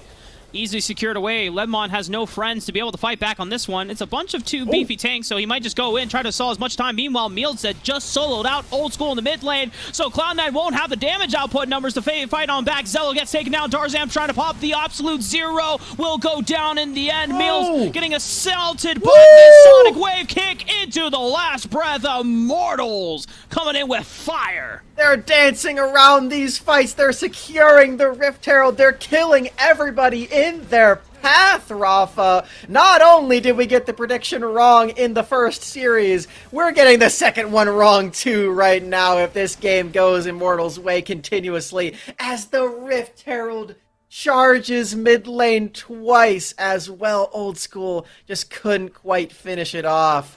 6k in the lead before 6 minutes, and Immortals are barreling toward that finals. Yumu's and Black Cleaver finished for Ledmon's Lee Sin. This guy is so damn fed. He is huge.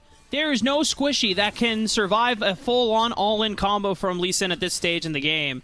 So Ledmont, if he wants to push the tempo just like the Eastern junglers that we saw dominate the likes at Horizon Cup, I want Ledmont in the face of everyone on Cloud9's jungle, because this is how you got to push a lead to close out the game early.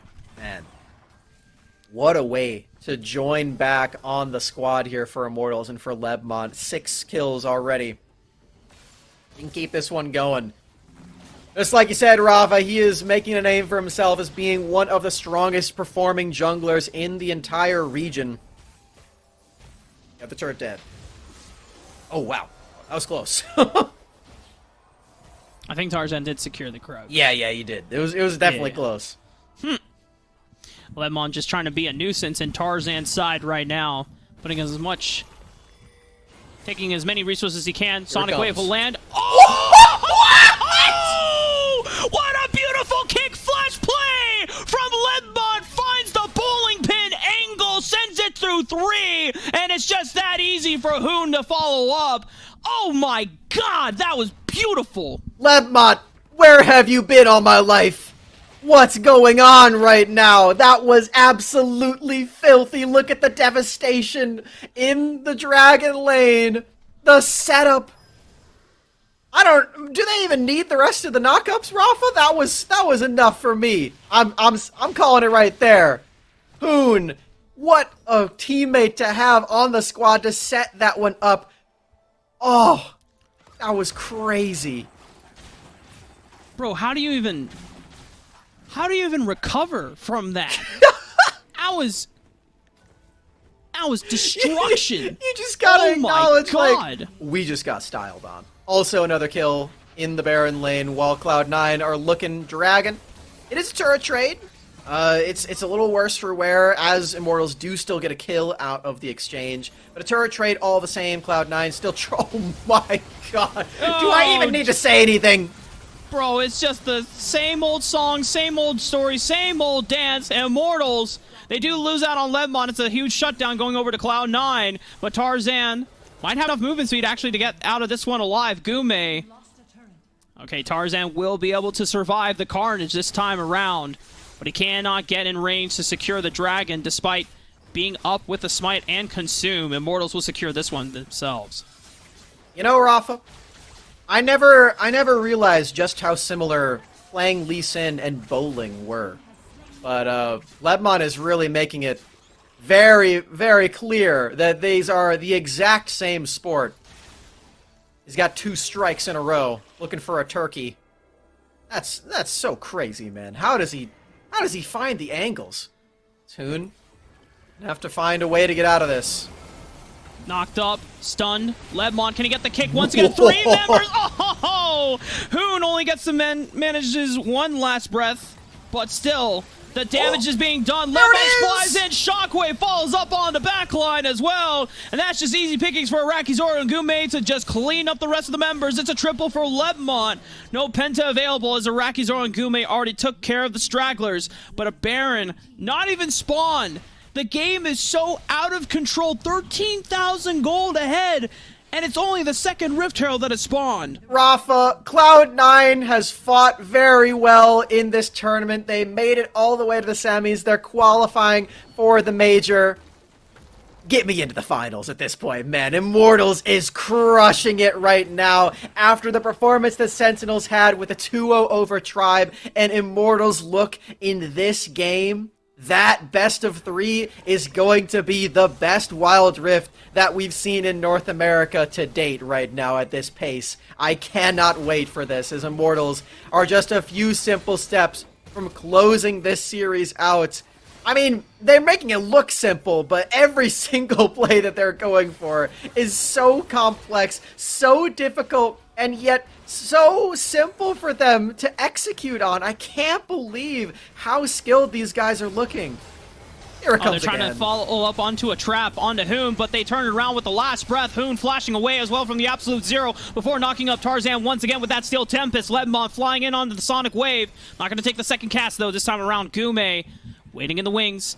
Looking for a shockwave. Beautiful knock-up from Charm. An immediate flash from Meals trying to escape the terror and the destruction that is Immortals just rampaging through the Rift. Old School manages to trade one and to get a shutdown on the Hoon, but still, there's a Rift Herald that will manage one more crash into the inhibitor turret. Meals cannot stop this from going down. Whoa. He can! Oh, I lied. It had 12 HP. It's all right. W. Oh man, that was pretty close for an 11-minute inhibitor there for Immortals. That's a Caster Omega low moment right there. Oh, Rafa, never change. Oh, you know what? I mean, hydrate, gamers. Hydrate yourself. This is a hydration check. You gotta satiate yourselves. Make sure you're not running out of moisture and water, because this game is really just too hot for us to handle. 17,000 gold. It is unimaginable that Cloud9 could find a way back unless Immortals just chain inted.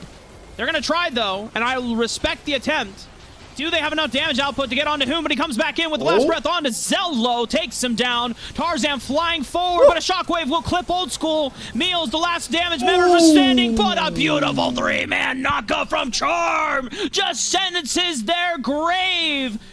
Immortals will take this series in style and advance on to face Sentinels in the finals. 15 seconds until Zello spawns. They've got 2 minions to their name and 2 wins in the series here in the semifinals. Immortals make their way all the way up to the finals against Sentinels, and they made it look so easy. Bro. I hope someone was clipping throughout that match on Ledmont's Lee Sin kicks. Those were nasty. And I know Immortals has some fire social media games, so if they're in the chat, if they're watching these plays, you know they gotta send them up, they gotta get the clicks going, because Immortals, we thought that, you know, with a new jungler coming back in, that they need more time to warm back up, but Ledmont, you said it before during the cast, Max. Where were you during all of our lives? Why weren't you here earlier in the season last time? Yo, I've got some stats for you, Ralph. I'm gonna throw some numbers at you. Hit me. Charm in this series went a combined 9-0 and 36. Jeez. What? 9-0, 36. What the actual? What? Mundo and Alistar. Gume didn't die either in that series, for what it's worth, but that is insane as a performance for a Charm. Like you said, these are some former teammates for him. And man, oh man, Immortals are just firing on all cylinders today. That was ruthless, what they just did to Cloud9. And again, we've been watching Cloud9 all of today, all of yesterday. They have looked really solid as well. But Immortals just on another level. What was that? Dude, Ledmont, I haven't seen a Lee Sin carry performance like that in NA in a hot minute, bro.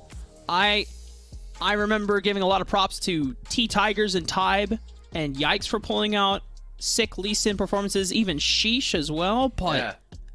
Bro, Ledmont looking to be the king of Lee Sins right now, because finding the angles on those kick flashes, that was disgusting. And obviously, they're going to now take their mettle towards Sentinels, who... I mean, we already said that Sentinels still had the biggest upset of today. I know we predicted Cloud9 to take over Immortals, but Immortals still have to take on this newly resurged squad that has taken down Tribe. Well, all I know, Smacks, is that this finals is going to be absolutely incredible to watch unfold. Can't wait for it, man. Oh my I just God. want to get into that final. I said it in the middle of that last game, honestly, and no disrespect to Cloud9. They've been playing super well, but that is just going to be a killer best of 3. I just cannot wait to get started on that one. Obviously, we can't either, so we're going to take our leave, recharge on batteries real quick. When we come back, it is our last series of the day, ladies and gentlemen, and we'll see who will be coming into the first major as our first seed, Sentinels or Immortals. We'll see you in a soon.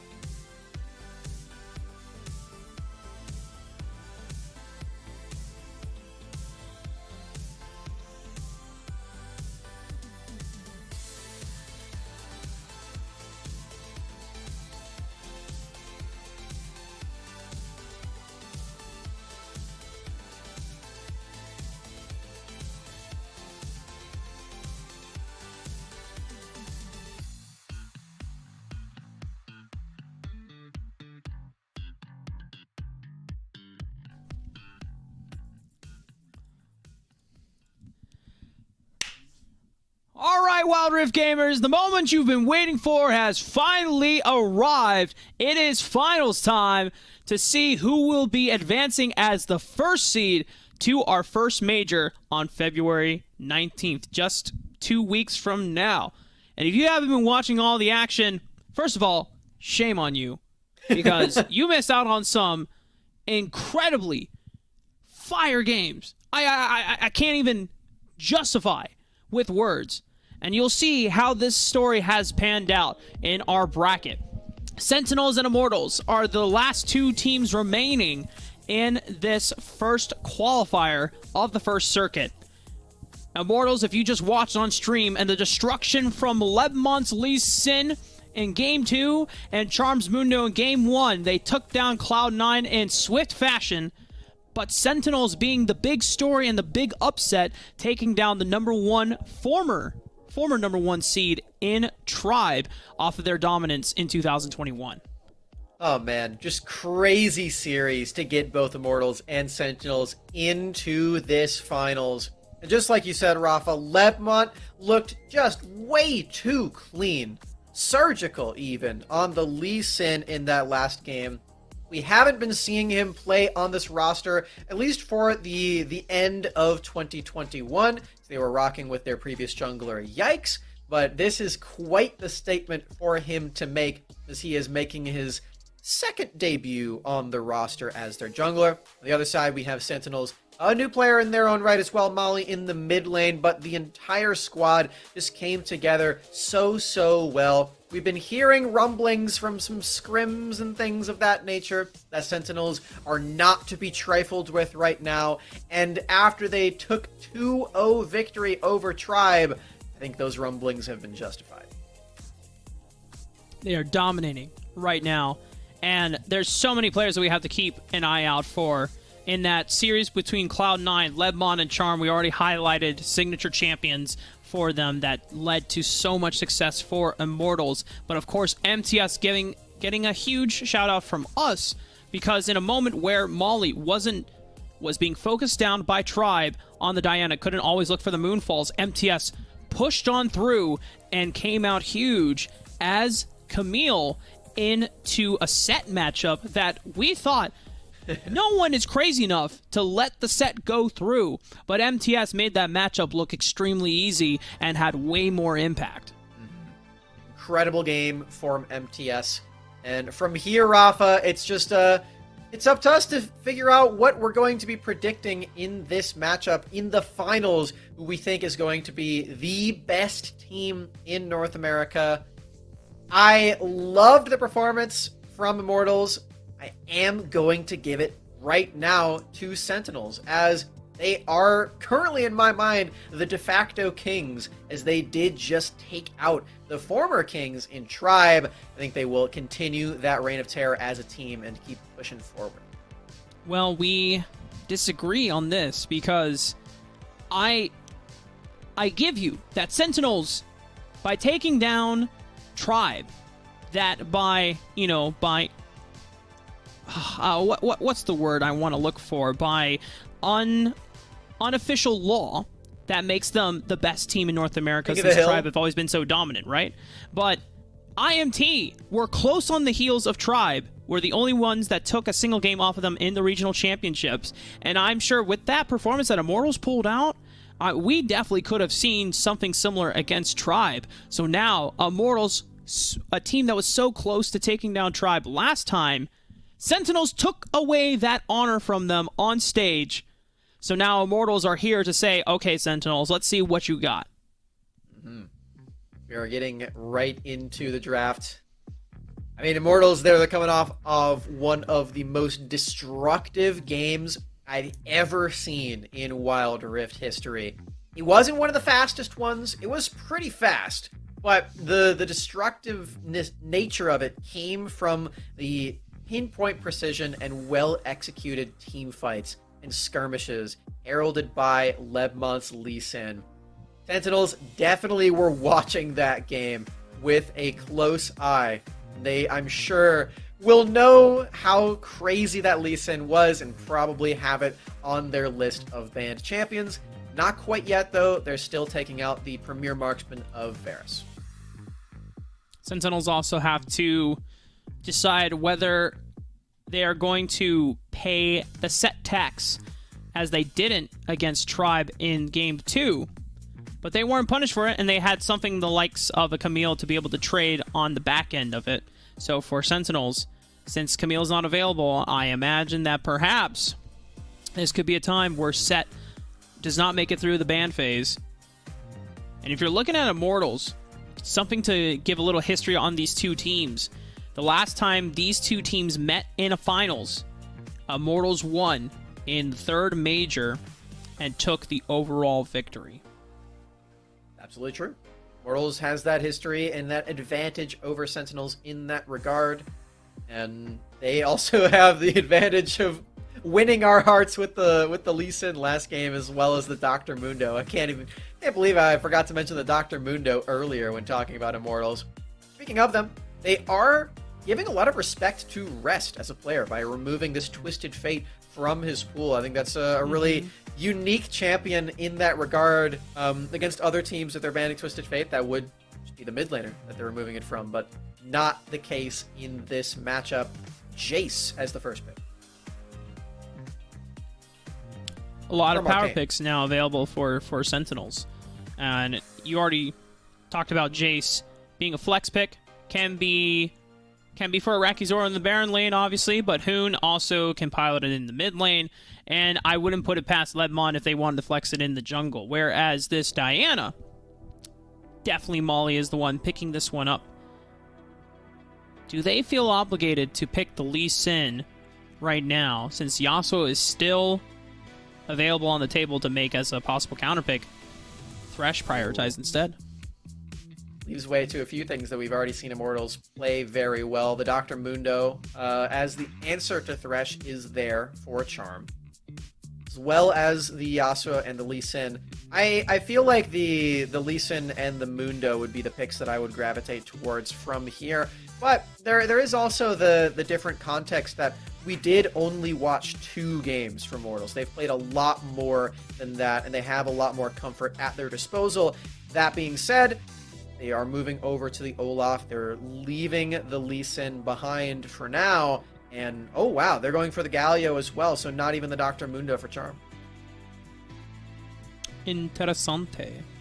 I think the other thing, too, as we got some intel from TJ, one of the things that made the Mundo pick work so well is that you had a Varus behind it, and something that the Eastern regions are playing a lot is having someone like Mundo, who's a giant meatball, as long as you have consistent damage behind it, who can stand safely and protect Mundo as he's soaking up damage for you. It doesn't seem like Immortals have the likes of or would be able to snag up a hyper carry that could put out that reliable, consistent damage like Varus would.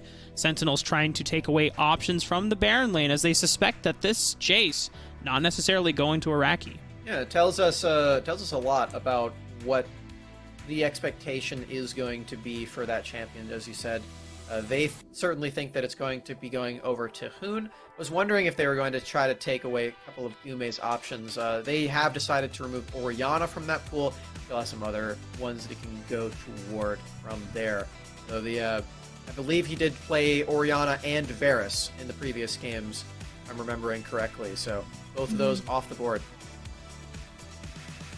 Brand has been secured for Rest. It's a powerful Dragon Laner Mage. Paired alongside Thresh, you have a lot of safety, a lot of movement with the Dark Passage. There hasn't been a jungler locked in yet for Sentinels. 2 picks already taken away with the Lee Sin and the Riven. And a Gragas in the Baron lane. Okay. This is not our first Kha'Zix of the stage match. The first one we saw was from, I want to say, T-Tigers. Multiple times the Kha'Zix was banned away from Tybe in the enemy Cloud9 series. But this will be Sheesh taking the Void Assassin into his own right. That would have been the option to play a marksman, but Sentinels don't buy in quite yet on that one. They're still scratching their heads perhaps about whether or not that is a valid strategy they want to pull out right away. Kha'Zix, of course, being a very standard jungler that I'm sure Sheesh has many hours on.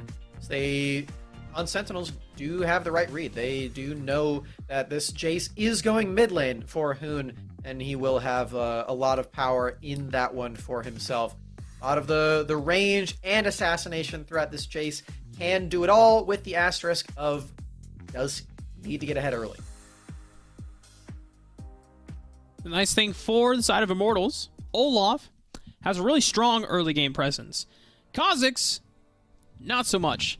Yeah. And he's kind of lacking in the clear speed department as well when it comes to matching up against Olaf. But if Kha'Zix gets through the first few minutes of the game, that first spike in Duskblade of Drekthar is so damn powerful, because then he'll also have his evolved Taste Their Fear, which then gives him so much assassination ability on any straggler found in the jungle. When check out the skin for Charm, he's far in his wild pass. He's got the Hexplorer Galio. Damn! I love that skin. Okay. I think I'm halfway toward the skin right now. I think I'm at like 27 or something like that. It's a nice looking skin. Have to though. check. Yeah. Shiny. The particle Looks effects are really rustic nice as well. too. He's got the blue. Sentinels. Oh, yeah. Oh, Oh, Death Oh. But it looks scary. Rest didn't. Yeah, Rest didn't have damage or abilities off cooldown to follow up on Death Sentence pick. Just getting a little frisky. Something to note here: MTS taking something like the Darius. Didn't have access to the Camille or the Fiora due to the ban phase, but MTS on something like this champion still has the potential to really change a fight in favor of Sentinels, depending on if he can get the resets going. lot of attempt at prioritizing the mid lane right now with both jungle and support. Charm continuing his trek over toward the Scuttle Crab, as the bottom one hasn't been taken either, so both of them wanting to fight. Oh god, nice death sentence, but immediate flash reaction from Charm, trying to save his jungler from certain death. Lemon is able to distance away, and first blood will go to Hoon. Sentinels trying to see if they can turn the tides of battle and look for trades, but they've only found one on the Charm. Hoon getting critically low, but he still survives with the triple kill, and you said this Jace needs to get ahead. Well, how about a 4-kill lead for the side of Immortals? Oh yeah, that's quite a way to start things off right now, Rafa. Already buying the components for that Edge of Night. So much acceleration. No Shock Blast quite yet, as he's doubling the gold of Molly in this early game. Oh, that's brutal. And Lebmont participated in all of them. So did Charm. All of these kills across the board for Immortals. We saw a huge explosion of a lead in the last game against Cloud9. They're right back at it. They have not dropped a beat. Sentinels now staring at a very fed and very accelerated Jace, who has now finished his Edge of Night before 3 minutes, whereas poor Molly is trying to still finish the Catalyst on his components at the moment. Immortals can look to rotate Hoon out of this mid lane very early, look for an invade, get priority for an objective early on, still have 50 seconds to do so. It was Rest who did Phase Rush Varus, right? That was him. He's doing it on the brand as well. I think that's really interesting. Wow. This is not a rune that we see very often. But... I don't know. That was Jackie. Jackie had the Oh, it Phase was Rush Jackie. You're right. Well, either way, we're seeing this rune be, picked up more often than I feel like we did at all of last year or so. I don't think we ever saw a Phase Rush, Yeah. to be honest. Yeah, it got introduced to Wild Rift, and everyone was just like, yeah but Conqueror's the best. Yeah. I just thought that was an interesting variable in this game that we're seeing out of Rest. It's pretty cool. I didn't actually notice if the other brands were doing it too, so maybe I'm just forgetful. I mean, I know I'm forgetful, but maybe that's just an instance of it. We are now past the 4-minute mark. We're seeing which way the teams want to go. As per usual, the team that has the early game lead gets to choose which objective they want. That is Immortals right now, and they're moving over to Rift Herald, leashed away, and a bit annoying there from beginnings, as they have to wait for the Rift Herald to come back to its rightful spot. Immortals still want this. There's a ward that didn't get swept out by Immortals. They know it's there. They just couldn't get a chance to clear it out in time. They didn't want to commit over to the Rift Herald. They're now circling onto the Mountain Dragon, and Molly, considerably, is not near the Rift Herald. Immortal's Charm just trying to keep vision of it and make sure that Sentinels don't get an easy access pass.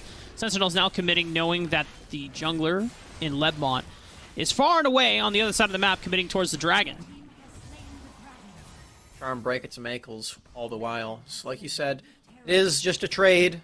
Sentinels, honestly, I feel like got a little bit lucky right there as they just found an opportunity and didn't have to deal with the Corki package whatsoever. It's a bit of luck. It's also a lot of skill. It's Molly now in a pickle. Moonfall tries to buy as much time as he could. And Beginnings was there to see if they could get them out with a Dark Passage. However, Sentinels, despite losing out on Molly and this turret, they didn't lose out on first break, but immediate flash from Lebmont just scaring the bejesus out of Beginnings, saying, oh god, I need to flash away as too. Ooh. Getting into the enemy jungle right now for Immortals as they're attempting to steal away this blue buff. Sheesh. Faster on the play than they were expecting. Arrives and steals that one away from them. Clutches. Wait. I believe... Okay, the recall came through. I wasn't quite sure if Charm actually made it to the base. His Beginnings was very close to canceling his recall, but did manage it in the end for Charm. We're getting that extra dive underneath the turret for Immortals. You're seeing that they are winning out on the trade. They also, by doing so, mitigate the effects of that Rift Herald that Sentinels pick up because they were able to take a turret all the while. So Immortals keep that lead going even further. It was very explosive for Immortals, but Sentinels not giving too much over in the wake of the aftermath. Sentinels holding position on this barren side of the map. Lebmont just immediately popping the Ragnarok. Wow, okay. And when you got that kind of damage from both Hoon and Lebmont, you can just do plays like that with impunity, knowing that Beginnings had no flash from before. Not even a Rocket Belt would have been able to survive the onslaught from this Immortals mid-jungle duo. Man, talk about that accelerated Jace right there. He is so far ahead. 2-level lead on the target right there in Beginnings. Only level 7 at this stage. And this is just so brutal for Sentinels to deal with. Like I said before, Jace, when he has this type of lead, can really do it all. He has the lethality to dive in when he's in melee form to go for all of these assassinations, similar to that of the Kazakhs, and he has the poke, as shown here, to force these members off of the play. You even have Gume on the side trying to find poke with these rockets, forcing Sentinels to either take long, safer paths around the jungle or get hit by a lot of these turrets. Oh, and he was on top of a ward. Immediate reaction from Charm to just flash forward with the taunt. Lebmont popping the Ragnarok, going under tower. Beginnings, no flash once again. Moonfall buys time from Molly, but the rest of the members of Immortals, it is Iraqi Zoro that will come in with the body slam. Throws out the explosive cast, getting more damage on the Beginnings. They're diving him once again, flashing away. It's come up off the timer, but it's not enough damage for Immortals to take him down. Ooh, Pyroclasm! He's got him! But Lemon will still go down. Oh, I really loved the positioning there from Charm. He threw out his Winds of War and stayed on the outskirts of the turret, making sure that when needed, he could drop the turret aggro and then pop the ultimate as well. Just very nicely done from Charm. Very well executed dive because of his turret juggling. Immortals, because they don't quite get out with fullest of health bars, they don't actually get the structure alongside these turrets, and Sentinels are actually able to scoop up and punish this. They do take the turret in the dragon lane, and they have a structural advantage at this moment, preparing for the neutral objectives to spawn once more. Sentinels, I feel, should be able to get another trade. Yeah, Stark contrast in kills doesn't actually result in a Stark gold advantage. It's only 2,000, which Sentinels, they could be okay with. They have scaling components in Rest's brand. Molly, of course, will get stronger and stronger with this Diana move, but he's going to get caught out. Dark passes, they're sitting on top of it, but he makes it out alive, right through the skin of his teeth. Molly will be able to survive. The rest of Sentinels, the fact that they were able to save their mid laner without using the Moonfall, if he can get back out onto the map, maybe they can contest for one of these objectives. Oh, look at this. Mortals are trying to have their cake and eat it too. They've sent their jungler over to the Drake, trying to stay outside of vision so that Sentinels don't actually know where Lebmon is. Unfortunately for them, there is a ward on the Drake, so Sentinels know they can start this.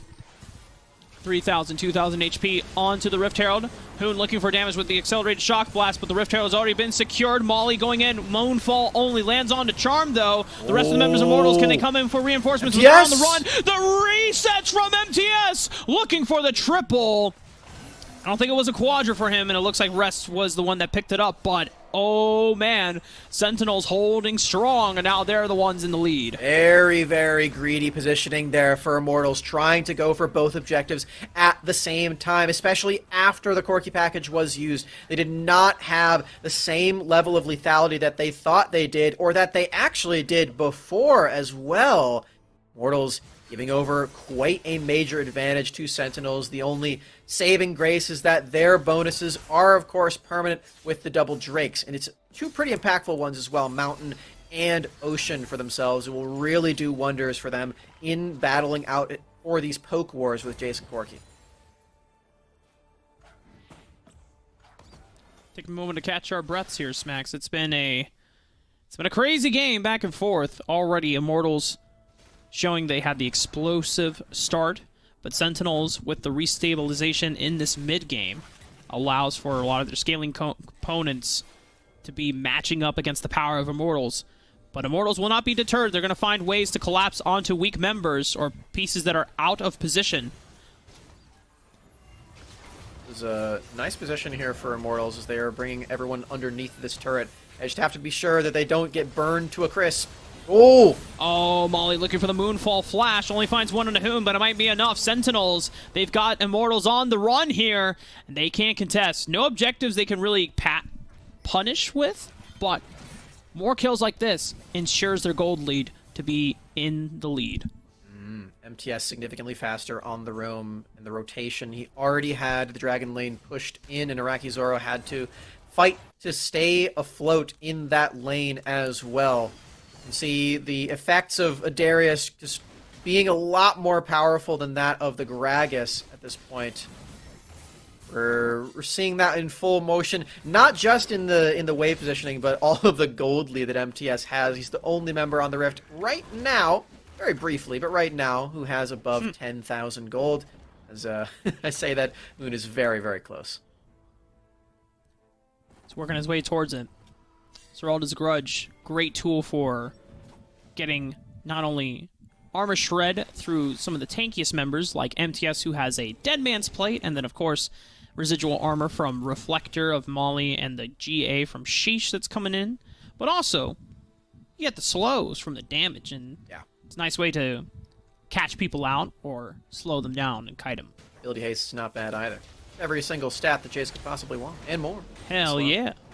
Great item choice for Hoon. Jace from Arcane. Jace from Arcane, indeed. The Talus House, holding strong in the mid lane for Immortals.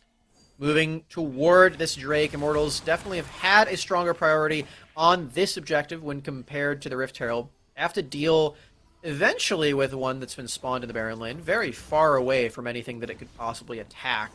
They got some time to chill out and wait for that to occur.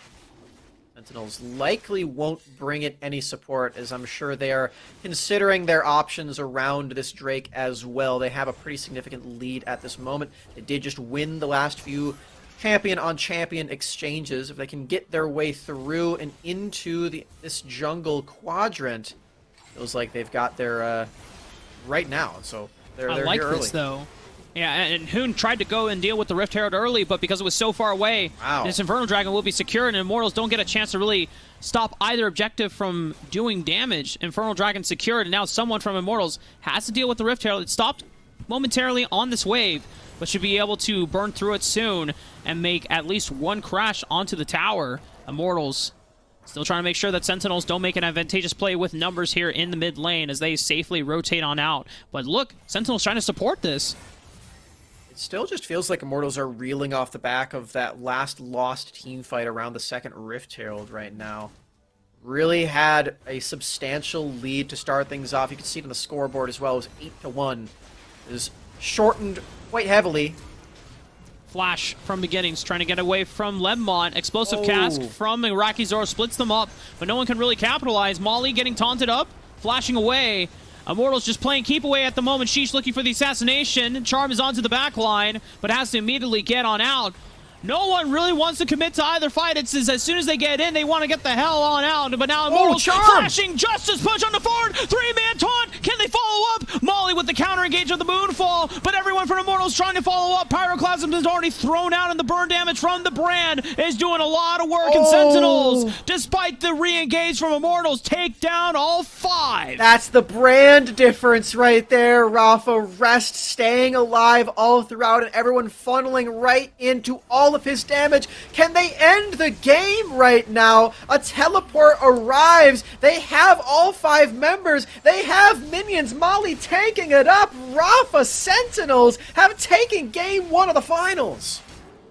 An 8,000 gold lead to boast as well, to show that even by the end, while in the early game it was definitely in Immortals' controls, you'll see on the gold chart, Sentinels off of the back of sound mid-game communication and clean team fighting take that first step towards being the first seed at our first major. And well done, Sentinels. This is the teamwork that won them their games against Tribe. The resilience and just the communication to make sure that even though they were at such a major deficit, they had the positioning to go for all of these objective trades. My main highlight in this game is beginnings. You can see he's got 12 out of 12 assists for this game. The perfect support score line, apart from those few deaths in the early game. Setting up for Rest success in this one, and he definitely needed to in those plays, man. I was very, very impressed by the entirety of Sentinels, as I was in their semifinal as well. Match point in the finals, they're almost at that first seed. You even, we didn't get a chance to show it on stream for the damage charts, but even though Molly didn't have a pretty KDA by the end, 2, 3, and 9, he still put out, I believe, not the most damage in the game, but it was pretty damn close. Yeah. Almost the most damage in the game. It was definitely the most damage on his team, followed immediately by Rest's brand. And the fact that Molly was being focused down, centered, and Hoon, who ended up dealing the most damage in the game, had a huge snowball. Molly still finding ways to be impactful in this game. Honestly, Rest's brand being a saving grace for just pumping out so much damage and playing into the win con of this squad. And then you cannot leave out MTS on the Darius, who had a huge pop-off as well in that second Rift Herald fight, which you noted as, man, after that play, it just didn't seem like Immortals could ever recover. Mm-hmm. There's a lot of talk about tempo in this game and other MOBAs as well, and like how real that actually is. And I mean, there's definitely moments where you're thinking of it more than it actually exists in the game. I think that one sort of was an example of that, where Immortals felt like they had a lot of tempo before that play. They overreached, and then they felt like they had lost entirely on the tempo game. I think they still had some ways to get back into it, but you could just feel the like slump back in their chairs moment where they're like, oh, we were 8-1 and now we're 8-7. What do we do at this point? And that question was never really answered for Immortals. Bit of a bummer for them. Hopefully they can bounce back after that, as they still are in this finals. They're definitely a contender at this point. Literally and figuratively, we just saw them come off of a crazy 2 games against Cloud9. I imagine that they are not yet done in this series. I imagine they are coming back with a vengeance. No one sniped the Lee Sin in the first round. I'm just saying. Or the Mundo. If Ledmon can perform like that, then I want to see if Immortals take a chance and a gamble on that once again. The Yasuo also, even though we were kind of fan gaming over Ledmon's Lee Sin plays, you definitely needed Hoon there to follow up and make those last breaths count, and Hoon definitely wasn't a slump in terms of the damage output on the Yasuo in that game either. And of course, he was the leading damage dealer in this game on Jace despite the loss. So I mean, for me, I'm not a professional coach. So, you know, what I say probably doesn't have merit, but, you know, as a spectator, throw down the towel. Take red side, go for the Lee Sin Yasuo, baby. Just do it. I want to see it. I want to see it too. It was just so fun in that last game that we got to see them play it. I still think that their compositions look really solid. They're definitely not giving Iraqi Zoro a lot of priority when they're slapping him on Gragas into Darius. I will say that did not look very fun for him specifically. Everyone else was having a great game, and it's not really Iraqi Zoro's fault at that point, right? It's just a really, really bad matchup. A lot of his champion pool was taken off the board as well with the Camille and the Fiora that we saw him play a lot. I think some draft shakeups are certainly in order for this, as you mentioned, Rafa. We're still thinking about what's going on here. I think for Sentinels, their teamwork is just completely on another level at this point. They have really made the offseason work well for them in that regard. I think it's undeniable at this point that these guys really know how to play with each other as a unit. The other thing that we can mention too is, as our production beautifully noted, the players to watch in this next game are Rest and Beginnings, because if we didn't make it clear enough in their win against Tribe, this bot lane had to go through leaps and bounds to really improve their play to match up against some of the best bot lanes in Wild Rift. Because, I mean, Rest and Beginnings, obviously, on Sentinels have always been a top 8 bot lane, and they're definitely, you know, better than most of the other unknown teams or no-name teams that will come in once in a blue moon. But when you've been tasked to play against the old bot lane kings like Dienzio and Selma from the old enemy, and to play against old school Max Green, you have to play against Jackie and Charm, and then at some point Gumi and Charm. As you just keep stacking on up, even Griff and Jackie on that Cloud9 roster when Griff came in, Rest and Beginnings they had moments of brilliance, but they were struggling to consistently keep up with them. But now they are the ones that are on the forefront. And even if they're not having winning lane matchups and the ones roaming first, Beginnings is at least taking an effort to be the first one on the map.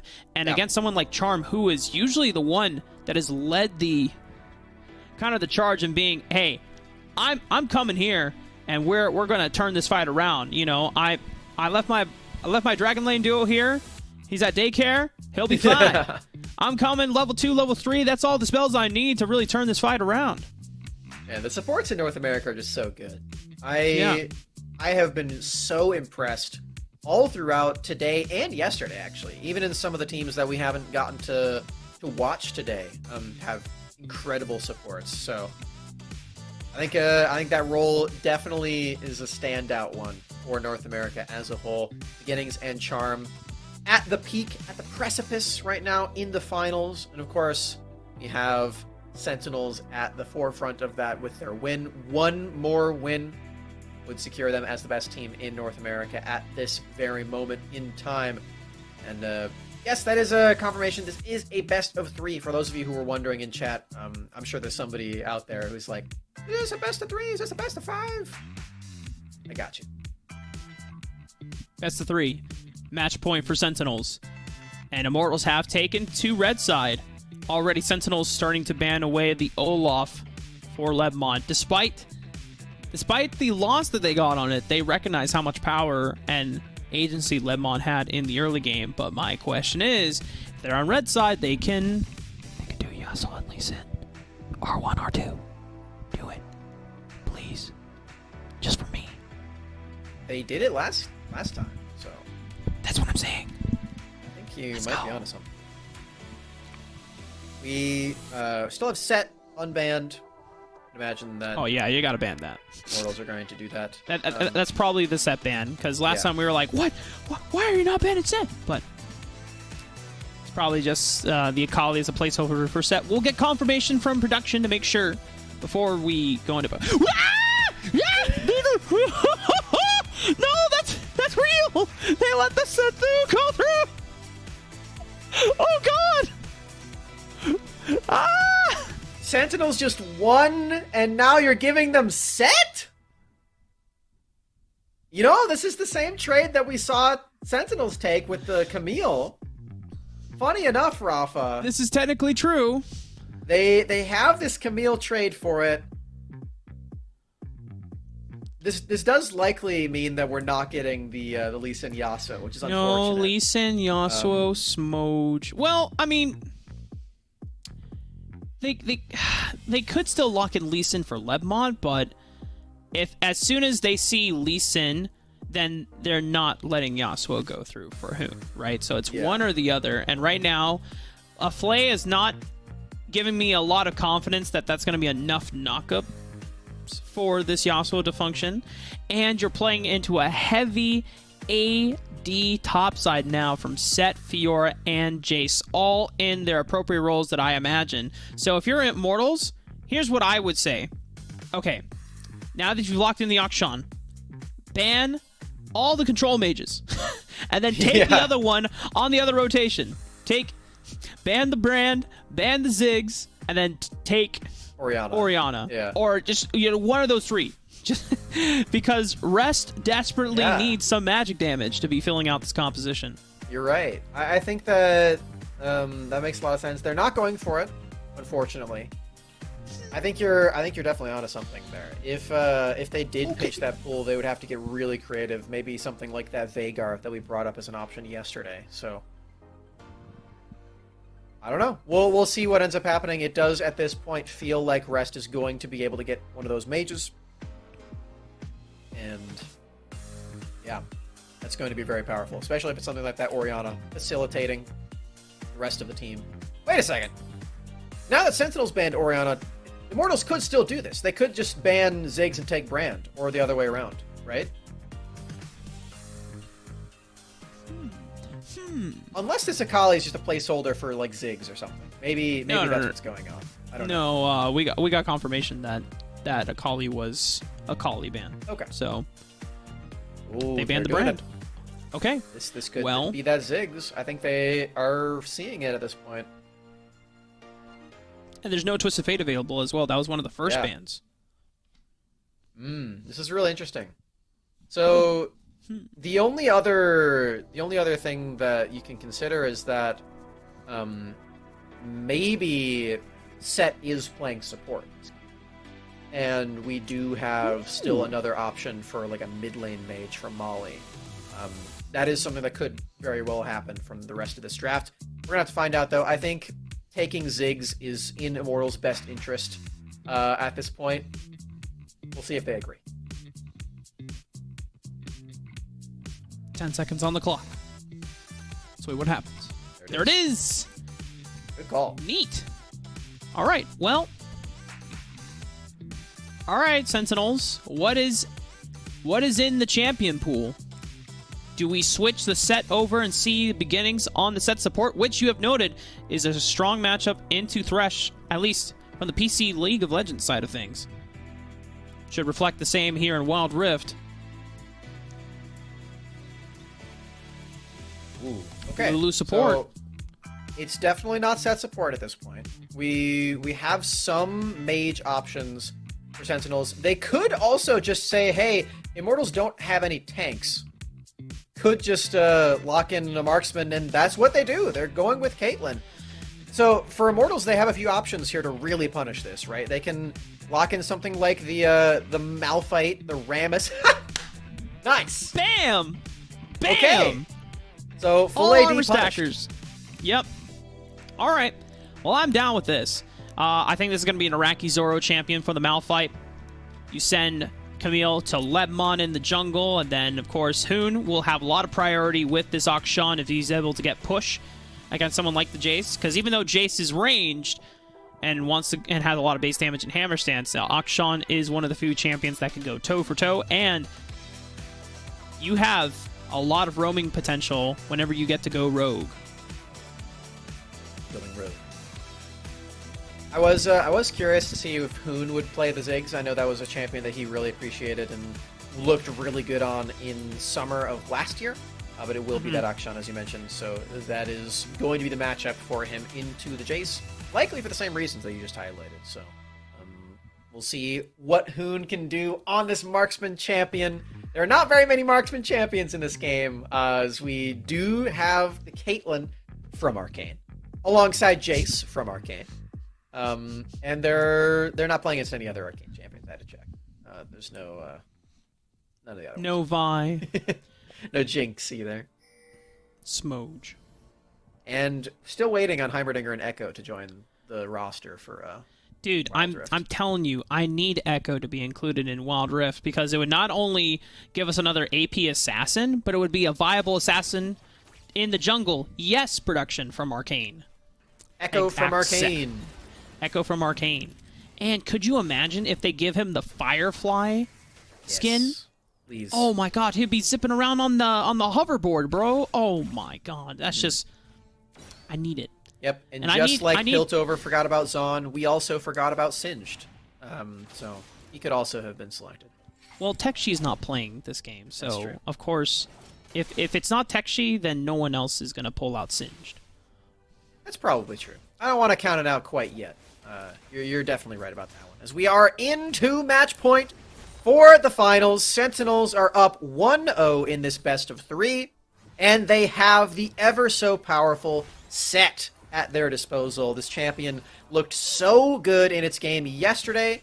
The game that we saw of it today actually did not have a very high impact, and that was into this champion of Camille. Granted, that is not the lane matchup that's been allocated to it this time, so I would imagine the Set has more of an impact than that game. Alas, it is here all the same. And one of the things about Set that Malphite cannot necessarily get around is the fact that Set has true damage built into his kit. Charm, having to actually flash away, because Rest and Beginnings had lethal if they laid down a trap right on top after the Whimsy coming through. And normally Araki Zoro on a Malphite can beat up a bunch of bruisers because you go in with the ground slam, you slow their attack speed, which just mitigates a lot of their trade damage. But MTS, as soon as the ground slam comes in and Araki Zoro's heavily trading, you'll face breaker him, get the slow, and then immediately into the haymaker, and then, oh yeah, all that armor? Yeah, I got true damage, bro. So I really liked that play from Rest and Beginnings. It was a bit subtle, but it did end up forcing Gume and Charm to stay in the lane a little while longer. They're still doing it. Really whiffing out on that death sentence, but Rest and Beginnings, by keeping that lane advantage and keeping them in this precarious spot, Gume and Charm really can't go for anything too crazy unless... ooh, the Dark Passage play into the Flash Tactical Sweep and Hextech Ultimatum off of the level 5 that Lemon achieved. That's first blood for Immortals. They can't do anything in the 2v2. 3v2 is an entirely different story. A level 5 Camille swinging in thanks to the Dark Passage. Very clever play there from Charm. I was wondering why they were sticking around so long, and I was greeted with the answer alongside Sentinels. They felt a lot safer than they actually were. A nice sidestep from Araki Zoro, actually dodged out on majority of the true damage because he got out of the little middle cone there. And Immortals starting off nicely with that first blood will allow Lemon to hit this Trinity Force power spike maybe on time before these objectives spawn. I do want to mention this real quick on an itemization thing, because Araki Zoro is building Sunfire Cape first. That item does not actually have armor on it in this game, which might be a surprise to some longtime League of Legends PC fans. It is purely health and damage. So, missing out on some early game armor on the Malphite against full AD is a little bit of something that might end up punishing him in the future, but he does get this early item spike. I imagine that Araki Zoro will have a pretty fun time regardless playing this armor stacking champion into full AD. It's just a small thing that I noticed. And the other thing too is that he'll have the wave clear advantage thanks to the Bomby Cinder passive just immolating and helping burn out the minion wave ASAP, because he doesn't want to be in the long, extended laning phase against MTS for long. He wants to use his ultimate, the Unstoppable Force, to set up plays for the rest of Immortals to follow up on. As right now, it is Sentinels that have majority of their numbers around this first dragon of the game. It is Cloud, so it's not the biggest dragon to fight for, but Immortals still want to use their power. Sentinels have a positional advantage right now, but that can easily be broken wide open by a death sentence or an Unstoppable Force. A fully retreat, actually, giving way for Immortals to push in the mid lane. That is an early heal from Rest. I can't imagine that was on purpose. Immortals moving now into the Drake pit, uncontested, as they wisely pushed in mid lane first. Immortals really taking this entire play by storm. I really like this. That Dark Passage, I think, was meant for Hoon, but he just said, you know what, I'll walk the long way around. Don't worry about it. Charm feeling a little sheepish about expending that ability, but it'll be back up soon. No fighting and no objectives taken yet, as we're approaching 2 minutes of lifespan for these. Rift Herald and Drake don't really have a very long expected lifespan. Oh, look at this flank. Oh, my. They just want to fight, man. Two-man knock-up immediately. It's an insta-kill for Gume onto Rest's Caitlyn. MTS into the backline, but has to flash away from the threat of Hoon, who is coming in with the web swing. Will find the blow, lasting onto MTS. Sheesh and Molly and Beginnings were able to make it out, but this Rift Herald will go to Immortals. Immortals definitely acknowledging that they had the engage advantage. They didn't want to start anything until Sentinels made a positional error, and that's exactly what ends up happening. Iraqi Zor with a very clever flank around that Rift Herald pit. The Sentinels, they're thinking about moving over to this Drake. They don't have MTS here, although Immortals don't have Hoon, or really anybody around this, so it does look like at this moment Sentinels are going to secure this. And a lot of their engage tools are gone as well. But Immortals just brute forcing. Oh my god, Lebon flashing over the wall. Secures the dragon away. Sentinels just don't get anything in this game. Wow. Oh. Tragedy for Sentinels as Immortals take yet another early game victory.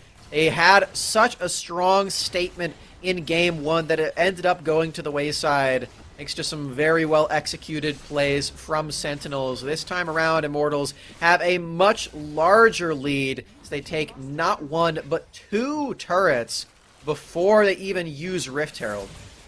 And now MTS has been cut off. No flash available. Has Showstopper, but I don't think he's getting out of this one either way. He's going to save it for the potential next fight. Gume picking up his 3rd kill of the game. Huge stark and contrast in performance from game 1. Man, these set games are starting to make me wonder, Rafa, if we were right in our assessment of banning this champion every game. I still am mostly confident about it, and this is a full AD team, so there is that asterisk for this. It's not been fully inspiring yet, though. I think you have to give credit over to Immortals how they've been able to set up positioning in these team fights. Every time that Sentinels are looking to be stacked up on a 5-on-5, Immortals immediately back away, and they never give a window to MTS to get a 5-man Showstopper flank, and good God, Molly. He gets routed off immediately. Hextech Ultimatum giving no reprieve, no way out. Another turret. This is all 3 out of turrets taken down. No Rift Herald needed. Yeah, that's crazy for Immortals. This is not quite as flashy of a game as the Lee Sin Yasuo, but it is as dominant right now as they're just forcing Sentinels wherever they go to fully retreat. Where will they actually use this Rift Herald is my question, because it's still in their hands. And they didn't do what most teams would normally with this Rift Herald, which is take the early turrets, because they just didn't need it. That's the power of Ziggs, man. You have so much turret destruction on your side. Gume is the one that has Rift Herald available. I imagine the timer should be coming up soon. So Immortals have to decide where they're going to send this one, because one Rift Herald charge normally would not be able to take down a second outer turret. But when you have Ziggs on your side, an empowered auto attack, and then into the satchel charge, that's That's easy to do. Luden's and Rabadon's death cap certainly help out in that endeavor. Good God. That's a lot of gold in the Ziggs at this moment. So rich. Yeah. Honestly, like, if it was anybody else on Immortals, I would say that Sentinels are still okay, but the fact that it's in Ziggs, the scaling member, this premier Dragon Laner that will win you entire games on his own, is feeling like a Game 3 angle to me. Immortals definitely have that possibility. 8,000 gold on their side. Taking full control of this bottom quadrant of the jungle. MTS cannot dare approach without fearing for his life, or at least having to burn a flash, and it's not worth just to see if the rift or the red buff is being taken. And Immortals just fast on the plate, immediately rotating over to the Rift Herald before the second dragon spawns. If MTS doesn't go kill that Rift Herald, there's a very real chance that Immortals can stack both Rift Heralds together. So I do like the idea for MTS and for Sentinels to go and dedicate the time to actually kill that objective. He doesn't do it in time, though, and he is now worse for wear and positioning. Oh, no. Showstopper out. Can't get escape, though, from the Hextech ultimatum. And look at this, Smacks. Oh. When the second Rift Herald was first introduced into the game, we saw a lot of teams use a strategy to stack them up on top of each other, and so Riot had to nerf it by making the timer in between longer. Now, Sentinels will prevent that fantasy from being achieved, but now it's Hoon facing up in a 1v1 against Sheesh. Has to flash away thanks to the Mega Inferno Bomb coming out. Comeuppance won't be the killing blow, but it's Gume who finds him with the satchel charge and a little bit of a bomb. Nicely done from Hoon and Gume to execute that play. Another satchel potentially would be able to kill that turret. Not quite yet. Wow, what a death sentence. Nice death sentence. The Ace in the Hole comes through, but Gume will survive thanks to a well-timed barrier, keeping himself alive. Charm. Don't do it again. Oh, my. Woo. Ace from Arcane slimming down a little bit. Sucked in his gut for that one. You know, he was always thin, though, right? I mean, never a big boy. He was fit. The rest of Immortals. However, Molly wants to be big so that he can hard carry this game, take it back from the grasp of Immortals, who still sporting. Actually, it's now an 11,000 gold lead. My God. Yeah. it's getting a little rough here for Sentinels at this point. No kills to their names. No turrets either, as they are under risk of getting perfect gamed in this one. You can't really be too surprised about this when you draft full AD and you leave open this Malphite opportunity for Iraqi Zoro either. But you'd expect the Sentinels would be able to get something off of this. This is just a big testament to how Immortals are playing. I like the attempt from Charm and doesn't find the Flay, but it might not be necessary either because they just take out MTS without an answer from Sheesh, trying to go forward on this Fiora, but it's a double kill over to Hoon. Hextech ultimatum locks down another straggler in Molly. No one goes down from Immortals quite yet. No! Oh my God, Lepon still lives. Rest flashing forward and healing to go forward and look for just one kill, one crumb, one way to just get themselves back in this game. But Immortals are on the cusp, on the precipice of just getting a perfect game in their response to Sentinels. They are getting really close right now, Rafa. One more structure to take, and that is the Nexus. It will take us to that Game 3. Just don't die, and they didn't. Immortals, perfect game in the finals against Sentinels. What? And that was off of the back of a wonderful comeback that Sentinels sported against Immortals in Game 1. They looked so clean on the execution of their macro play, the patience, the control, the reserve to know when to pull the trigger on their engage tools, and the way they just commanded Sentinels around the map. And then once Immortals striked, it was lights out for Sentinels. That's so crazy to me, Rafa, that Immortals just got a perfect game.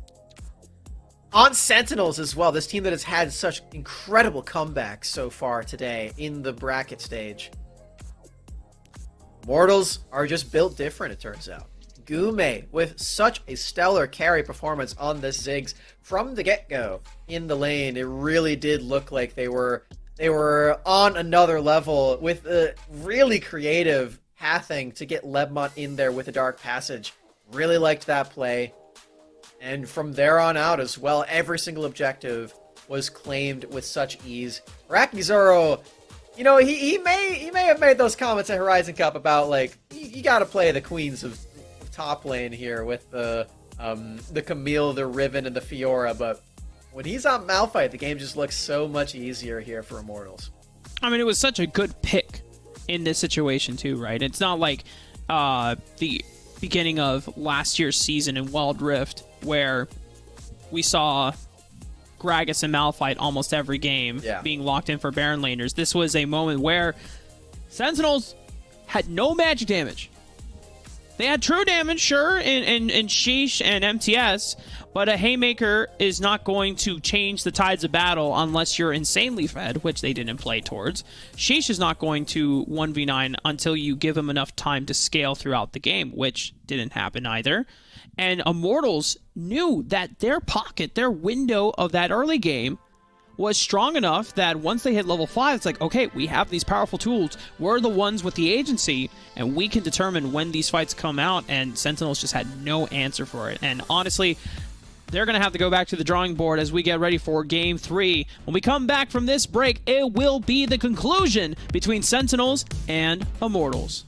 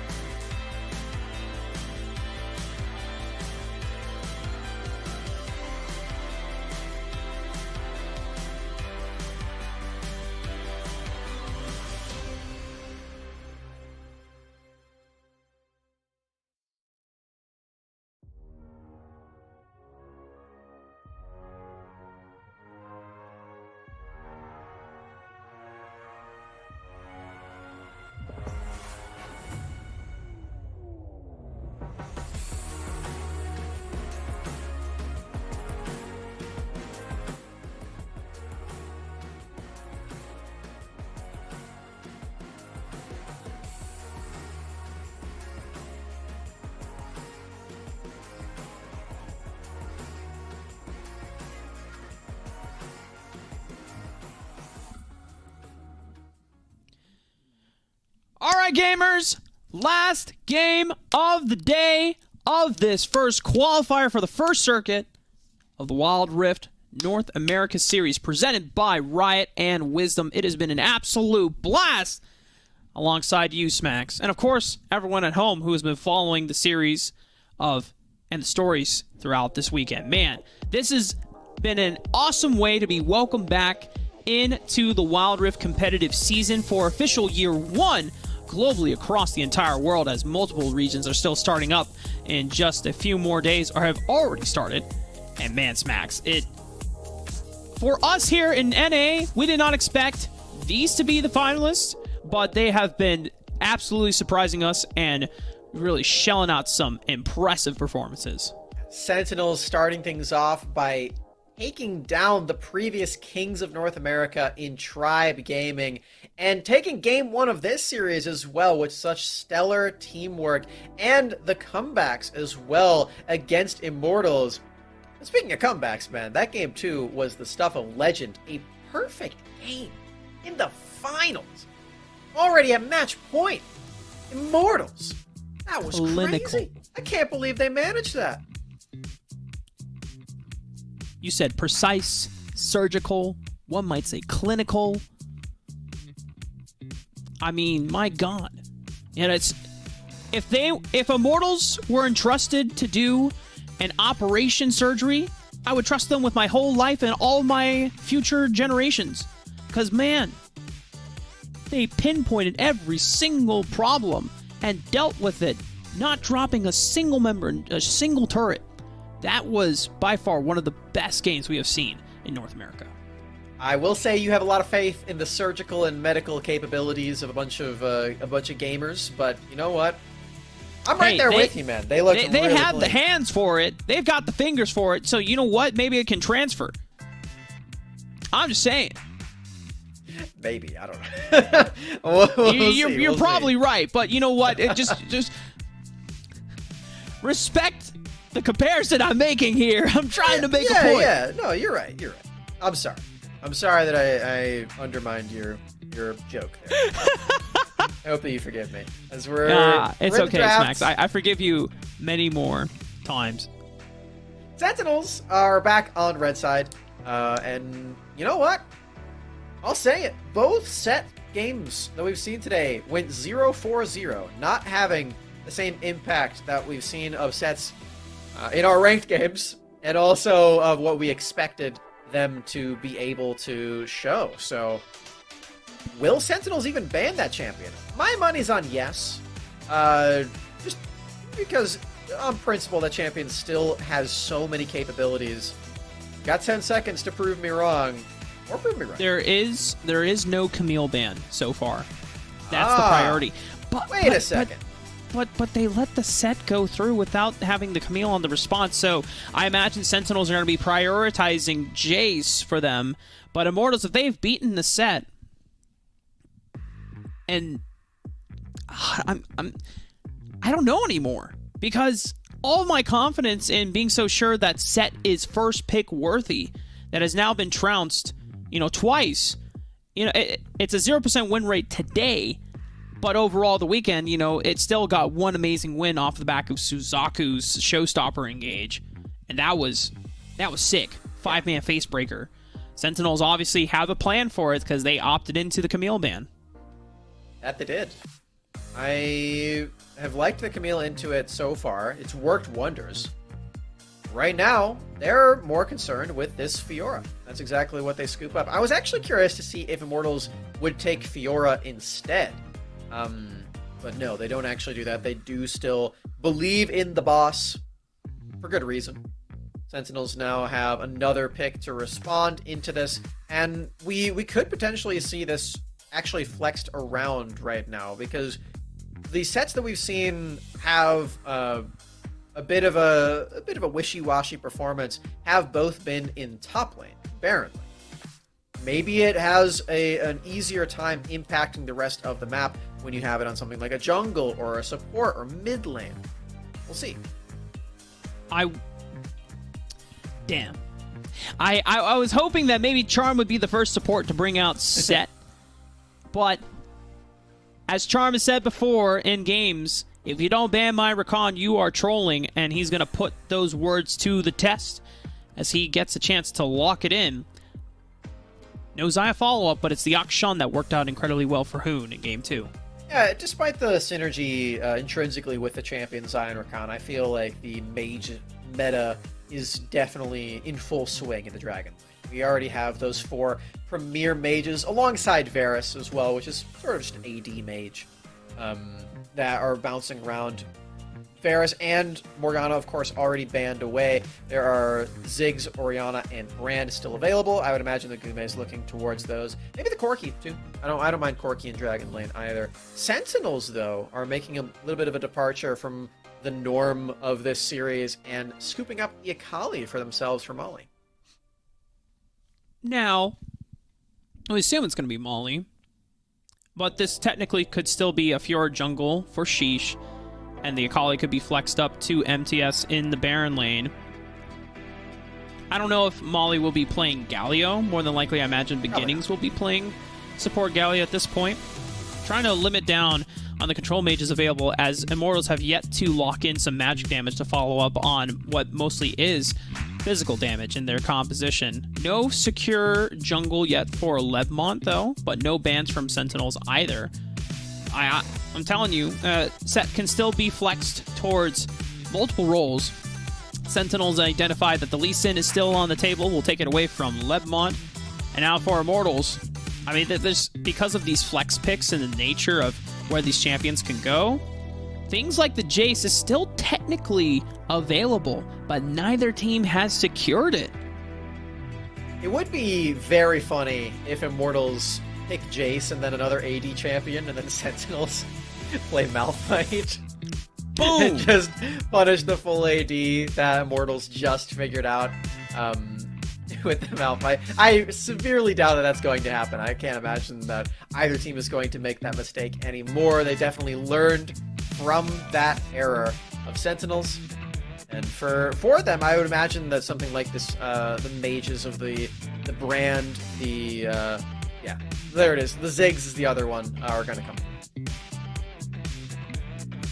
Look, my brand. It is here. And Sentinels did such a great job with it in Game 1. It was one of the reasons why they had such an amazing comeback. So much AoE damage that is consistent and reliable.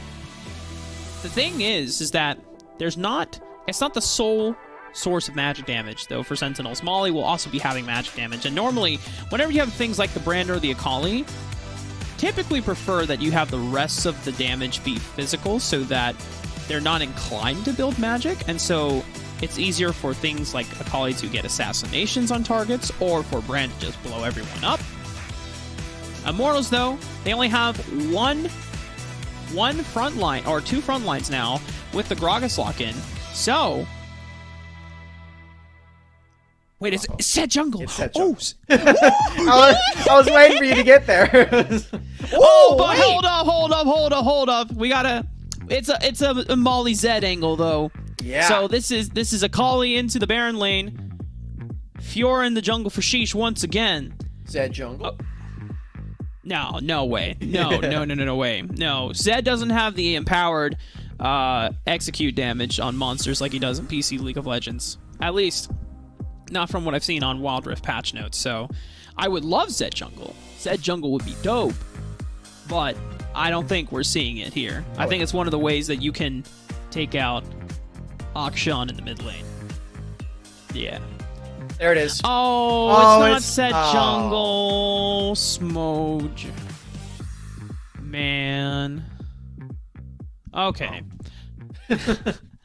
Well, Gragas jungle for Lebmont. Now this, I'm actually curious. Because technically, like, Gume will be putting out, hybrid mixed physical and magic damage, and especially since a lot of the Corkis build it is Set jungle into crit. What? Wait, we got trolled. Yeah. Okay. There. All right. Well, we're good. Okay. Well, we got to see Set jungle. Oh my god. Yes. I'm so excited. I'm really excited about this as well. I feel like this is a much more impactful role for him to be playing, because the main thing that we've seen Set struggle with when he's played in Baron lane is just getting around the rest of the Rift and actually using those very powerful spells to good effect. In the jungle role, you can actually go to those lanes yourself, and you're not really losing anything. It's sort of just the nature of jungle in itself. You're not losing those Baron lane minions. You can give that Gragas up to Iraqi, so I like this a lot better. Me too. And Iraqi Zora will be building full tank, be the sole frontliner. This allows Ledmon to dip into a little bit of damage. If you've been paying attention to the leaderboards and the charts for set builds, then it's kind of all over the place. Some people rush Trinity Force. Some people rush Blade of the Ruin King into Black Cleaver into full HP. Some rush Black Cleaver into full tank items. I'm personally a fan of Black Cleaver into tank items because you're still stacking health, which is where a lot of the damage from Haymaker comes from. But if you do get ahead, and there are certain matchups, a Blade of the Ruin King rush is not bad because you're maxing your primary ability first anyway, and that combos really well to just walk up, get a double fist smackdown, and then suddenly you've chunked them down to half of their HP, even on the tankiest of targets. I personally really like the Dead Man's Plate rush. I like going fast. Well, I think that makes sense, though. Oh, yeah. I mean, Dead Man's... I advocate for that if you're playing support, right? Or if you're playing jungle and you don't need any more damage, you desperately need a front line, Dead Man's Plate also works. It's a nice build. I really like the flexibility of this champion. And it's so early in his release time as well, where people don't really have the right answer, if there even is one. So it's always exciting moments to see what this champion's capabilities are and which variations are actually going to end up being the correct ones. We're seeing an attempted dive top. Right onto MTS. Iraqi Zoro taking as much damage as they can. They're waiting out the Twilight Shroud. MTS still has flash, but Ledmon taking one more damage unintentionally. But the showstopper after the flash forward means it's first blood for Hoon in Game 3 of the finals. Can Molly clean this up in any way? No. Not even with the ultimate available on this Zed can he get in range and safely execute a single target. Just a clean dive there for Immortals on top of MTS. This champion really difficult to actually make that happen on with the Twilight Shroud underneath the safety of the turret. Still do it all the same, and MTS now down a flash, down a kill is a bit sad in this matchup. Picks up some farm in the mid wave as Molly had already soaked up the wave that was crashing through the Baron lane. MTS will now resume his post against Iraqi Zora once again. We have 40 seconds before neutral objectives spawn, and already you see Ledmont with a little bit of the lead is going for that Blade of the Ruin King rush, so we'll have a lot of dueling power, especially against the likes of someone like Shish's Fiora, who wants to rush the Trinity Force but won't have the same sustain. To see if Immortals can actually lay their claim on one of these early objectives. We saw them sort of struggle with that in their first game of this series. They did have a lot of kills on their side, but couldn't quite make a solid decision as a team on which objective they actually wanted to go for. It seemed like they really wanted to play the denial game and try to remove the means of Sentinels to actually get anything off of the Rift, and I definitely found that play to be rather greedy. Does look like this time around Immortals are just fully committing to this Rift Herald. They do have the Corki package. They're already attacking it. And even though there is that ward underneath it, I feel like Ledmont's going to have this. Trying to burn down the Rift Herald before Sheesh can get his hands onto the objective. Immortals secure the first Rift Herald of the game. Beginning's having to use the hero's entrance just to get out. Ooh. And now they dogpile right on top of Molly. Tries to dodge out on damage with that death mark, but he still goes down. It's a double kill for Gume. And Immortals are off to the races 3-0, 4-0. Are they going to even drop a single member here? I don't think so. Sentinels can't find anyone. Oh, and the decisive nature of that call for Immortals does actually give them the time to do both at the same fell swoop. They can move over to this Drake now after recalling. Wise decision. They don't want to be super low. And contest this one as well. No ultimates on either side. Apart from Gume, of course, has the asterisk of his package is not his ultimate. It's the rockets. Trust me, guys. The other nice thing, too, about when you're playing set jungle, if you go for a Blade of the Ruined King rush, is because you're the designated objective hitter, since you want to be smiting it. Blade of the Ruined King gives you a lot of extra damage to burn down these high health targets in Dragons and Rift Heralds and Barons alike. And if you're also more than likely running Mastermind, then it amplifies the amount of damage you're doing to objectives. So it's all really solid. So I imagine, though, that if Immortals were extremely far behind, it would have not been a Blade of the Ruined King rush. But Lebmont is living life. He's living the dream. Quite a bit of damage into Araki Zoro, who is very tanky, although Brand does deal percent health damage. We're seeing that damage still stick onto Araki Zoro, who now has to match the laning of Molly, not something that's super comfortable. Molly does have a lot of assassination threat. Sentinels have the movement into this river, funny enough, to actually start up onto this Drake. If Immortals find and engage, this is going to be tricky for them to deal with, even though they have all the ultimates available. This dragon looks like to be going towards Sentinel's way. She secures it, but now can they get out of this fight? Huge showstopper right onto the back line of Sentinels, and the rest of Immortals are cleaning house. They've dropped multiple members, only losing out on Charm, but MTS will be getting out alive. But Immortals now have inside track to take out the first brick of the game.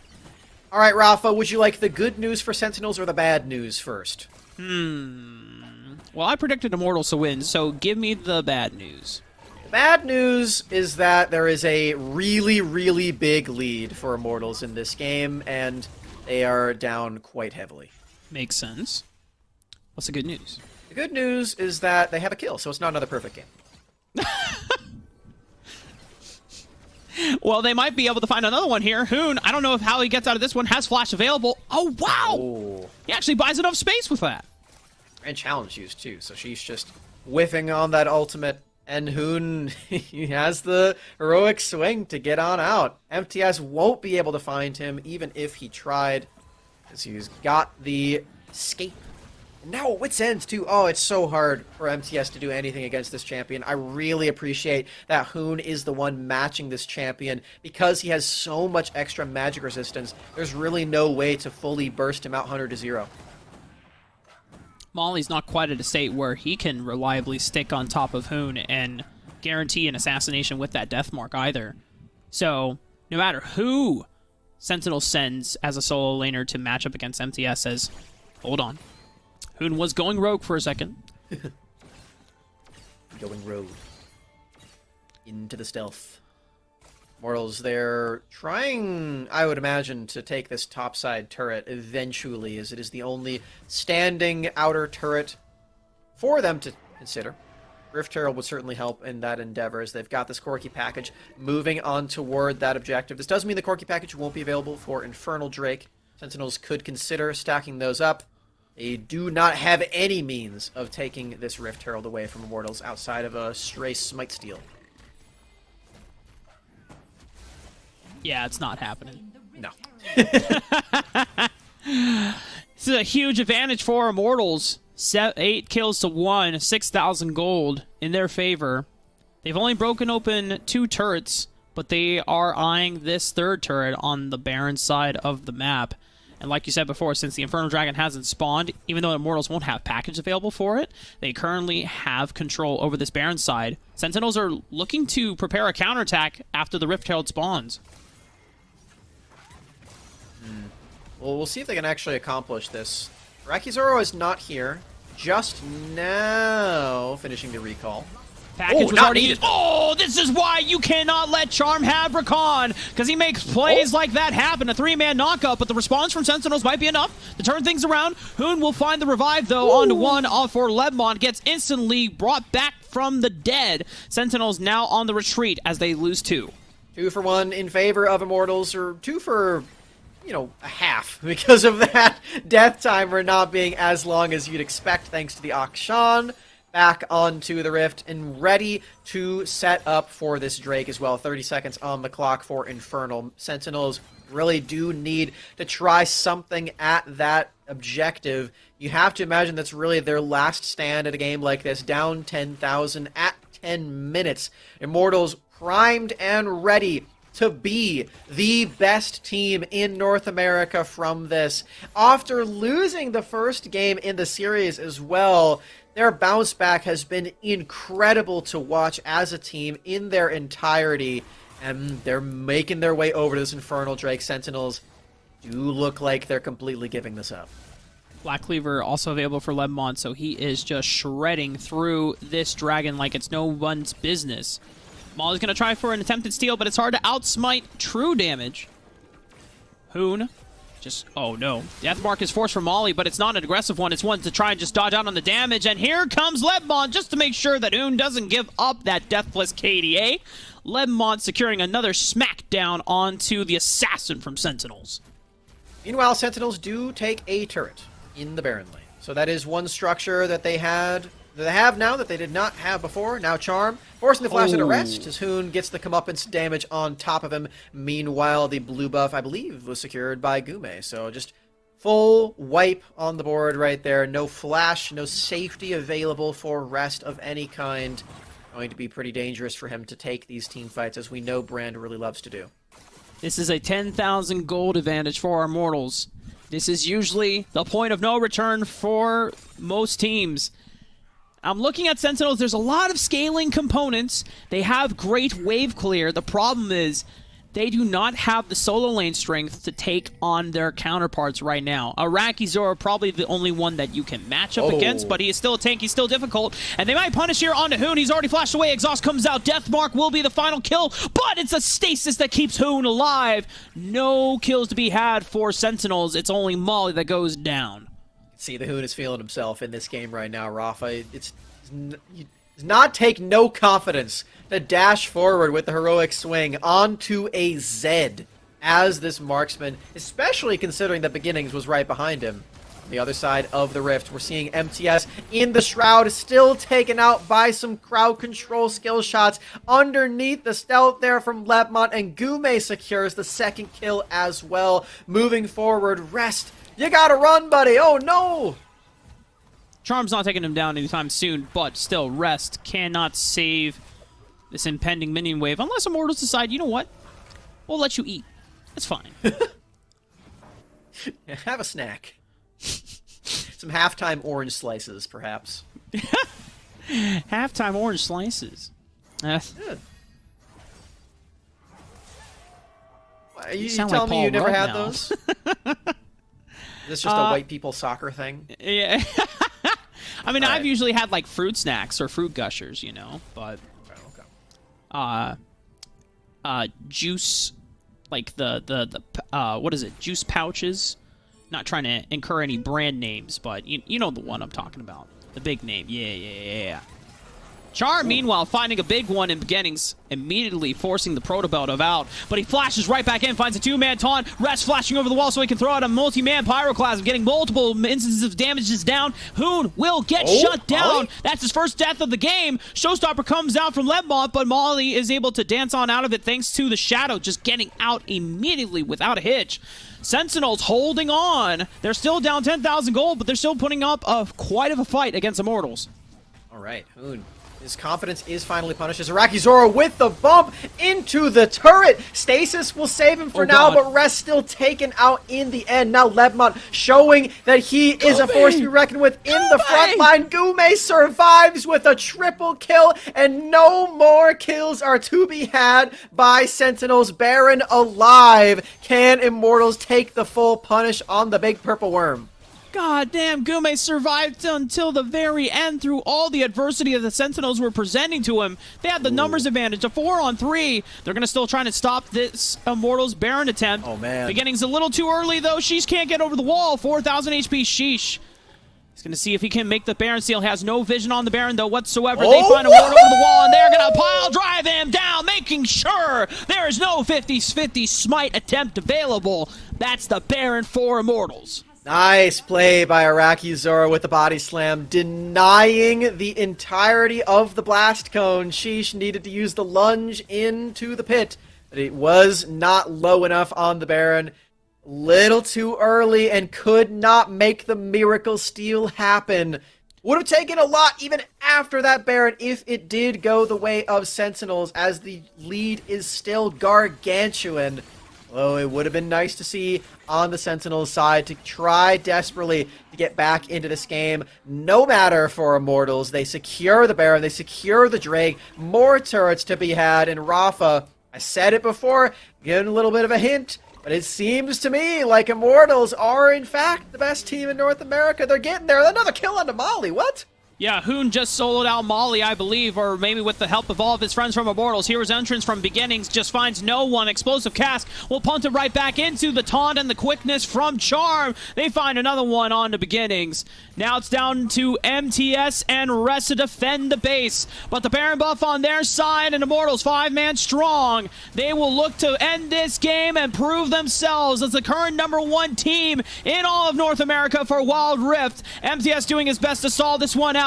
Pyroclasm already used by Rest, so no damage available. Welcome to the throne and to the top of the tables, Immortals. You have taken your rightful place as the current kings of North America. Oh, it's such a good moment for Immortals. Oh, they've been so close, so long at the throne in WRNA. They finally do it, Rafa. They finally take their seats as the top dog in North America. Well done to Immortals. Congratulations on the victory. A perfect game in this game, too, as well.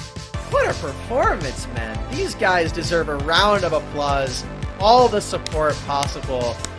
Well done to Immortals. With a new player, too. Lebmont making a return. Wow, what a moment.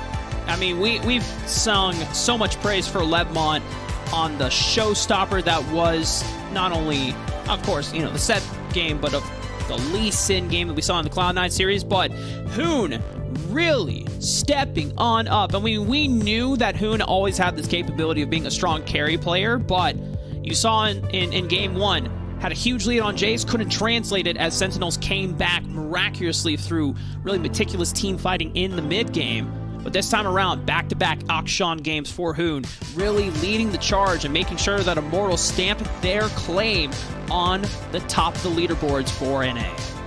They truly are mechanical wonders over there on Immortals. That was certainly proven all throughout today, in the semifinals especially, but continuing to prove it against Sentinels, the team that took down Tribe and will be moving on into the major as our second seed 2 weeks from today. Immortals, though, first seed. Gotta feel good.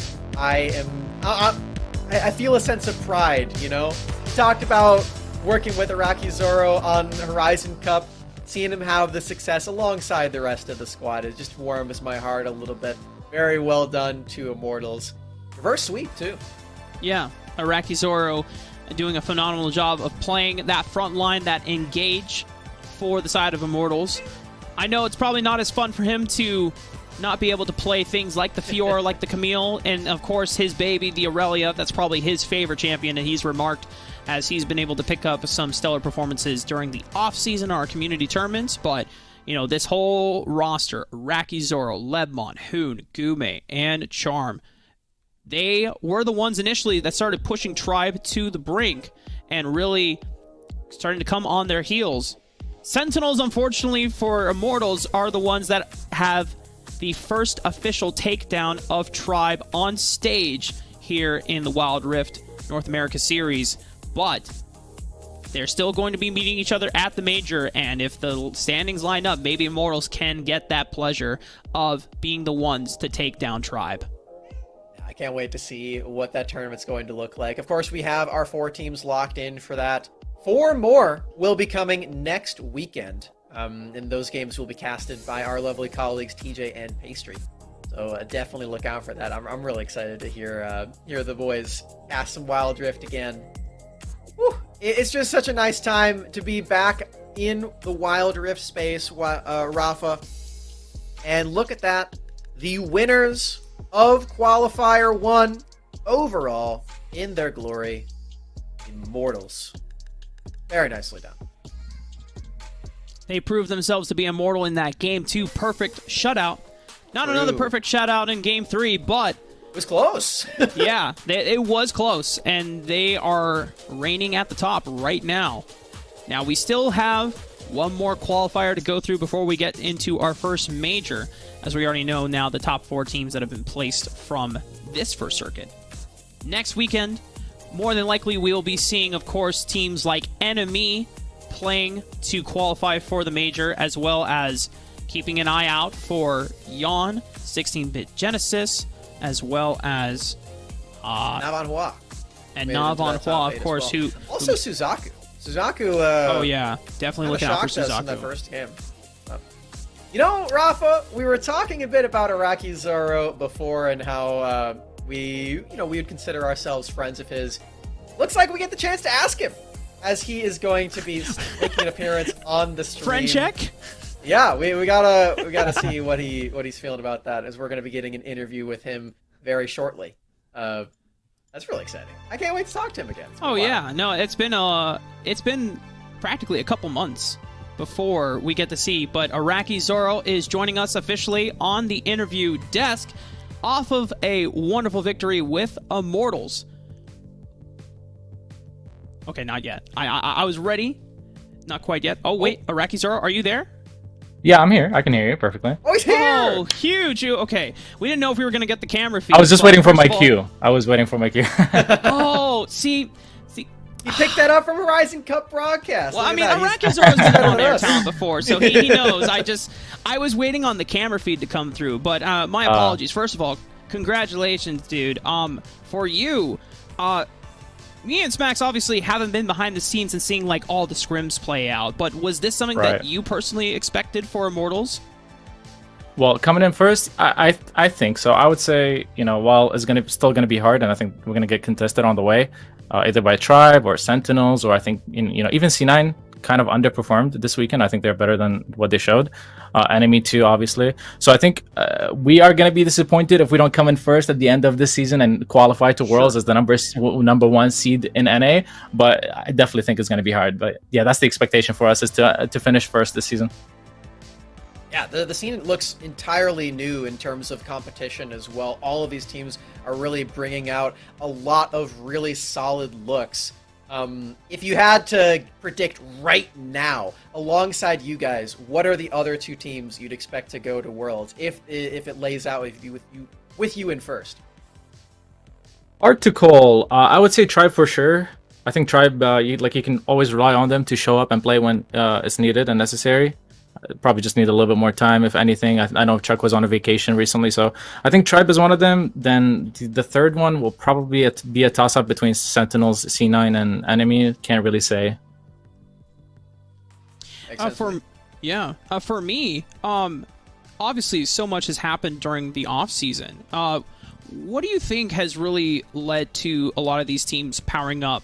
Was it just the break after Tribe went to Horizon Cup? Was it all the community tournaments, or was there more kind of like information being passed between the teams and just a lot of heavy scrimming that has leveled up everyone's play across the board?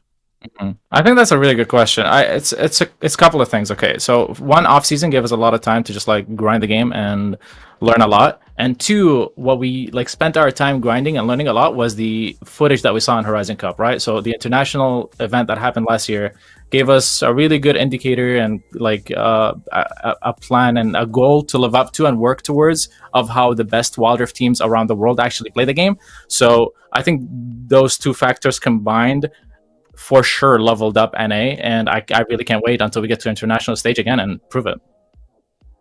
Yeah, absolutely. So for you guys as a team on Immortals, you've got your returning member Lebmont stepping back into the jungle role. We saw a really stellar performance from him on Lee Sin in that second game of the semifinals, and also all throughout today, it's been a stellar performer. What would you say has been the biggest strength of having him back on the roster for you guys? Yeah, thank you for the carry, Lamont. No, the biggest strength is the fact that it's maybe not known so much on from a spectator or from a viewer's perspective or caster's perspective or something, but on the internal community of the competitive Wild Rift, he's known as the best North American player, and it's really exciting and a confident feeding in a way to have someone on your roster who's like that. You can always rely on him to show up and perform mechanically. It's awesome to have him on the team. I'm glad his debut. Technically not debut because he played competitively last year, but the first time on a very official tournament, his debut went really well, and I'm really excited to continue playing with him. Awesome. Damn, definitely keeping my eyes peeled for him as well. Yeah, absolutely stellar stuff from all of you. Before we let you go, Iraqi Zoro, it's been great catching up with you again. Any last shout outs that you would like to give before we let you go? Not too much. Yeah, the season is just beginning. Ultimately, this doesn't decide too much, right? So, yeah, I mean, thank you guys for casting. It's good catching you guys again. It's been a while, but yeah, just kind of gonna continue getting better, and hopefully we can actually achieve our goal of being the #1 seed of North America going to Worlds. I hope to see you have all the success that you're hoping for as well. You guys looked completely amazing today. Again, congratulations on the victory. It's really nice catching up with you, Iraqi Zoro. Can't wait to see you in the major in 2 weeks. All right. Well, Rafa, that's our interview. That's our show. That's our games. And it's been a phenomenal qualifier. At the end of it all, we have 4 teams that are making it into that major, and look at that. Here they are. Immortals as your #1 seed, Sentinels as second, and then Tribe Gaming and Cloud9 have decided as the 3rd and 4th seed respectively because of the game overall difference, thanks to their performance in the first round. So these are your 4 seeds, Max. But that means we have 4 more teams that have to fill out that first major bracket for a top 8 double elimination. That is going to be coming from our second qualifier, which will be this weekend. That will then lead into the following weekend for the first major. And that just means, Max, oh man, this is going to be so exciting to watch unfold. But you know what, Max? It is time. For those that are just tuning in, first of all, shame on you for not tuning in to all the action before. But if you're just catching it now and you realize you won't have time to catch all the games before, you just need a quick little recap, well, don't worry. Me and Smax, we got you. We're playing a quick little TLDR. We got to summarize every single series from today in less than 5 words. Smax, first series, go. Enemy C9. Comebacks, Jackie, Zaya, Old School, Kaisa. That's a lot. Oh, that's 5. Oh, okay. You're right. Okay, my turn. Get into Series 2. Series 2, which was Tribe Sentinels. What the Sentinels? They took down the Kings. We get into Series 3. Mundo, Lee Sin, Yasuo, Stomp for Immortals. All right. Final series. Lebmont set, really good. although, oh man, I want to take that back. Hang on. Lebmont set, Hunak Sean. Nice. There we go. All right, and there we go. That's your TLDR for the games on the day. Oh man, it's been such a crazy day. Yesterday as well, all 7 series were top notch. Big shout outs to all the performers in this first qualifier, and to you, Rafa, and to all of the production team here over at Wisdom and Riot. It's been a phenomenal couple of days catching up with everybody in the Wild Rift space. It's just so good to be back in the Wild Rift space and see the competitive season unfold. And just like Iraqi Zoro said, I think everyone from NA has benefited during the off-season scrimming and just really getting to see a lot of first-hand witness of all the games internationally and all the best teams around the world, see how they're playing the game, and that has inspired creativity and really, bringing out some awesome strats from everyone on stage today. But we will be heading in to the end of our show. Remember to tune in for our qualifier next week, because this is the first qualifier of the first circuit ending now. Congratulations again to all 4 teams, Immortals, Sentinels, Cloud9, and Tribe that have qualified for Major 1. The fun obviously doesn't stop here because there's still time to qualify for the first major. Please make sure to sign up this week at giantslayer.tv/wildriftna and join us here this upcoming weekend at 1 p.m. Pacific for qualifier number 2, as we'll find out the remaining 4 teams for our first major. We cannot wait to see what talent NA shows next weekend. We hope to all see you there. Once again, catch you on the Wild Rift then. Bye.